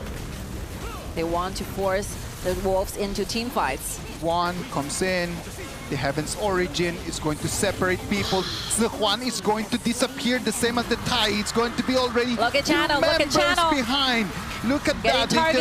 They're trying to take that. Channel is gone. The Arlie is going to claim that one. It's not going to be enough. Only Sakura is going to be there. It's not going to be successful. The Pang is going to run away with his life. Beautiful look down by Yixin's ultimate. The circled, he literally circled track down. Track used every single thing he can do. Sakura even used the ultimate, trying to make sure Track stay alive with the flash. Not available. He only have one dash with the first ability. I think everything is about to fall off because DRG is looking so good with the wave in the mid. 4-5 members around. DRG secure their match point in this best of 7 series going against the Chongqing Wolves. Match point for DRG. Ladies and gentlemen, we're going to run into game 6 with Foshan DRG with the advantage. They have 1 foot right over there close to the final of the lower bracket. Let's wait and see if they can take advantage of this very big opportunity. Now, this is a match of talents, right? This is how well behaved you could possibly be during those late game team fights. I would say the very lasting fights, if like DRG member miss out one ultimate or one single ability, the channel stays alive all the time. Yes, but that's the thing. Like, they come in right after the pause, they come in and then immediately they go for the Storm Dragon. Yeah. Like, they go for the Tempest Dragon immediately. They don't even have any time just to plan. They don't have any time to communicate. They just immediately go for the Tempest Dragon, and then Chongqing Wolves didn't have an idea of how to reply back to that. Yeah, I think the Chongqing Wolves is kind of like affected because they didn't expect like DRG to rush into that Tempest Dragon that quickly. So they're forcing out the HP bar are winning low very quickly. So Yixin, the one, has only 1 minute to decide what to do. So he decided to go for the initiation, leaving Channel in a quite dangerous spot. This is what happened. Tai jumped in too early. Yes. I can see the Tai just kind of like just receiving fire very early in the fight while the teammates, the other teammates are not ready for this. They were still in the jungle at that moment. Yeah, it's a very perfect stun. He actually have this stun on like 3 members at least, but it simply cannot be followed. Sad for them, sad for Chongqing Wolves, but it's very happy for Foshan DRG that right now with a 3-2 advantage.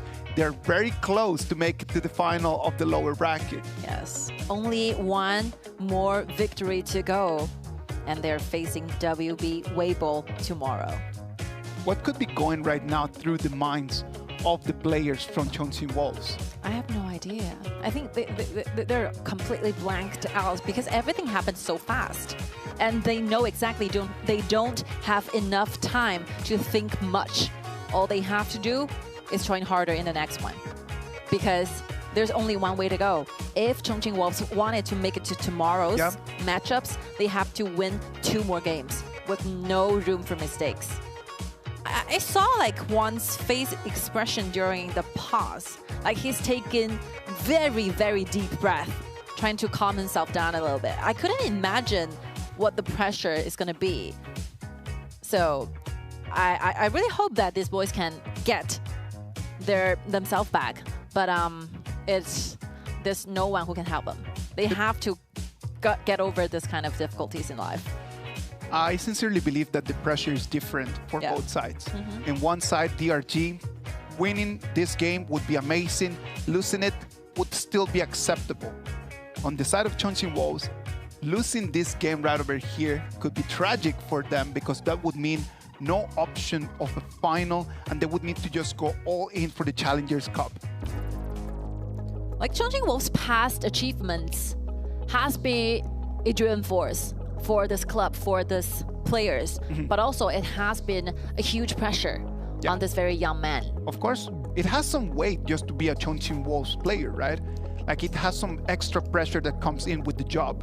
Like when you play for other clubs, there is not that big a history like what the Chongqing Wolves have on their backs. So they need to go into every match just carrying this pressure. Because the past generations have set a very high goal for them to achieve.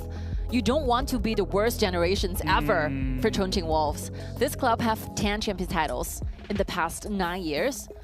They literally almost make it to the finals each year, no matter what kind of tournament it is. And right now, for this year, 2025, they were not in the finals in the spring or in the summer. They tried really, really hard to go into the finals in the grand final 2025 in the highest, biggest tournament ever for the year of 2025. And right now, the only way for them to get their hands onto tomorrow's lower bracket finals is to win 2 games in 1 roll. Consider that stress. Chongqing Wolves have not yet been in an ultimate battle in this meta, right? So that's actually pretty difficult. The last time that they were in an ultimate battle was in the spring of 2025 when they went in an ultimate battle against Weibo in a game that they did not actually win. They actually lost that one. But for DRG, you can see the tensions are completely different. I would say, as I said earlier, I think the 5th game is what DRG played the best in this best of 7. Every single game, they're getting better. This is crazy. Like you can see that the macro, how they control the game, how they do invasions, how they make sure that they got the most resources in the shortest time. It's textbook level. I really love Jiuku's Zhang Fei because every single time I think that the Zhang Fei is going to be using the ultimate to initiate, he chooses to go back.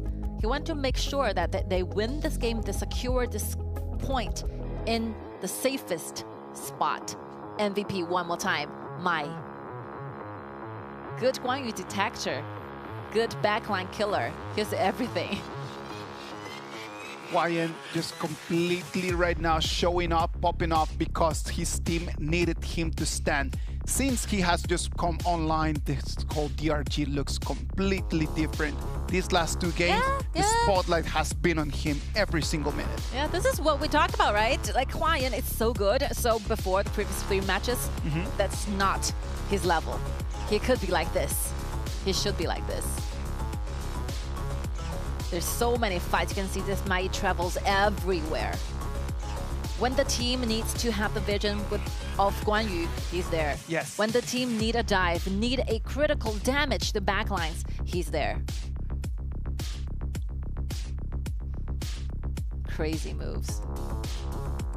in some of these counter attacks, right? Like in this counter fights, it looked like Chongqing Wolves could have an opportunity just to turn things around.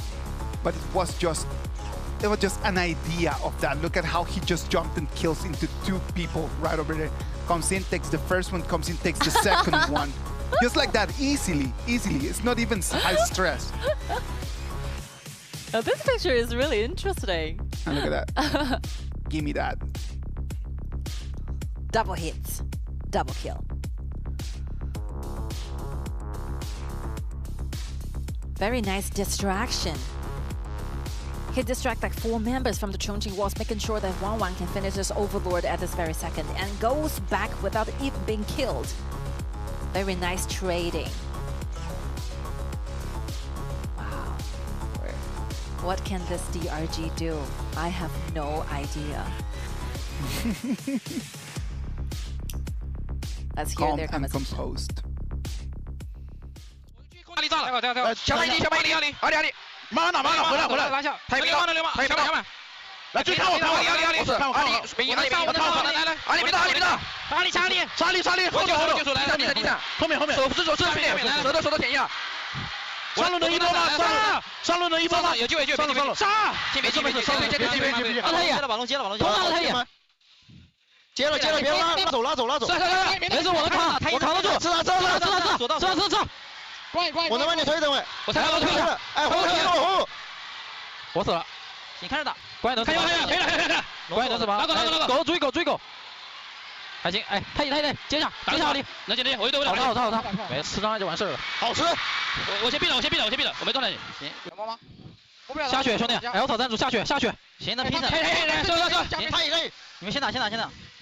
他也没闪，我狂跑呢，跑到狗，你慢慢打，打前面就行，慢慢打，你们打，快走老铁，慢慢打，别急，打人兄弟，打人，哎，走，别急，中路有线，没事，往前怼就行了，兄弟，我中路有线，中路一波，你来攻这些，兄弟，干了，杀一个就一个，兄弟，杀人就行了。失误了，他压了，不然3波赢了，说实话。没事，问题不大。没事，还削他吧，他是关系的。没事，我杀了。你杀。点塔，小心线，线，先把线清了，点，没事。加油，来着。Oh, this time we have double communication. What are you laughing at? No, I am laughing at the fact that right over there, when they knew that it was 5v1, they just said like, let's just take him. Just kill him. Like everyone's just like super calm, and they just hear one person just say like, just have him. I love that. I love the idea that when they're perfectly sure that they're going to be having this win, they're talking to each other about the former mistakes they made. Of course. They should have killed earlier. They should have won this game earlier. This shows confidence.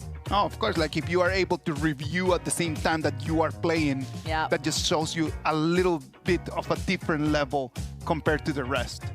And up next, we're going to be having the Game 6. One of the most important game ever in this Best of 7.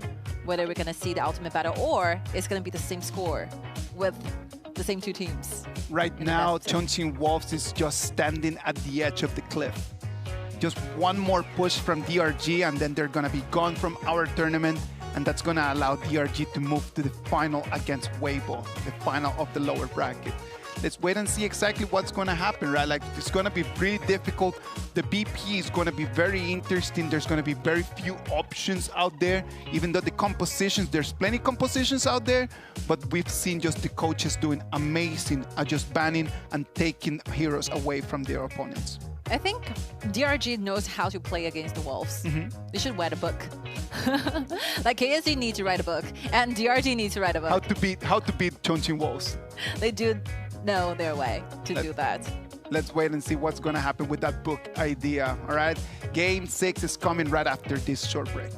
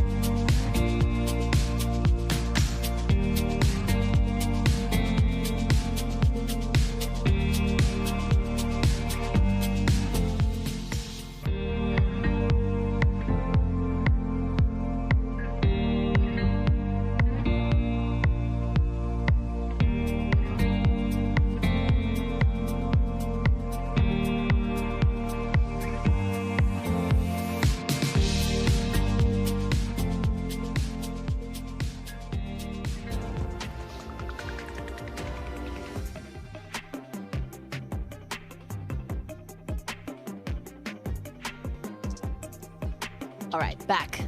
Game 6. The most important game ever, like we talked about. And right now, DRG is leading the series. I'm a little bit confused. Why? Why is that? I do not think that Chongqing Wolves today has played badly. And I don't think that DRG has been so much more superior. But in all the 3 victories that DRG has had, they have felt more like victories than the 2 victories that Chongqing Wolves had. Yeah. Like they've been in those 3 games have been a lot more dominant, a lot more like when they win, it really feels like win. When Chongqing Wolves win, it feels like hard win, easy win, and hard win. That's the difference. Yeah, I agree. That's a very good way to say it, like an easy win and a hard win. Chongqing Wolves, they struggled to take those 2 dubs. Exactly. So that confuses me a little bit. You don't really see much of a distance, right? You don't really see, this game beats the other. It's a definite win. But in the picture, during the game, like DRG gives you like more dominant feeling, huh? Now let's analyze in terms of the players. Like we've been talking a lot about how Huayuan just completely showed up right now. Like he just completely just locked in and he went online. And that turned things around for DRG. On the other side, I've seen Zihuan just going from more to less right now. He started really well in the first two games, and then after that, like his whole presence kind of like started just kind of like diluting. Yeah. Game 6. The most difficult BP ever, because the all-round BP will be locking your choices in a great deal. The hero that you have been using before will be considered banned. So, what do they still have in their composition bank, though? And a lot of OP heroes and like marksmen are being taken from the side of DRG, since I don't think like Luban will be available. They should be looking for those scaling heroes to do the lanings. Okay, so the Yanjin is available. Is DRG gonna take it, or is gonna allow Wolves to take it? Why not? Liang, great ban. This is one composition that the Wolves played so well. Like, Ze really knows what their opponents love to play. Jian is out. Right, it will be a problem for the Wolves. Yanjin taken on one side, then the other side needs to take Dahlia. Dahlia pair it with what? With what can you pair that Dahlia right over there for Wolves? But Dun is already being used, right? Exactly, that's what I'm saying. Nuwa, double ultimate. Nuwa looking for those late game team fights and bursting damage. Of course, go for it. But it means that the Wolf needs time to farm. Is DRG going to be given the time, the precious time that the Wolf need? Because they still, it's still a spinny choice. Like Yang Jian could go to the top lane. Yeah, it could go Clash and it could be jungler, right? Yes. And not without that Dahlia, then it's actually a lot better just for it to go Clash lane, I would say. Allow a different hero over there in jungle. Heiyel is out. There's no more room for those counters, so for those very meta heroes. So what will be the heroes that Pound played? Heiyel is such a nightmare for those junglers who need to stay online. Kaiser. Not much choices stored. They're looking for those heroes who can disengage, because like Nuwa can create a better room for Kaiser, because the cubes, the knocking backs is going to be helping Kaiser a lot when facing Heiyel. So Heiyel have the ultimate, but that ultimate is not always there. You can push Nuwa back, trying to save your teammates. Good engage are there. Possible disengages could happen. As long as the Nuwa can just help out, just to break the connection in between the Heiyel and his teammates, then that Nuwa's defensive job is going to be out. Like, the Wolves have been banning 4 choices for junglers, adding together Flowborn, Fei, Dun, and Nezha. Neja is the main heroes for 1-1. You get the idea how important 1-1 is in this game. Ma Chao, love it. You have to give the ball to other players. When your team need a frontliners, it has to be the jungler. Pound have to do the jungler as a frontline. This job should be done by this position. So what else? They do need some more damage, and Sakura's Ma Chao will be the answer. Good pick. Oh, Flowborn Marksman. Do you have enough time? Very, very late game scaling hero here.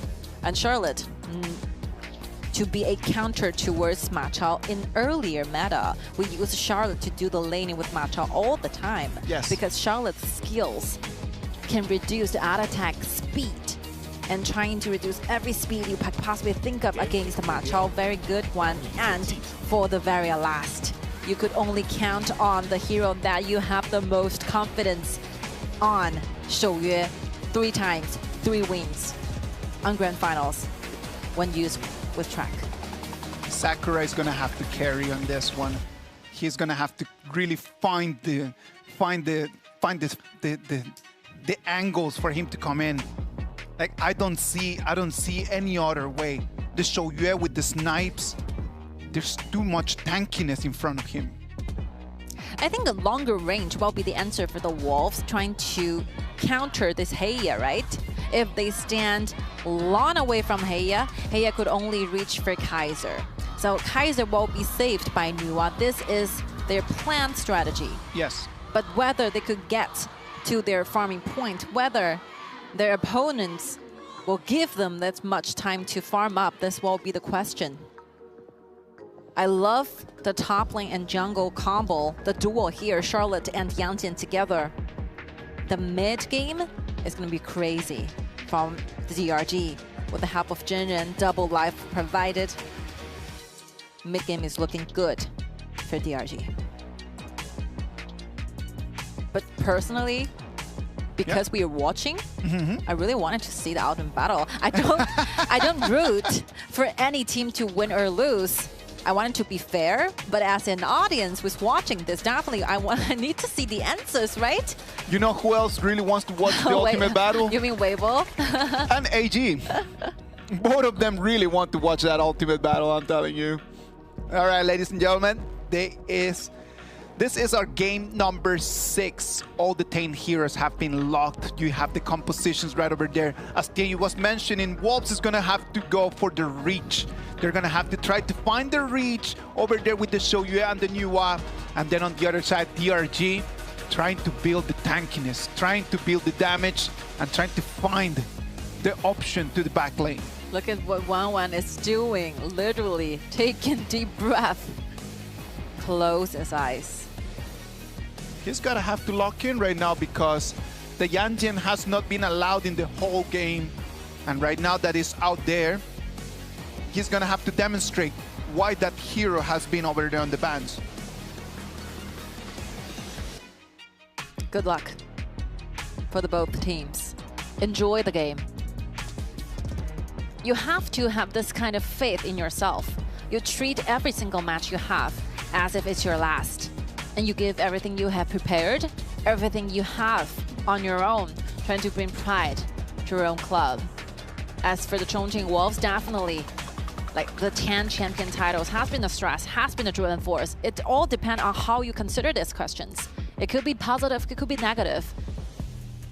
It all depends on how you actually accept this. And so as DRG, they're making great efforts going to the 2025 KPL Grand Finals. Last year, they weren't even invited to Changsha. Nope. This year has already been a great ride for DRG. They just don't want the right to finish. Yes. They want to just keep going. If this is just being such a dream, do not wake me up. I want to make it into the bird's nest, please. They did make it to the finals in spring, though. They suffered a lot during summer, we have to admit this. But with the help of Jiuku, with this kind of loan, this roamer helps this team a lot to a next level.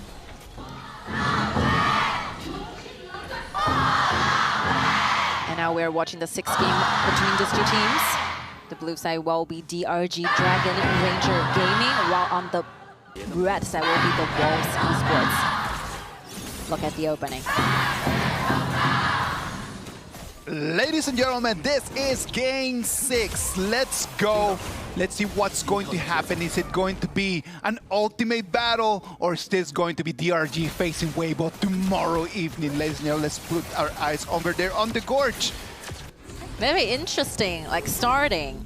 Dolia goes to the mid, like waiting for the minions to get in place while the Shouyue helps Pound getting faster with that blue and get a little bit jungle of themselves. The Prison Sprite over there. Very new distribution of the gold. Sakura. The javelins coming in from Machao are going to be so painful, right? Like the spears in there. At the beginning of the game, you do not feel them that much, but as time passes, they just become so much more stronger. Yeah, because you have to play in the cores. Like Sakura Machao is a big, huge core for the side of Wolf, so they have to make faster rotation to the top to ensure that this Machao have a nice time on the top, farming up during the lanings. And Nuwa, unfortunately, have to stay on the bottom side. No, it's gonna have to lift right over there, right? Yeah, it's okay. We haven't seen a lot from Flowborn Marksman in this whole tournament, right? What do you think is the reason that Flowborn Marksman has not been part of the meta in this 2025 KPL Grand Finals? So when you're speaking of like late game damage, it's not comparable with Shouyue. But the time you need to invest in this hero will be relatively too long. I see. And for the most reason is because the tank version is better. So you can only choose one form of the Flowborn in our best of 7. If you have already used a tank, you cannot use a marksman or the mages or the support. That's a basic reason, I think. I see. No, and in terms of when you compare it with other options, right, like it just falls behind a lot. I love Flowborn. Like this hero is very special. I like the nature of the design of the hero, right? Like the fact that you can personalize and you can customize it. Actually, that's what makes me feel like that is a hero that changed completely the way that we see on our games. You do have your prediction towards like DRG. Yeah, I have my prediction towards DRG. You know what? Like, I do believe that they have shown a little bit more than Chongqing Wolves up until right now. And I have faith on that one once Yanjie. Yeah, we don't expect to see a lot things like fires and electricities, team plays happening early on in the stages. I think this game is going to be quite long. So it will be the time for us to enjoy how they're doing their farmings, how they're arranging their waves. 4 minute, 10 minute, 15 minutes will be the team fight mark. Or other than that, they're just simply doing the farming. Let's wait and see. The Tyrants are going to be available. They become online, and this might be the cue for our first fights coming in. We can see both teams just kind of like keeping eyes on it. Already halfway up the HP, DRG is going to rush this one, and it's going to pocket it for free. Yeah, it's been a while since the last time we see Shouyue go into mid. All right, worst. Look at that, the Moonscape Mirage is going to take one person out. Look at that, Saudian is going to try to put in, deal some damage, come out, and it's going to be the Heya that is going to fall. It's going to be the first blood going in for Chongqing Wolves, and they want more. It's going to be Huayan, the one that is going to be pushed back, and right now it's going to have to be the Kaiser coming in, the Invincible Warrior dealing in so much damage, and right now it's time to run away. Look at that. The Charlotte comes in from behind. He's got the flank. Now he's been receiving so much fire, and it's going to be Pan's Kaiser, the one that is going to fall. I think initially when Heya takes Sakura away, that will be a very nice retrieval for the Wolves because they are standing there waiting for Heya to come back, saving Sakura away. But by that very second, because Pan have the ultimate, he thinks he's so tanky, but it's just about the time when he's a little bit overcommitted. The following up of the damage cannot be reached Monlan being taken so low. It's going to be the four signs that is going to bring him back. Oh, Only is going to fall. And right now the dolly is going to fall as well. It's going to be a double kill for the man, for Hawaiian right now. DRG have 3 kills versus 1. Sakura really tried, but the born of the nature of Tai saves Mulan's life one more time. One more hit. One got really, really low. But Pan got cancelled out. Hey, amazing time on the Moonscape Mirage they coming could still save him. Now let's wait and see. He's gonna 3 against 2. Pan one more time. Focus fire onto him. There's no turret. He's going to fall. One's going to take that one more time. DRG is knocking on the doors of glory. Wow. That's perfect teamwork. Like everyone is saving the other, and the execution, their decisions are just flawless. Oh, the way that Dien is playing that Heya, amazing. The Moonscape Mirage coming in the right moment just to support his teammates, turn things around and get the kill. Just imagine what happened to Pan in this past 1 minute. He think he can save his teammates, and he did it, but he went too deep into the blue, trying to make things happen more, trying to want more things, but got cornered by the Charlotte. And right now, he's looking at a scenario where he's losing his buffs. The red are gone, maybe the blue will be gone too. And look at the backlines, Nuwa and Shouyue, so desperate. They do need more time to buy more items.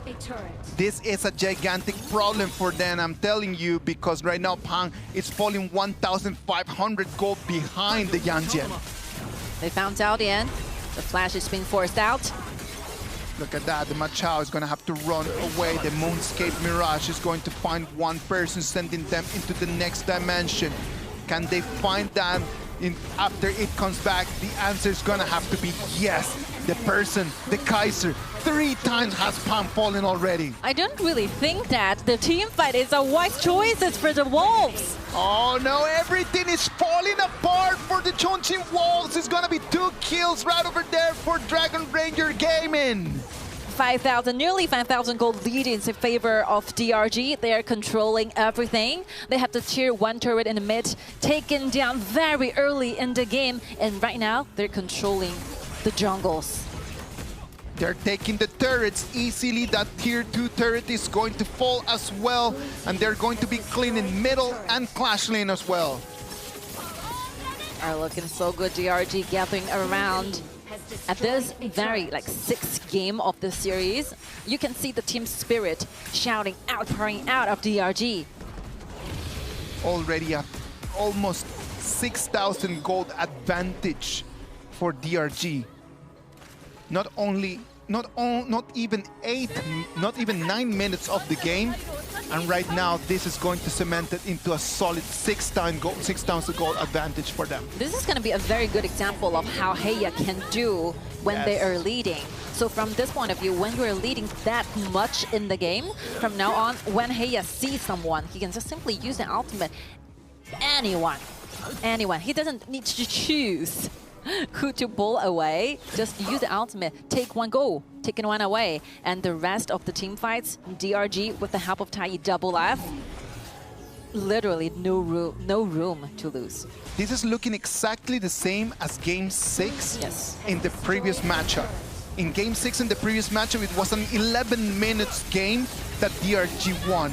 Pan comes in, he's going to take that Overlord out of their hands, but can he run away with his life? I do not think so. The Charlotte is going to take a 1v1 against him. He does not have the Invincible Warrior. He's going to be taken running away, but running where? There's nowhere to run. Look at him. Hawaiian comes in, he's going to claim that kill. Turn our eyes over there to the farm lane, because it's going to be DRG coming in, taking kills, and they might take the game right now. Sakura really tried, but still, the ultimate of Jinren is there. Sakura wanted to chase in, Zaldian finds the kill.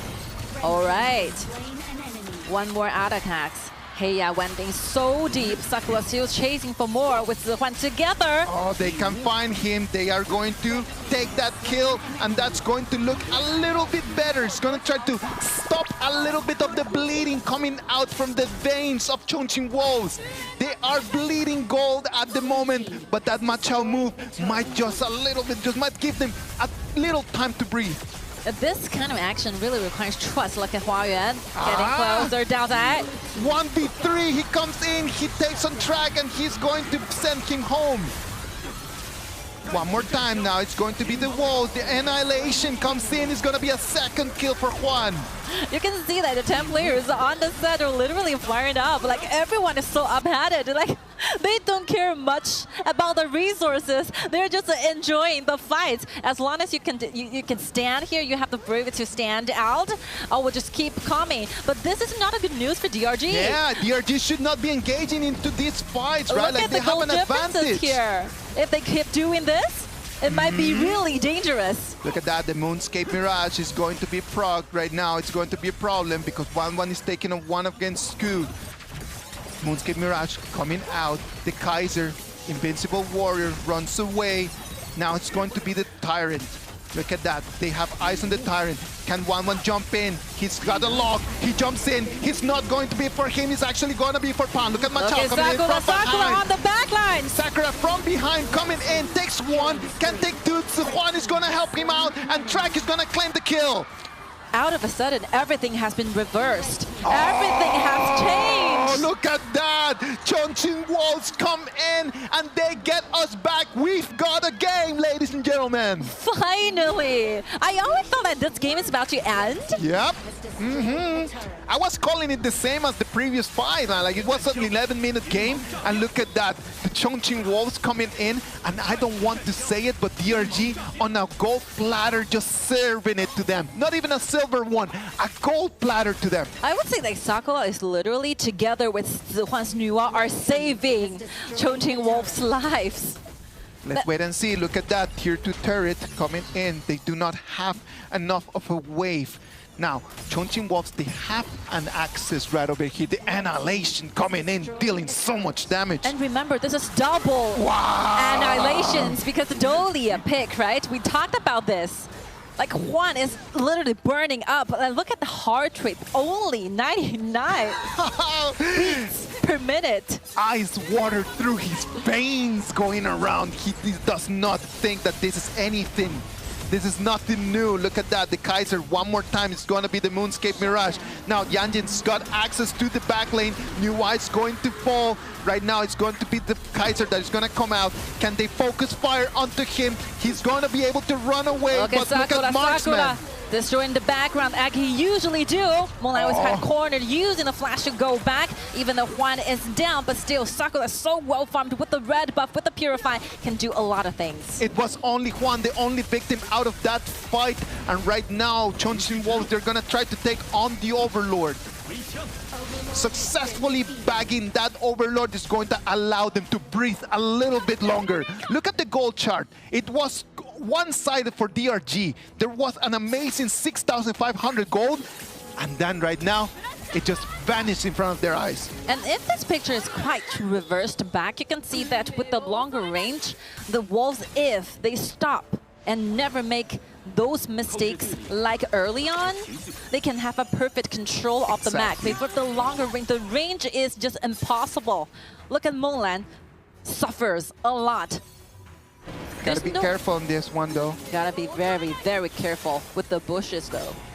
And Machao, look at the composition one more time. Actually, there's no frontliners in DRG. So this Machao, if they have this much gold and the red buff on his side, he's invincible. Has destroyed a turret. Rotation to mid lane right now. Chongqing Wolves, they need to be very careful. They need to be very detail-oriented on these fights. They do not want to overstep. there's one thing that Chongqing Wolves need to do. They need to send someone having this ultimate with Haya on them, or otherwise, if Sakura wants to get in, but if the ultimate is still on Haya, it's going to be a trouble. Oh, look at that annihilation coming in. Huayuan's going to run away. The snipe is not going to be on target. It's going to be wide, but the target was the turret, and the turret is going to fall. And this will be the test for DRG. If the early game is a test for Chongqing, well, they have already passed that. They gave us a fully aced answer as if how to play the game when you're far behind. Oh, look at that. They're coming in from behind, but they do not find track. The annihilation comes in, is going to chip on the HP bars. The damage is not lethal. One more time, it comes in. The snipe is already a little bit too far. The backlines cannot just survive with that double annihilation.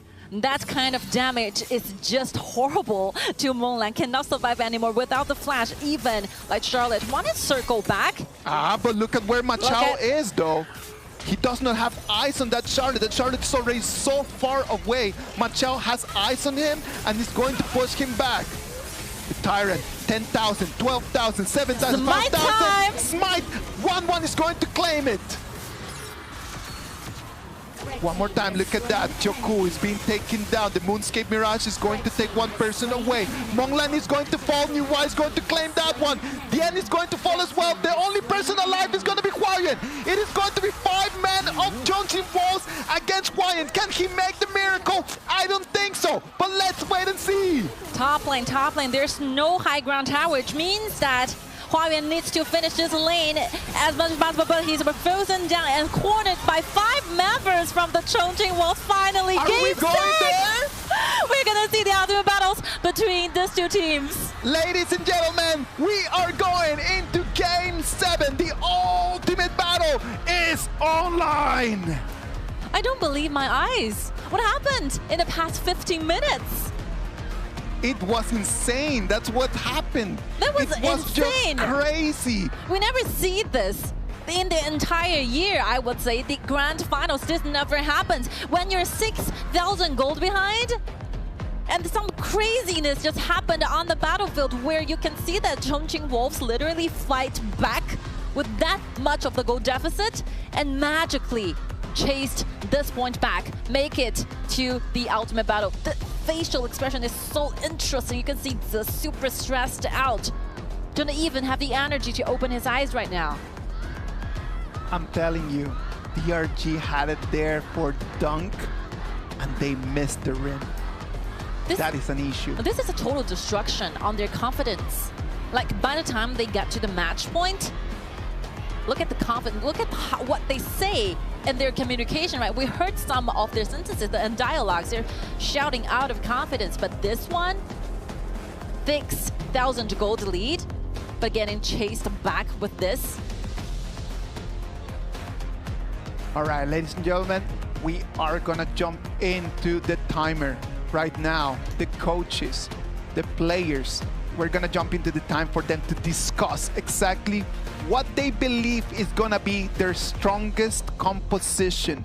What is gonna be their strongest 5 heroes? Sky, walk us through how the ultimate battle is going to work, please. The ultimate battle, when we hear this music, this theme song, and everything happened in the past 6 games is already gone. So we're now seeing a brand new best of 1, where each teams have no idea what compositions their opponent's gonna have. It's a blind selection. They're falling off a form where they have to fill out the heroes they want to play, the best hero, the best combo, maybe the most powerful and confident hero they can possibly have in this current meta for these two teams. And they could only have the idea of what kind of composition their opponents have when they get into the gorge. The coaches and the players are going to have 3 minutes to discuss what is going to be their best composition, what is going to be the best heroes. They need to guess what the other side is going to pick, and at the same time, they need to think about what is going to be the best in their hands. I know that it's not a matter of coming in and try to discuss in the moment, because all of these compositions, all of these scenarios have been practiced. They have been designed before coming into the 3-minute timer. But you know what? After seeing the 6 games, a lot of things could have changed. You don't see that much of a gap between the two teams. So what really matters is about their mentality right now. This is like 100% matters. This is the only difference. If it is a matter of mentality, Sky, I'm telling you right now, DRG might not be in the best place. They might be destroyed by this. The 6 game, you don't really have much of the time to recover from what happened in the past 20 minutes. It will be a task. Like we talked about, like Chongqing Wolves have passed a task that DRG set to them. Of course. DRG won 6,000 gold lead, and Chongqing Wolves, with Sakura's great performance, with Zihuan's great perfect execution, they find their answer to the ultimate battle. While DRG, what do you have? Can you revive from the setback? Can you just clean out your own brains and set up the goal together like a team? I do not like the body language coming in from DRG. They do look, I don't see eye contact in between them. I don't see them just communicating with each other, just kind of like just moving around. I see them stiff, just kind of like looking at the phone, just trying to figure out what just happened. And that's something that the coaches are gonna have to fix if they want to be successful for this last game, last 15 seconds before we move into it. I mean, frustration will be there. It's expected. It's happened. We are human beings. We are supposed to have feelings, right? Yeah, I agree. But at this very second, you need to tell yourself what is the most important thing to do. I think I understand. I totally understand. By my years over the 20 years old, I cannot handle this kind of tension. But I sincerely hope that they can do this. It's a competition, it's a challenge in their life that they have to conquer, not only for this match. If they walk past this kind of challenge and stress, they will grow as a person, not only as a professional esports player. The lower bracket has been marked with very big gaps, very big games, 4-0s, 4-1s. And right now, as we get to the best of the best, the lower bracket semifinal is going to go all the way into an ultimate battle. And right now, since the countdown is already finished and done, the coaches of the two teams has already lead the entire team to their destination. And what's coming after, it's only depending on the 5 players altogether. Best wishes for both teams. Hope they could enjoy the game and hope they can have a match that they will never forget and regret in their life. Ladies and gentlemen, DRG and the Wolves, they go into the ultimate battle. We're going to Game 7 ultimate battle, and we're getting ready for that.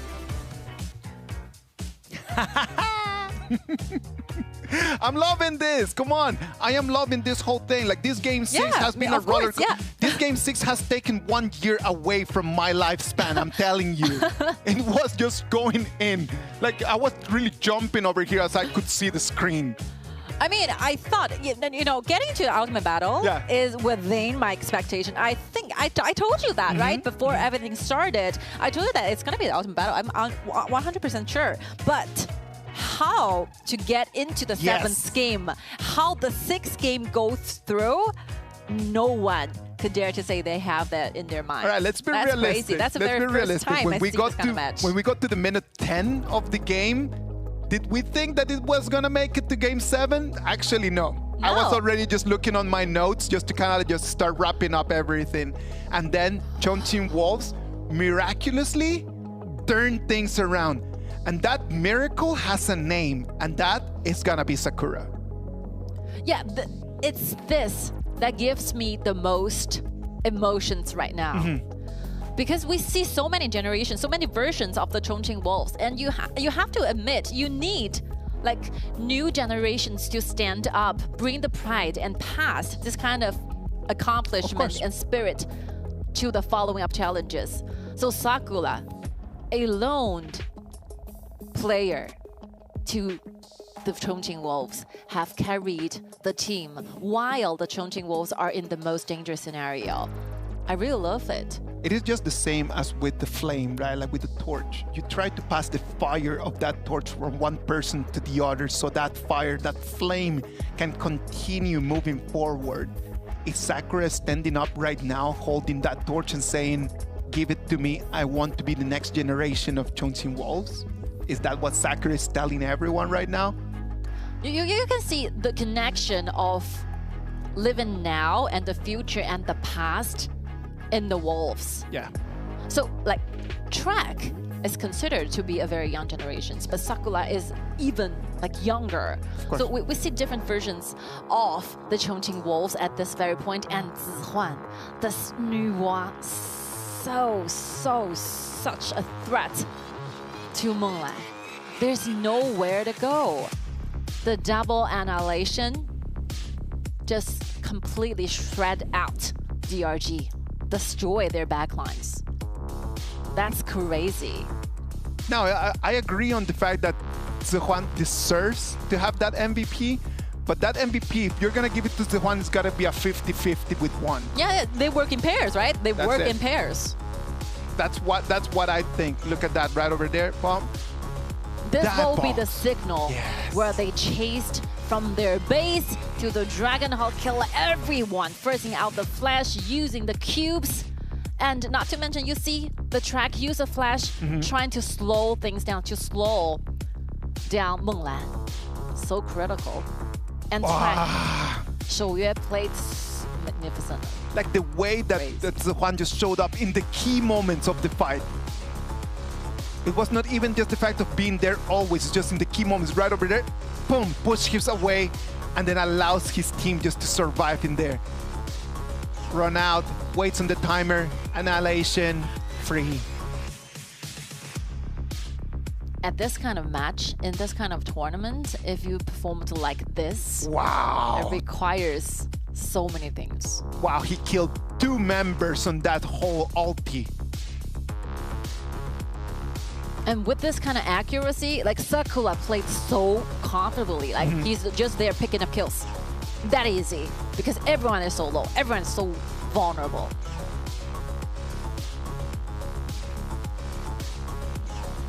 I am really looking forward to this next match. I am ready. I'm ready. Look at that. He is ready as well. You can see the crowd, the audience. Look at the players. They really didn't want this dream to finish. They wanted it just to keep going a little bit longer. Sad for this is going to be that after the next match, one team is going to be sent home and one team is going to have to go to the hotel, get some sleep, and get ready to fight Beijing Weibo tomorrow at 6 o'clock. So it all comes to one question. What will be their ultimate battle composition? So we do have a very fixed answer of this because the meta has not been changed. We have been playing in this current meta for a long time. So a lot of teams starting from the summer season have been giving us the best answers, we called, which will be the fatigue on the front line, the flow-borne tank in the jungle, the cat boom in the middle, and the Lu Ban pair on the bottom side, 2v2v2. The reason is that this kind of composition is stable enough. You have a great tank.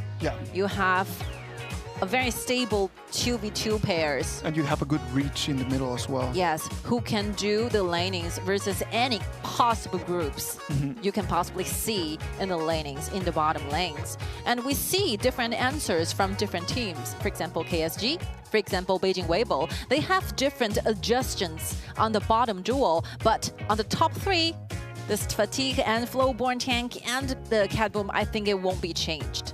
So both of us think that DRG is going to be sticking to that best answer, right? But I think that for Wolves, it's going to be different. I do believe that Wolves, number 1, they need to be playing the Goya over there for the farm lane.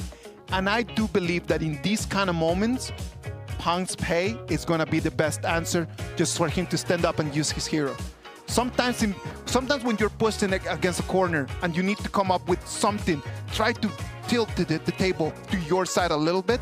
you need to go on your main hero. And I do believe that pound pace would be a good answer against the Lupin number 7, Master Lupin. That's what I think. What can you debate me on that? What do you think? I think Dunshan and Key are pretty good. We see other teams picking this duo on the bottom, trying to make sure that they have the lane advantages versus Lupin pair. Yeah. This could work, but you need to be very fast, especially in the ultimate battle, right? Ultimate battle, we don't see a lot of turning overs because ultimate battle is all about passion. It's all about emotions. So when you're leading, normally the leading team in the early game will have a higher possibility to win. But what's done is done. The composition is already fixed. The both teams are ready. As for the past experiences, last year at this very arena, the Wolves did so many ultimate battles. They're so familiar with the arena. They're so familiar with how we do the ultimate battles. But for the DRG, I think they did have the ultimate battles in the knockout. No, in the qualifying stages. Yeah, in the breakout, they had actually they had EDG. a game against EDGM that they just had to go that. In that game, when they played EDGM, they played the Fatigue, they played the Floorboard Tank, they played the Cat Boom, and then they had the Lupin number 7 and Master Lupin combo over there. I don't think they will change. I don't think they will change either. I do believe that time it worked really well for them. They had good momentum, they had a good pace, good control of the rhythm, and they're going to hope that that's going to work again against the Chongqing Wolves But today. you know, this will be one thing that favors, that has some room to do something for the Chongqing Wolves, because your opponents have already given out the answer, which means that their answer to this question is clear on the table. So if you know exactly what kind of pair, what kind of composition they're going to be having, why not do some counters? Okay, so it could be that right now I know what DRG is going to do, so I'm going to counter what they already had, but then DRG already knows that you're going to counter, so they're going to counter my counter. We could come in that gigantic cycle. It's a circle. It's a circle. It's just an endless circle of imagination right over there. We want to know exactly what you guys think at home that is going to be this whole matchup. What do you think is going to be the composition for this Game 7, for the ultimate battle? So you need to start having your own predictions. Don't be worried about being wrong. I am wrong half of the time, and I'm still just being very confident, just saying things out loud. So we hope to hear from you guys as well. I think a lot. We see different changes. For example, in the summer season, in the Ultimate Battle from Weibo. Weibo is very innovative. They have different understandings. They once have a Jin and Mengtian pair on the bottom, trying to do the Ultimate Battle, but unfortunately, as I remembered, that Ultimate Battle they lost. So there's a lot of examples lying up there, giving you answers. So why they choose this kind of fixed composition? Because this composition does have a higher winning rate. So who wanted to make a very risky moves in Ultimate Battle, because there's no more round of a game. We're playing only in best of 7. You don't have another game to go on. So this will be it. We're finally having answers for the Ultimate Battle. I love that sound. That is the sound of the last minute. The audience over there in Changsha is ready, and we are gonna jump into the Game 7, the ultimate battle. Show me the picks. Show me if we were right or not. Fatigue. That is the same. I don't think we're going to see some changes into the junglers. It might as well just be the Floorborn tank. Floorborn tank. Our questions are being answered. Let's see the mid laners. It's going to be Cat Boom. Cat Boom or Nuwa? What do you think? Cat Boom. Cat Boom. Definitely. Nuwa is too late game, this kind of hero. Doesn't have enough time to space. KSG used Nuwa. They lost This might be the next one, might be the different. Oh! Yes. 狄仁杰. It's not Kia, it's 狄仁杰. It's not Kia, 狄仁杰. Okay. This is the very first time in this meta we see this change. 狄仁杰 and Dunshan. I thought it's gonna be a Dunshan, but I think it's a Dunshan with a Kia pair, right? Yep. 狄仁杰 and Dunshan during the 2v2. Of course, 狄仁杰 is gonna be winning. 1v1, 狄仁杰 is always gonna be a counter towards Lupin number 7. I would say that the Chongqing Wolves gassed out and did make their counters. They changed it to 狄仁杰, and let's see whether it's going to be showing efforts, showing. Ladies and gentlemen, the cards are set on the table. We are ready for this game number 7. Whoever that wins this game is going to move into the final for the lower bracket tomorrow against Beijing Weibo. Who can write their own legend in a low bracket? Is it going to be Wolves Esports getting their revenge story against Dragon Ranger Gaming? Or is it DRG going to destroy the Wolves Esports and get into the top 3? The lower bracket final, where they really thrive at. They did it in the spring season in 2025.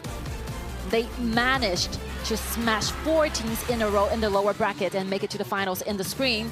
So both teams shows a lot of potentials on doing this. In the past, they all did it. They have done it in the past. What is going to be different today? It is just a matter that all the stakes are out there. This is going to be the highest pressure game that they have played in this whole year. On the blue side, we're going to have DRG, Dragon Ranger Gaming. On the red side, Chongqing Wolves. Let's hear the audience. Let's go.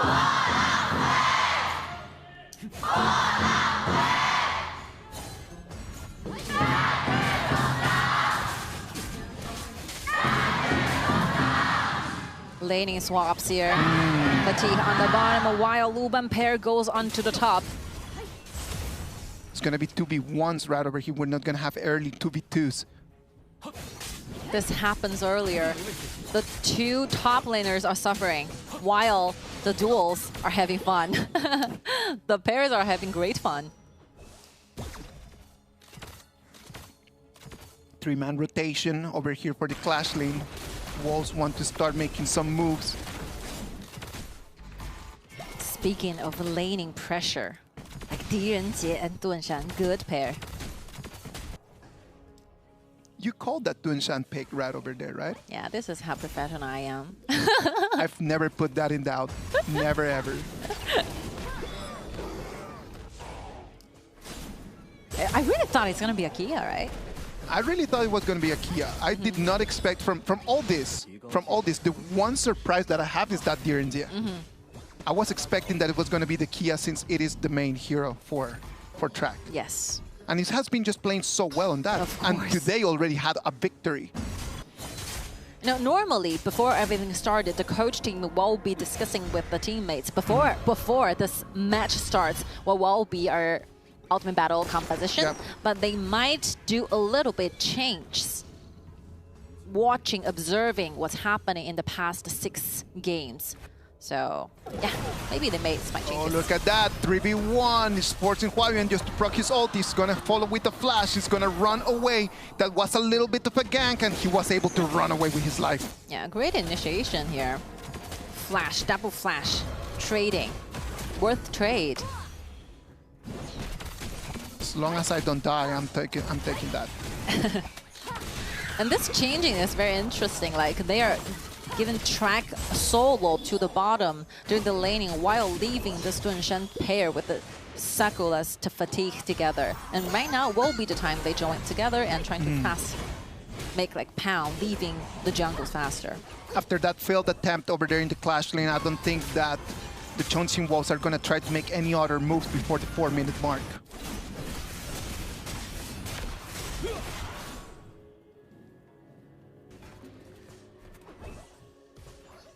Three minutes. It's the time to play with the waves and get ready for the Tyrant. On the right side of the map, the Tyrant Hall. 2 waves pouring together, waiting for Pound to clean. And it's just good, right? Like, even though it is a little bit slower, the rotation from Chongqing Wolves, but at least Pound is coming in and just taking some of that gold from the waves as well. They're not worried about the damage to the turret since they've got the Dunshan pick. Yes. Teleportation ready. Prison's Pride is going to be for Chongqing Wolves as well. Initiating already. But the early game, like, damage from like flow 1 tank is quite high. Dunshan here, helping. Master Lupin come in. It's going to be spotted in there. It's going to be pushed back.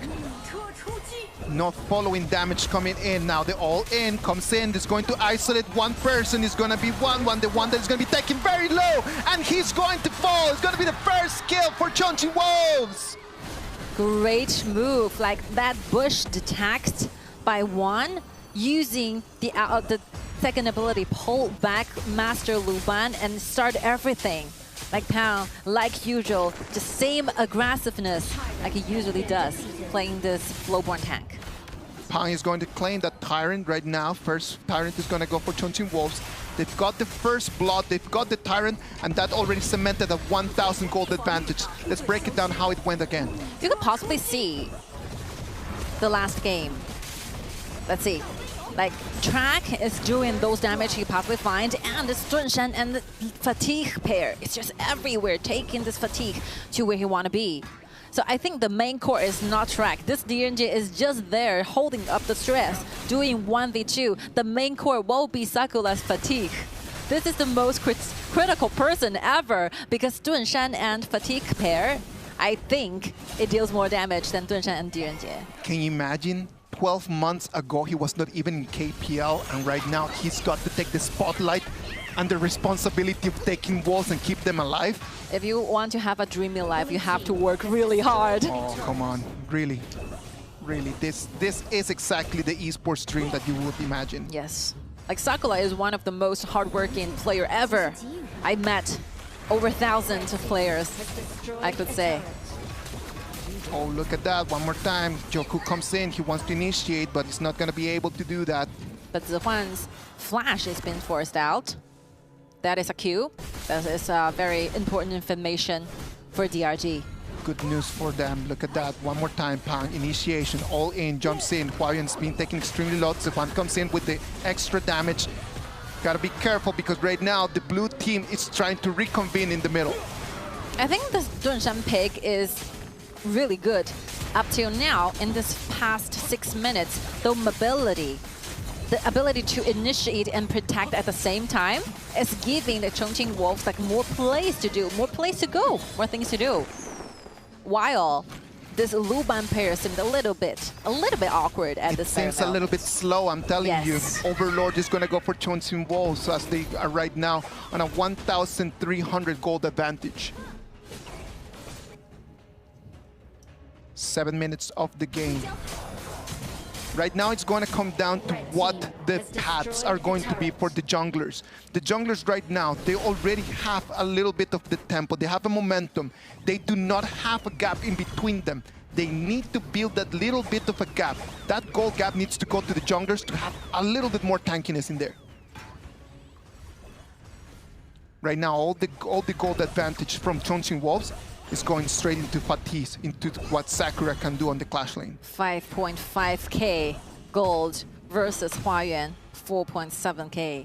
If you are playing the same hero, which means that the gold is going to be completely different, have different affections on your performance. Yeah, agree. And they are playing with different builds as well, right? On the one side, the Frostcast Embrace and the Axe of Torment. Already 2 items here for Sakura. Pure Sky is going to be the choice for Huayuan on the other side. T2 receiving a lot of damage. Dragon not being cleaned. Pang is going to take the turret. It's time to run back. Chongqing Wolves is taking step by step, getting those resources away from DRG while handling the neutral objectives one by one. Slow and smooth. Slow and steady, that's what they need to do right now. They already have the advantage, they just need to nurture it into a little bit of a snowball. 15 seconds for the Tyrant to be online one more time.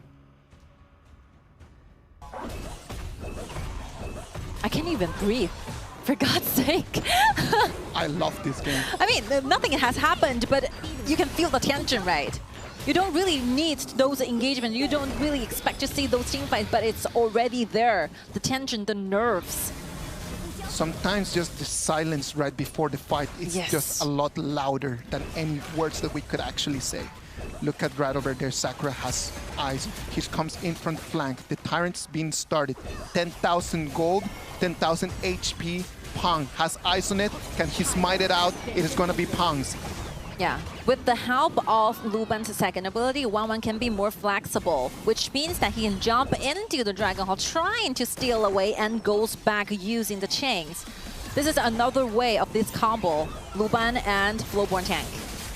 4v4 over here in the mid lane. They do not want to engage. They want to run away. Slowly, Monglan's Luban number 7 is becoming a lot of more stronger. He's becoming a little bit more of a threat. This is what we're about to say. Even though we can see, like, it seems like the wolves are taking control, but gradually, like, Moonlan is going to be having those items he needs to destroy the frontliners. The efficiency of the damaging skills between these two marksmen are completely different. So Chongqing Wolves needs to be faster than this. At least tier 1 in the mid, they have to take this down in order to large up, in order to get more like gold differences ahead of their enemy. 2,000 gold advantage right now for Chongqing Wolves as the Dark Tyrant is online. Pang already has eyes on it, and he wants to initiate the fight. Daybreaker is about to be ready for Mulan. Once they have the very critical items, the damage will be completely in next level.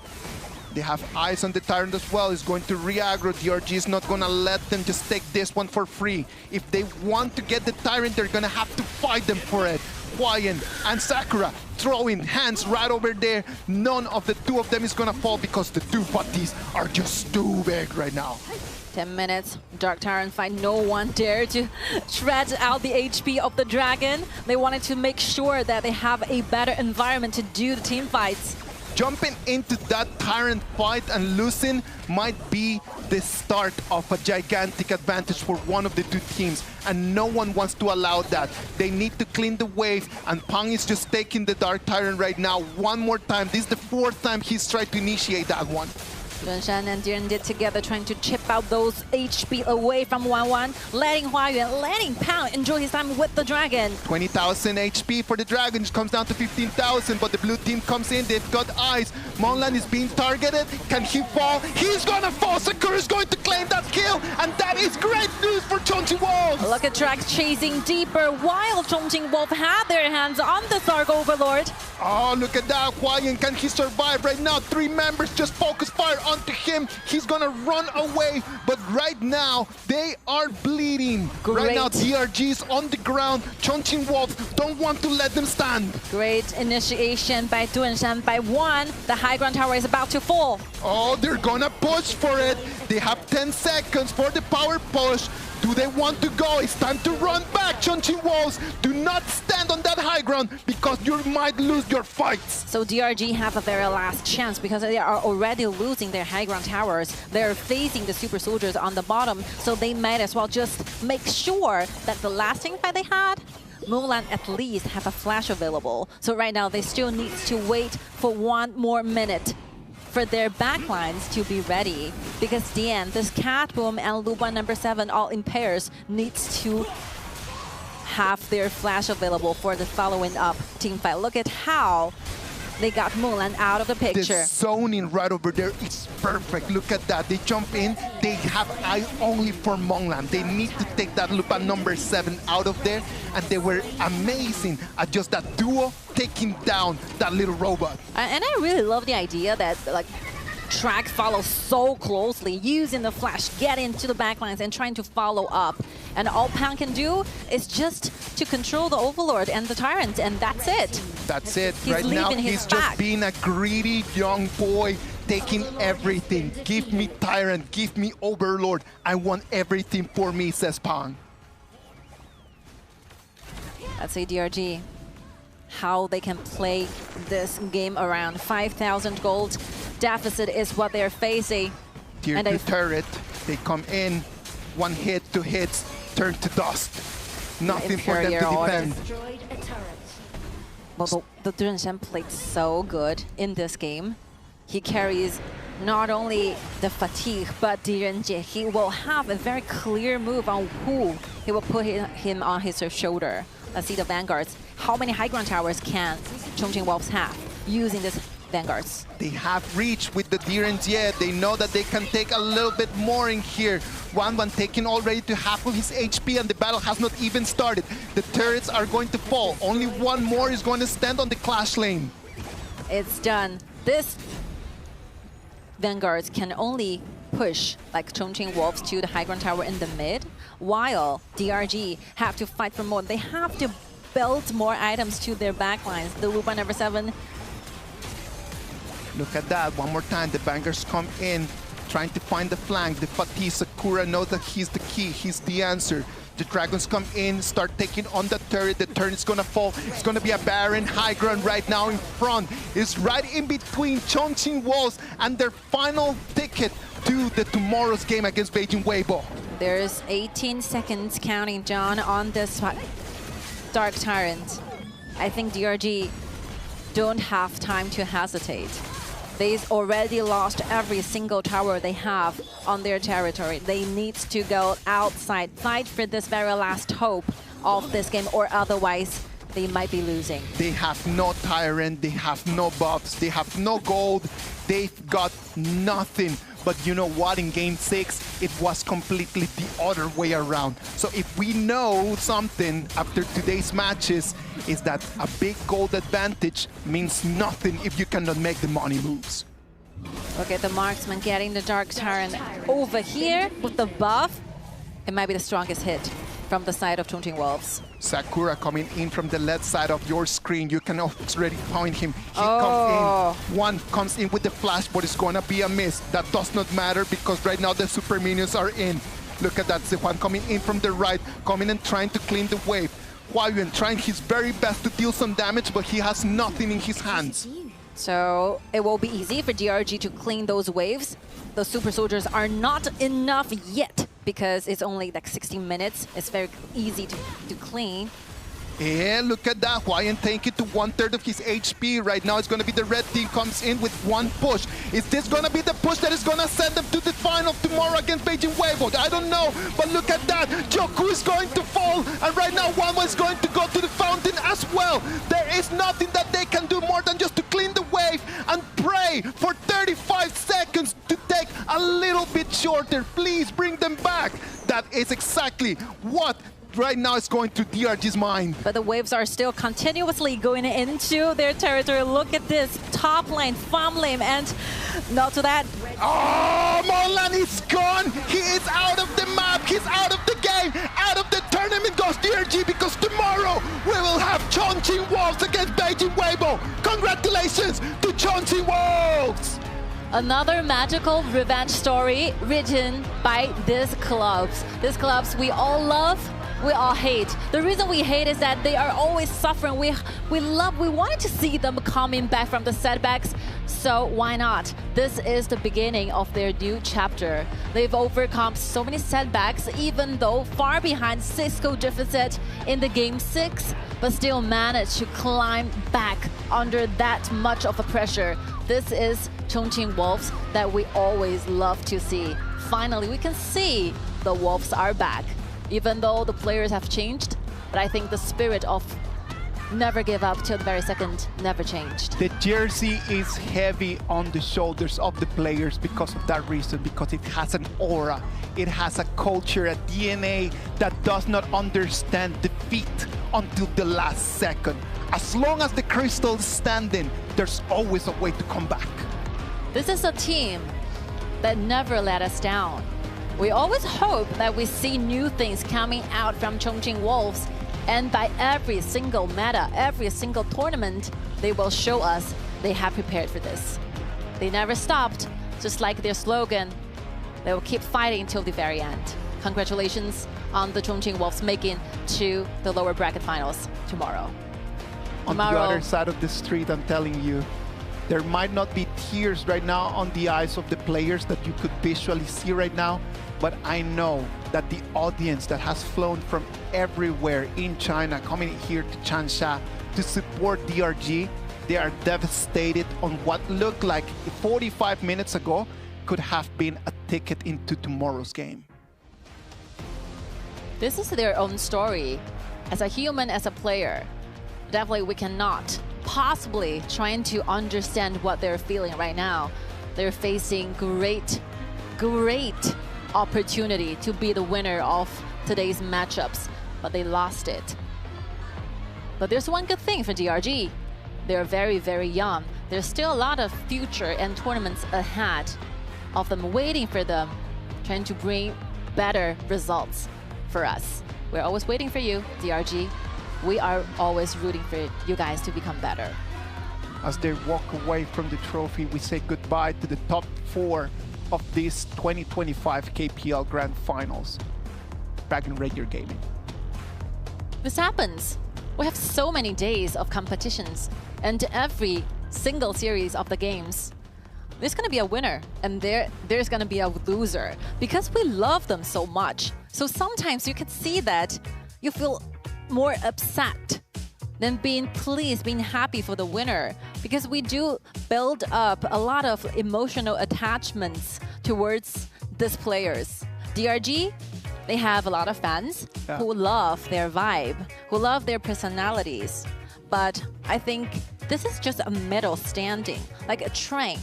There's so many stations in a route, right?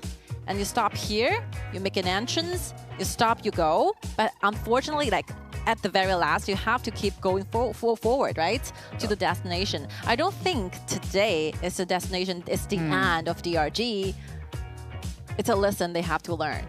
It is something that they're going to have to just reflect on. Not only today, not only tomorrow, but as time passes, they need to start understand what needs to be done different, what us as players, what us as athletes need to build inside of our hearts, or what do we need to build on our heads. Because I'm telling you, technically speaking, in terms of mechanics, in terms of micro instead of macro, they're not weaker than the rest.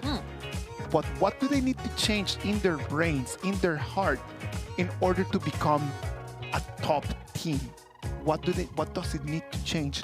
As something that we don't have the answer, and we hope that the whole team is gonna go back, they're gonna talk to each other and really look back at the video and understand what needs to be done differently. There is a reason for every loss. You don't lose because you're unlucky or something. There is a reason underlying for this. When you are very nervous, when you are very stressful, you make those mistakes that you shouldn't have done.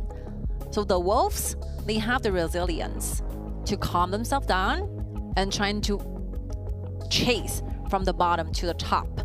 So I think like DRG, they have the potential to do that. They just have to wait and see and trust themselves. These are the crazy datas. Did you see the shape of that Sakura's fight? Yeah, sure. Wow. The numbers speak for themselves, right? There's not much words that we could add up in there when you actually can see the data and then just understand where the difference was. The MVP in this game is extremely clear for me. I feel very happy for Pound because few months ago, it seems to me that like Pound might be the only person you could possibly count on when the Wolves are facing some like very down low scenarios. But today you can see their cores, their front laners, their marksmen, they all can stand up doing things for the entire team. Track, Direnjie, good pick, brave pick. Do you think that was the key to success in here? The Imperial Order, he follows up all the damage the entire team needs, and that very critical initiation is so important to end this game. I think in Game 7, like every member played so well. From my own point of view, I think this Sheldon, this Dunshan played so well. He literally have a very good decisions on who to help, who not to help. Let's see this play. This moment was critical, right? Like the first time that the Lupin number 7 falls is what opens a little bit the door to success. If you want to play against the Master Lupin, then Lupin number 7, that is super important just to be able to really stop the Lupin number 7 growing early in the game. Always love to see the ultimate with a flash. So accurate. Look at the POV here. Comes in, the Imperial Order follows up, flash, jumps in, this poke.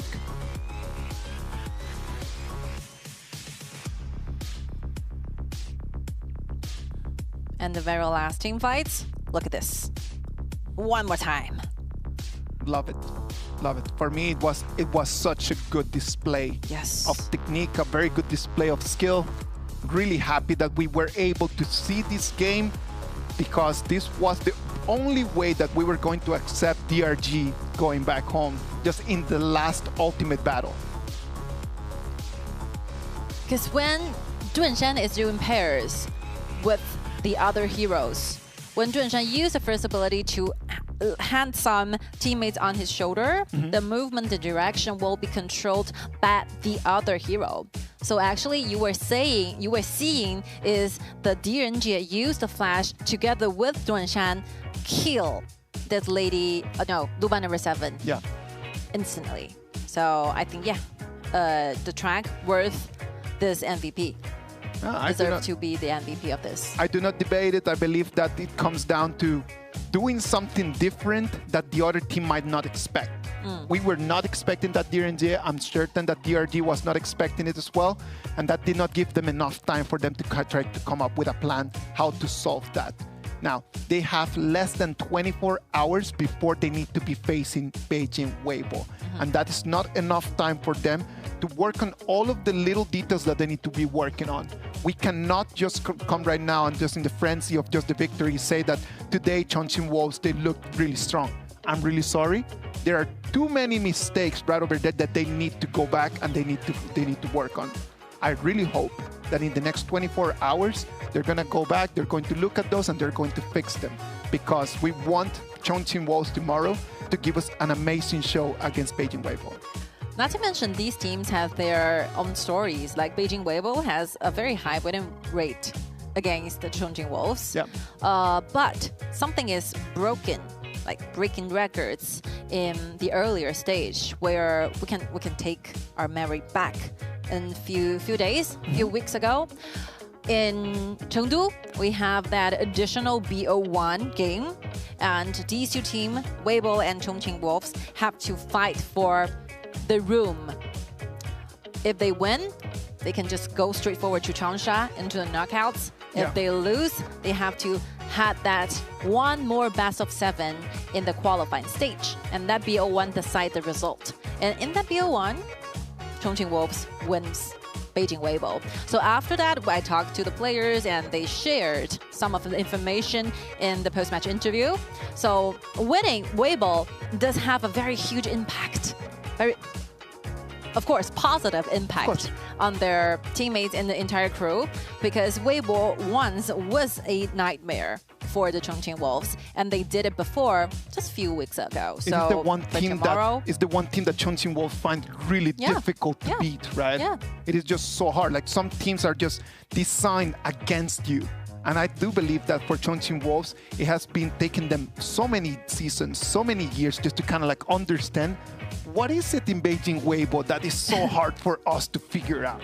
I think in best of 5, in best of 7s, like Weibo just know their way around trying to go against the Chongqing Wolves. But that BO1, Chongqing Wolves performed so good and managed to break this kind of like limitation, those boundaries that the Beijing Weibo have cursed on them. So yeah, I think tomorrow everyone is ready, but like psychologically, I think the Wolves will definitely have a better opening starting, because today they won in a ultimate battle. This is a rise of confidence, and this really builds up their mutual trust. So as we talked about, like Sakura is a new member in the team. They are not that close. They only knew each other for about a month. But this kind of very critical moment of life in the tournaments, you know you can give your back, give your shoulders to your body standing side by side of you. This really creates mutual trust. So mentally, in that level, I will have my root towards Wolves. But physically, because Weibo have 1 day of rest, I have my roots to Weibo. Let's wait and see what's going to happen. I know that everyone in Weibo right now, as we are talking right now, they're already online playing, practicing. They're not giving any minutes just for them to actually waste. What about if we go back to Changsha and then we look at what the interviews we have over there with the players? Let's see what they have to say from Chongqing Wolves and what they have to say from DRG. This is the coach. 刚才的2局比赛，站在佛山 DRG 的粉丝朋友们的视角来看，应该是特别难释怀的。刚才整体的一个经历，应该会让自己在刚才的比赛打完之后，特别的心情起伏很大。能不能简单聊下2位刚才的一些波动？先泽教聊一下吧。Can you talk to us a little bit about the feelings after these very difficult matches? 但是又感觉似曾 I'm 相识。 totally blanked out. 为什么会有这样的感受？ Why would you actually feel like that? 在这个台上待太久了，可能什么场面都经历过吧。But I think I've been working for a long time. This kind of situation is not new to me. We've experienced this before. So what about you? 这个可能会更加的体验的深刻。What is the feeling that you have towards 第6局、第7局，刚才的那2局。6 and 7 games specifically. For the last 2 games. 就出现失误了嘛，然后已经出现了的话，今天就是心态上有点波动吧，然后但是尽力要在局内。 have a very bad influence mentally and tried our best. We tried our best trying to prevent like more weakness happening, but we really tried. But we did have our mental situations got fluctuated. 因为我们刚看到在巅峰对决前有一个画面，因为队伍其实蛮大的一个顺境，突然之间落入谷底。当时您是闭眼睛调整了一下自己的情绪才上台的。 那个过程当中发生了什么？你又上台跟大家聊。Right before the 7th game, what you just closed your eyes and just got ready for this game. Can you talk to us a little bit about your feelings then? As I was watching, I do feel a lot of fluctuations mentally, and I couldn't even imagine how they felt. So, but I know I have to get ready for the ultimate battle. So anything else, anything I want to talk to the teammates, I will just save it after. Thinking about them mostly. 对手敢大胆的做一手变阵嘛？突然来了一个狄仁杰上面成盾曹的组合了。What do you think about the DRG and Sheldon pick over there from Chongqing Wolves? I thought about this before, but I thought about Zhengxian DRG, but yeah, I think it's a thing I miss out for today's. I didn't expect them right to use after the DRG. Zhengxian and the DRG were picked. What was going through your mind? I think they're very aggressive and give a lot of pressure to our players. 他们就盾山狄仁杰吧，他们打对线、打鲁班或者就随便打嘛，然后其他3个 are very aggressive. 相当于就是想 It's their advantages, and they wanted to put a lot of pressure on our farm lanes. So we do change our lanes, trying to avoid doing that laning. And we wanted to farm up, get ready for 10 minutes dragon 这2场比赛可能会难以释怀的情况，但我们知道整个年总让我们印象深刻的第2季的画面是很多的，尤其是9库来到第2季之后，跟泽教的画面。 2020-2025, we have had so many ideas and images from DRG, especially from you, Joko. 那样一个时候呢？ Can you just share with us one of your favorite ones? 可能就打 EDG 那个淘汰赛第7局翻盘吧。The ultimate battle we have with EDGM, it's a huge turning over. If we didn't do good, we might as well just be eliminated. This is a match that leaves us the most impression. 情绪大的镜头，我记得好像是在淘汰赛的时候，张开双臂的镜头。There was a very big image about you just with your arms wide open. 什么样的体验和感受呢？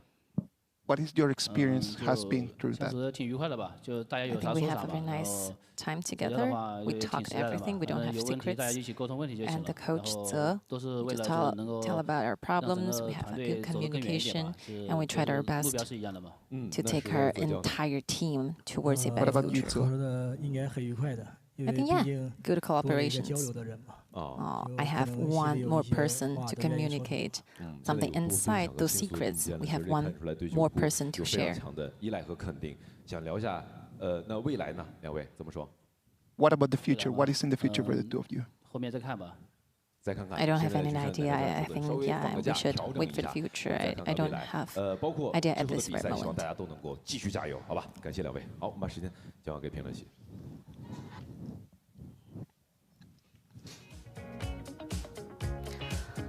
I think indeed we did see a lot of things are different with Joku's recruiting into DRG. So I love what they shared in the interview. You can see they trust each other, and the arrival of Joku really helped Ze dealing with a lot of problems. Yeah, I think that when you look at this interview and the way that the players and the coaches were talking about this, I do believe that they are really looking forward just to the future. They're not wanting to talk too much about the present. They don't want to talk too much about the past. It is just behind them. The only way that you're gonna get better is just by looking forward and just really trying your very best. Yes, we perfectly understand after that last two matchups, you felt extremely frustrated, but by the second you see Coach Ze and Joku standing together, answering this question in a very quiet, peaceful state, you know that DRG is going to come back. Yes. They have the energy and DNA to revive from this and cover back, and it's built into their DNA. I strongly believe that DRG can just pass through these obstacles, and they will get better. They will be going for the top 3, top 2, even for the finals. I think that that's one of the good reasons why they brought Joku for the interview, right? Yes. Because in such a difficult moment for the team, they need someone that has seen other experiences, someone that has already seen big waves, that has seen like big tournaments. He's been a champion at the same time that he has lost finals, and coming out here and then just being in front of everyone to see exactly just what is going on through DRG's mind. All right, what about if we go back to Changsha and then let's see what the Chongqing Wolves have to say? 再来跟大家打招呼吧。好，我是重庆蓝队樱花。好的，我是重庆蓝队。欢迎两位啊，因为樱花现在可能还不是很熟练啊，刚才道仔还很老道的要教教他。 这个感觉有点微妙，想想今天的这个比赛，因为实际上几乎就要陷入绝境的情况下，我们看到是落后了5000经济7分钟，你们是怎么调整心态挽回？5,000 goal behind。大家觉得可能比分定格4比2了。 How did you actually make to turn the game over in Game 6? Back then, we think we are scaling composition. We have to bear for that structure, and we walk as we come back and we find opportunities in that process, trying to seize the important opportunity. Because if we want to win, we have to think and play the game at the same time. Seize the opportunities using my sword one by one. In the moment they gave you the match-out, it's because coaches actually trust you. How does it feel when the coaches just trust you like that? Absolutely amazing. To be trusted. How did the coaches tell you what to do? 就好切。 This is a meta pick. This is an easy way to get to the back lines. 那包括巅峰对决的时候，这一套阵容啊，应该是提前有想好去练。 On the ultimate battle, you for sure have thought about this. 巅峰对决大家练的队伍多吗？ Have you guys just practiced a lot this composition? Actually, this is our first time playing this composition. 清澈，你说？啥？ 他说是第一次玩这个阵容，是这样吗 Is this really the first time that you've played this composition? Yes, definitely first time. 这么讲吧，因为我们看到，其实大家有很多的独立应用池，所以在教练 BP 的时候可能有很大的空间。包括白雷手也会发现，道仔的使用频率很高，包括在内局有帮小胖刷野的一个规划，然后包括在中路，聊聊你自己的思路呗。 Let's talk about hero pulls and then just the way that show you was helping out in that game number 5. For that one, because everyone's so weak in the early game, so they put me in the mid lane to farm up. 在第6局，即便是陷入逆风的时候，其实小胖有几波好像是有点拦不住了。你们有跟他做一个什么样的沟通吗 ？How was the communication with Pang over there in game number 6? 大家也就是都在说就是稳住嘛，然后他 We're all talking about calming down, and he will be reviewing his own performance when we're playing. In the first games that you play against DRG, they gave you a lot of trouble. Is DRG a really difficult team to play against? 威胁吗？还是说你心里其实没什么危险？我觉得就是，如果我们正常发挥，肯定是能拿下的。 If we just performed like we practiced, we will be the winner. 哦，那刚才我记得上一场比赛刚刚采访到的，他说要送第二季回家，今天复仇成功做到了哈，怎么样 ？We talked about just sending DRG back home and then you guys taking revenge. You guys did it. How does that feel? So good. I'm happy about it. 因为还没完成目标。Because I'm not that happy because we still have one more way to go. Our goal is not accomplished. 到底是什么呢？去冠军啊！就是冠军。 My final goal is the champion. 就能去鸟巢了，就是在后面的比赛里面打北京微博，老对手。There's one more step before the bird's nest. What are your thoughts about the game against Weibo? 就明天那个。 保持状态还是肯定能去鸟巢的。We just keep our momentum here, and tomorrow we think we can go to the bird's nest. 来，樱花，你要聊一聊了，因为你可能相对较少的感受到这种现场。现在你会觉得自己跟现场观众，包括你在台上感受的时候是什么样的感觉呢 All right, Sakura, right now that you're in front of the fans, what is the feeling of being in such a big stage? There's so many audiences, I feel extremely excited. And as for tomorrow, I think we're definitely going to be the winner for tomorrow's match-ups. You do see the difference between these two players because Track is more experienced. So he answered the questions fluently with not much of the truth as information. But Sakura, very new to this, sharing all the true things for us. I can imagine that if we would have actually a table right like this, probably just Track would be just like kicking him. Like, don't say that. Don't say too much. Exactly. Keep silent. Sometimes like it just comes with the experience, right? And I am actually really happy. It was really nice to see Sakura right over there, really enjoying being on this very big stage, right? Like right now, he's living the time of his life. I mean, even though he doesn't get to say much, but you can see from the smiles. He's super excited and happy about this because he knows from the bottom of his heart he did well today. Oh, come on. Like today, we see that result 4-3 for Chongqing Wolves. A very big part of this victory has to go towards Sakura and what he did over there in the Clash lane.